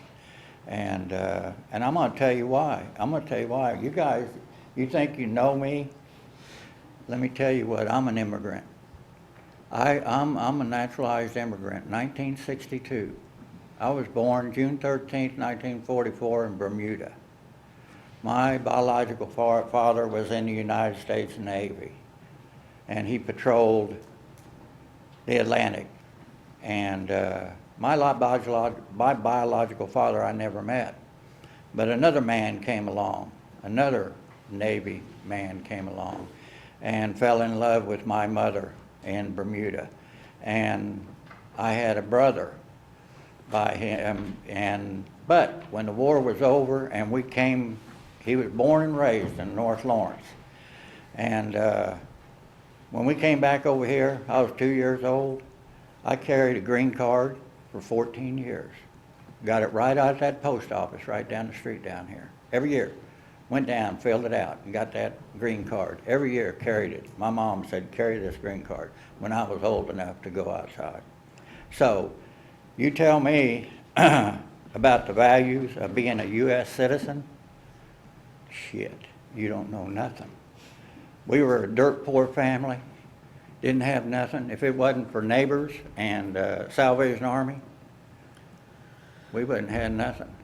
But the only thing I can't be today, is President of the United States.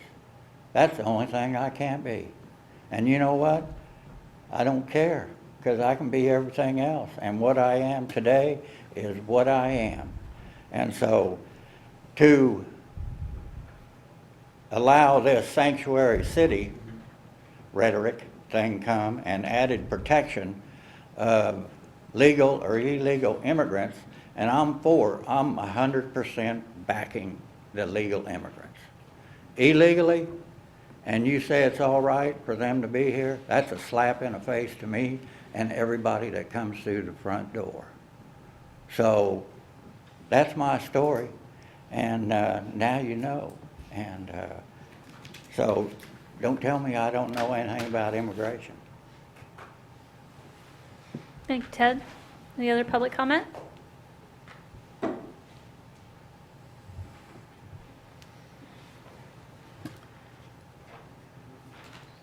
Any other public comment? All right, we'll take it back to the commission for discussion.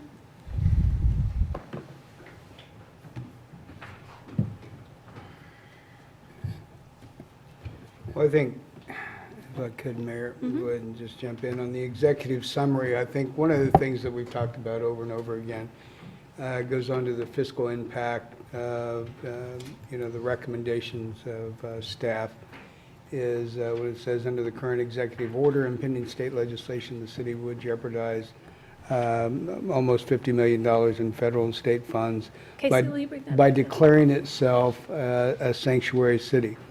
Well, one of the things, after careful review of, by our staff, that, reaffirming our current proclamation that deals with welcoming city seems to satisfy the fact that we don't believe that the funds that we receive from the Fed and the state will be jeopardized because we're a welcoming city, and not, and just so that it's in the record, we are not declaring ourselves a sanctuary city. Isn't that correct?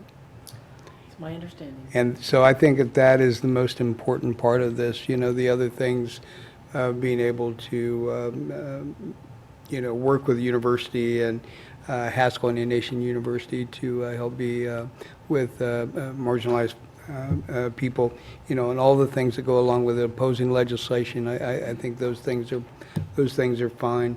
But I think one of the things that says, that our staff did a really good job to make sure that we did not cross that line. And I think that's something that's important to me, it's important to a number of people, in the community. Takes care of a lot of the concerns that folks have. Yeah, I think when we talk about jeopardizing the funds, we need to make sure that what we're really jeopardizing is the programs that we use those funds to pay for. There's such a wide range of the programs and the services that we provide to the entire community. Transit is an excellent example. The home program is another example. That is a very significant thing. It's not just that we would jeopardize the funds, that we would jeopardize our citizens. And I think it's important to be very clear about that.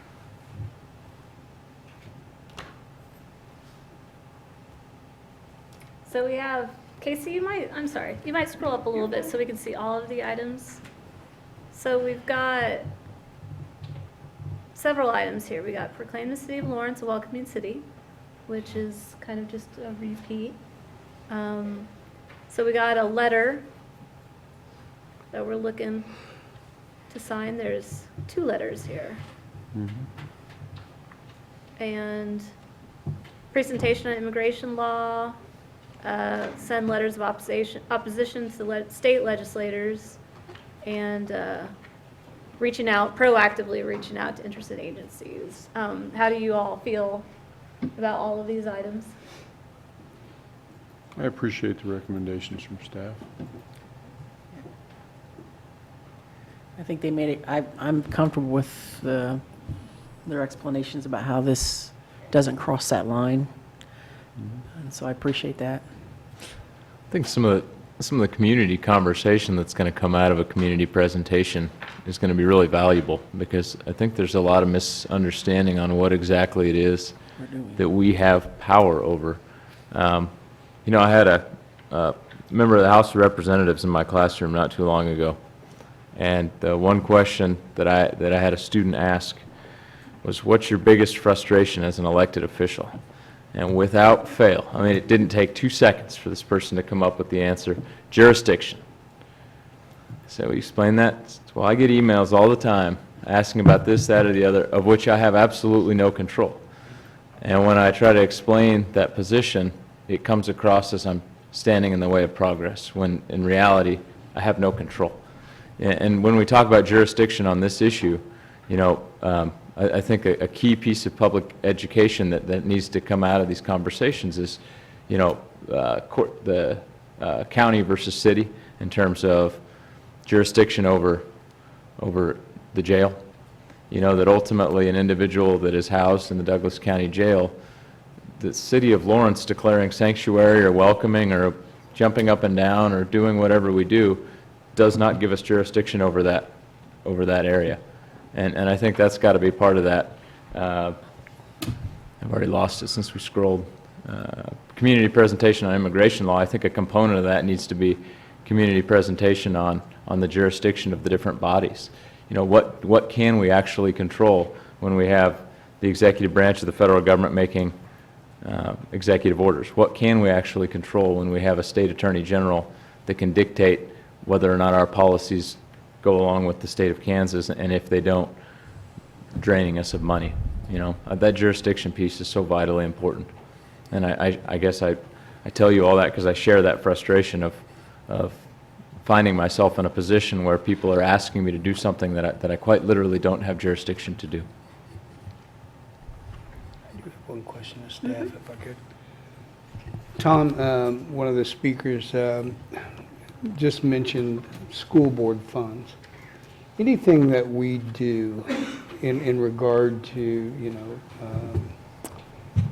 that would be perceived to look at Lawrence as a sanctuary city, it wouldn't have any effect on any funds received by another government inside the bounds of the city of Lawrence, would it? Well, I'd like to think it would be restricted to funds that we would receive a jurisdiction, as our own jurisdiction, that we impose on ourselves, and that it would not be cast, the shadow wouldn't be cast to either the county or the school district. I think it'd be a pretty hard case to make, including some of the comments we heard from one of our citizens on Right. The immigration attorney. I think that would be a stretch in terms of being able to enforce something like that, but that doesn't mean people wouldn't try it. No, and I realize that, but I'd written that note to ask during this discussion. But like I say, I would be somebody that, you know, would never be in support of the term sanctuary city. But the recommendation that you've done and the information that you provided, I think makes all the sense in the world for us. I was curious too, Dave Lowenstein brought up adding some language to the proclamation that included refugees, and I can't remember the other one, I'd have to look it up. So would that bring us more towards declaring ourselves a sanctuary city, or how would that? My reaction to that is I'm not objecting to that. I would turn to legal counsel and ask Yeah. if they have any particular concern with that. No, we wouldn't have any objections to that if that was the commission's desire. Again, this is a proclamation. It has no effect. Does not have the effect of law. It is just a statement. Well, I would be interested in adding that. Procedurally, are these things that you're going to place on the agenda for specific direction or direction? I'd recommend, quite frankly, that you make a motion adopting all the staff recommendations, and we'll go from there in terms of getting your letters ready and signatures assigned, and go from there. So you can make one motion to approve the package of recommendations, including the suggested changes to the proclamation. I did have one more question for staff, one for Maria. somebody had, I think it was Connie who had mentioned that landlords discriminate based on immigration status. Is that covered at all in our regulations, Tony? We do have Chapter 10 of the City Code, which prohibits discrimination in housing, public accommodations, and employment on the basis of a number of categories, including race, ethnicity. So if there is a situation where a landlord is inquiring about the immigration status of potential residents, I think a person could bring that complaint forward to our Human Relations Division, and we would assign an investigator to determine whether, in fact, that is occurring and whether there's evidence to support that. I'm not familiar with the case law that I can speak to right now, but we do have qualified staff that could evaluate such a claim. You know, what I would suggest, maybe just let us research that part of it, because some of the programs, in terms of that housing, are federal dollars. And there are provisions in those dollars as to who's eligible to receive them.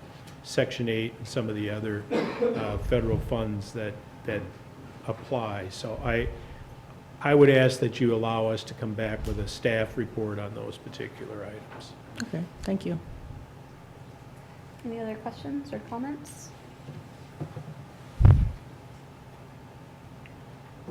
All right. So would anyone like to make a motion approving these as a group?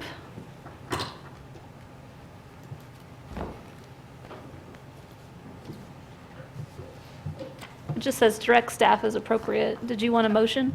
A motion, yes, please. Okay. Motion that staff move forward with their recommendations. Mm-hmm. Including the amended language in the proclamation. Motion that staff move forward with their recommendations, including the amended language in the proclamation. Second. All right, so motion made by Commissioner Herbert, seconded by Commissioner Larson. All those in favor, say aye. Aye. Any opposed? Motion passes unanimous. Thank you all. Let's give them a minute to exit if they wish. Yeah, we'll just take a couple minutes. Go ahead.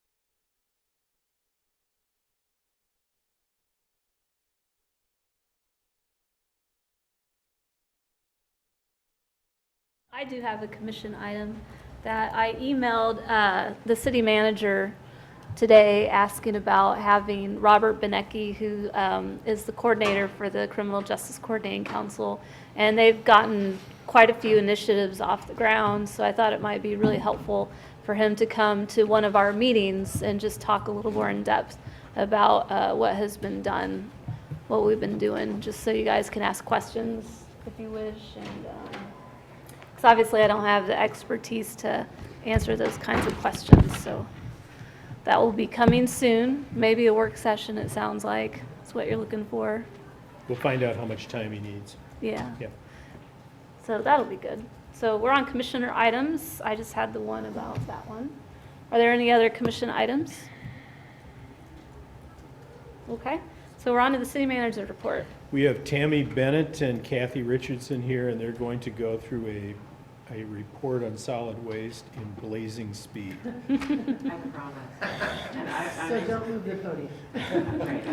It's pretty fun watching it go up and down. Yeah, okay. I appreciate you guys giving me a couple of minutes tonight, and I will stick to I will read from my notes so that I stick to the point and do this as quickly as possible. The Solid Waste Division is updating some collection practices to maximize use of our staff and fleet resources and balance the workflow of work through the work week. And this is going to have some impacts, about 3 specific impacts on our customers. We want you to be aware of these operational changes before we start our outreach and media, I don't want to say media blitz, but our outreach and education. The first change that will happen for our customers is that residents who set out yard waste will now have that material collected on the same day as trash and recycling. Since 1993, all of the yard waste citywide has been collected on Mondays, and that practice is not sustainable. The creation of trash, recycling, and yard waste routes over the entire Monday through Friday work week allows the division to better utilize our fleet vehicles and our staff. We'll have rear load trucks that will continue to be used for commercial dumpsters and yard waste, and the automated side loaders will focus on trash and recycling, operating 5 days a week instead of 4. So that's a change that our customers are going to feel. The second piece may not be felt quite as much, but the set out time for all materials is going to change from 7 a.m. to 6 a.m. Right now we do a 6 a.m. collection on our yard waste days, but we do 7 a.m. on recycling and trash. And standardization of the set out times will allow all the crews to work at the same time and complete their work in a team fashion. And it's critical for our commercial operations that we begin early to minimize conflicts with both pedestrians and traffic. So we're moving to 6 a.m. The third change is the approved yard waste containers will be just the city rollout yard waste cards and the craft compostable bags for yard waste. We'll continue to do bundled brush as long as they meet the length and weight guidelines, but the other refuse cans will no longer be acceptable, and this is more of a worker safety issue, similar to what we did with containerizing trash. To the maximum extent feasible, the goal is to minimize manual lifting of containers, and the compostable bags are designed such that the lift load is manageable. And they do provide a necessary option during those peak leaf times. So there are some minor changes to the code that'll come to you in an ordinance next week that make that 6 a.m. change. So that's just more of a heads up, but those are the 3 kind of customer component parts. We will start getting our word out through the utility billing. We will do Post-it notes on people's trash can if they're changing from a Tuesday collection to a Monday collection. So we'll do a lot to work with residents to get this word out, but wanted you to be aware first. That was all. Thank you. Let's just call that a 6 p.m. the night before put out. Do you anticipate selling a lot of the roll-off containers for the yard waste? We have ordered another semi of yard waste containers in case that becomes. What do they cost? They're $60, and right now it's a one-time bill. We add it to your utility bill, but we have arranged with the utility billing office to be able to separate that over 6 payments, so it would be $10 a month, which will hopefully be a little bit more manageable for people. Mm-hmm. It's per cart, right? Yes. And if you have one of the yard waste carts, our crews can lift the compostable bags into the cart and then tip it with the automated tipper. So that's also pretty manageable workload for them during peak times. Have questions on that? Okay, next. We received a memo on February 7th from the FAA identifying drop zones for a parachute landing operation at our airport. The commission referred this matter to the Aviation Advisory Board. The Aviation Advisory Board's created a subcommittee. We're meeting a few times in March to develop a draft procedure. Draft procedure would be provided to the FAA for their review and comment. In April, draft procedures will then be reviewed by the Aviation Advisory Board and receive public comment. When the Aviation Advisory Board receives the draft review and comment, staff will also previously interested persons in skydiving will be invited, and it'll be the intent to bring it back to the City Commission in May. The city attorney and I discussed how much discretion the city does or doesn't have in this issue. I think the discretion is significantly narrowed, but there is a provision in the rules and regs that create some question as to the discretion being entirely removed. Ultimately, this will be a city commission decision. I expect that the city attorney will still be giving you a report summarizing the conversation we had with Lynn Martin of the FAA and what discretion you do and don't have. To continue, January monthly permit reports. There is a new plan review fee put in place. This is basically to work with our commercial multifamily projects. The plan review fees will be assessed against commercial and multifamily projects only, and they will cover the cost of a position that will be doing those or undertaking those reviews.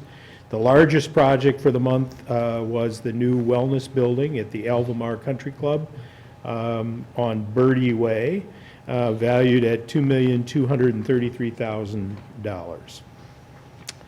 Updated outside agency funding request schedule. The process for receiving outside agency funding requests has changed for 2018. The different funding requests will be designated from social service agencies, economic development agencies, or vendor agencies. Beginning in 2018, all outside agents will be required to fill out the same application for funding despite their classification. And with the exception of intergovernmental agencies, all agencies will fill out the application that we attach to the report. Intergovernmental agencies will submit a request through a transmittal letter. And the social service agencies will be reviewed by the Social Service Funding Agency. City staff will review economic development agencies and intergovernmental and make recommendations as a part of our budget. And continuing as I get to my tabs on these reports. Can I correct one thing on that one, Todd? Go right ahead.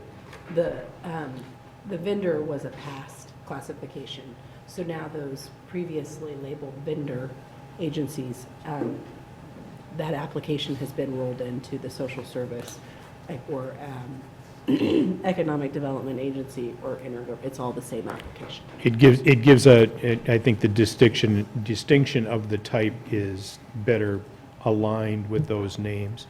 We also included the budget process and the calendar for you in this packet, so you can start reserving those dates all the way through September 19th, which will be the second reading of the budget ordinance.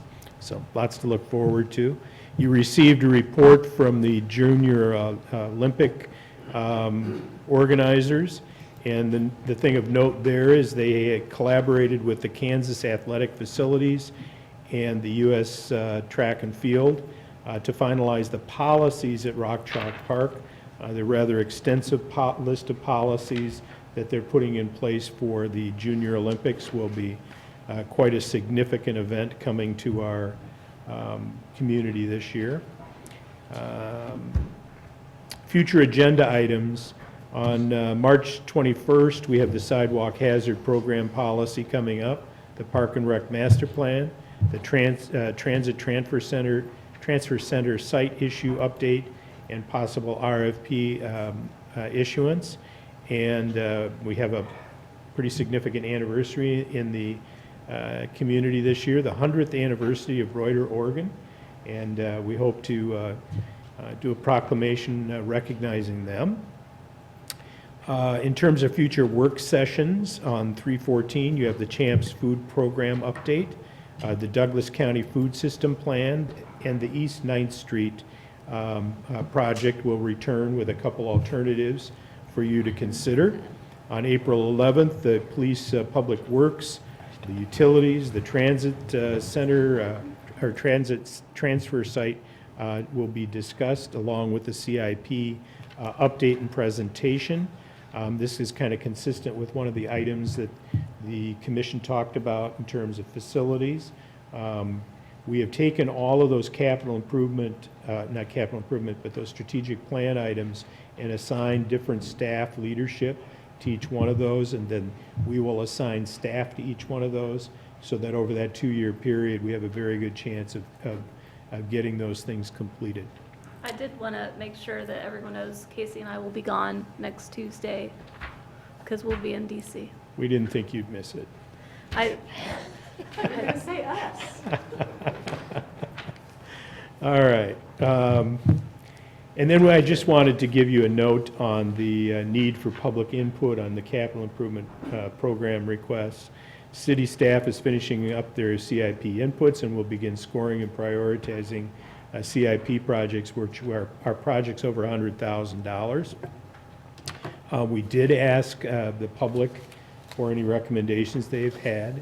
The city has yet to receive any public city CIP submissions, and I'm just here to remind you and the governing board and the citizens that the CIP is what the community uses to prepare our long-term funding strategies. So if a citizen is interested in submitting a project over $100,000, please contact Brian Kidney, our finance director here at City Hall. You can find his name and information on our website, or just call City Hall and we'll get him down to you. But we wanted to let everybody know that that request is still out there. And that's it. Thank you. All right, so on to our calendar. Any calendar items to add?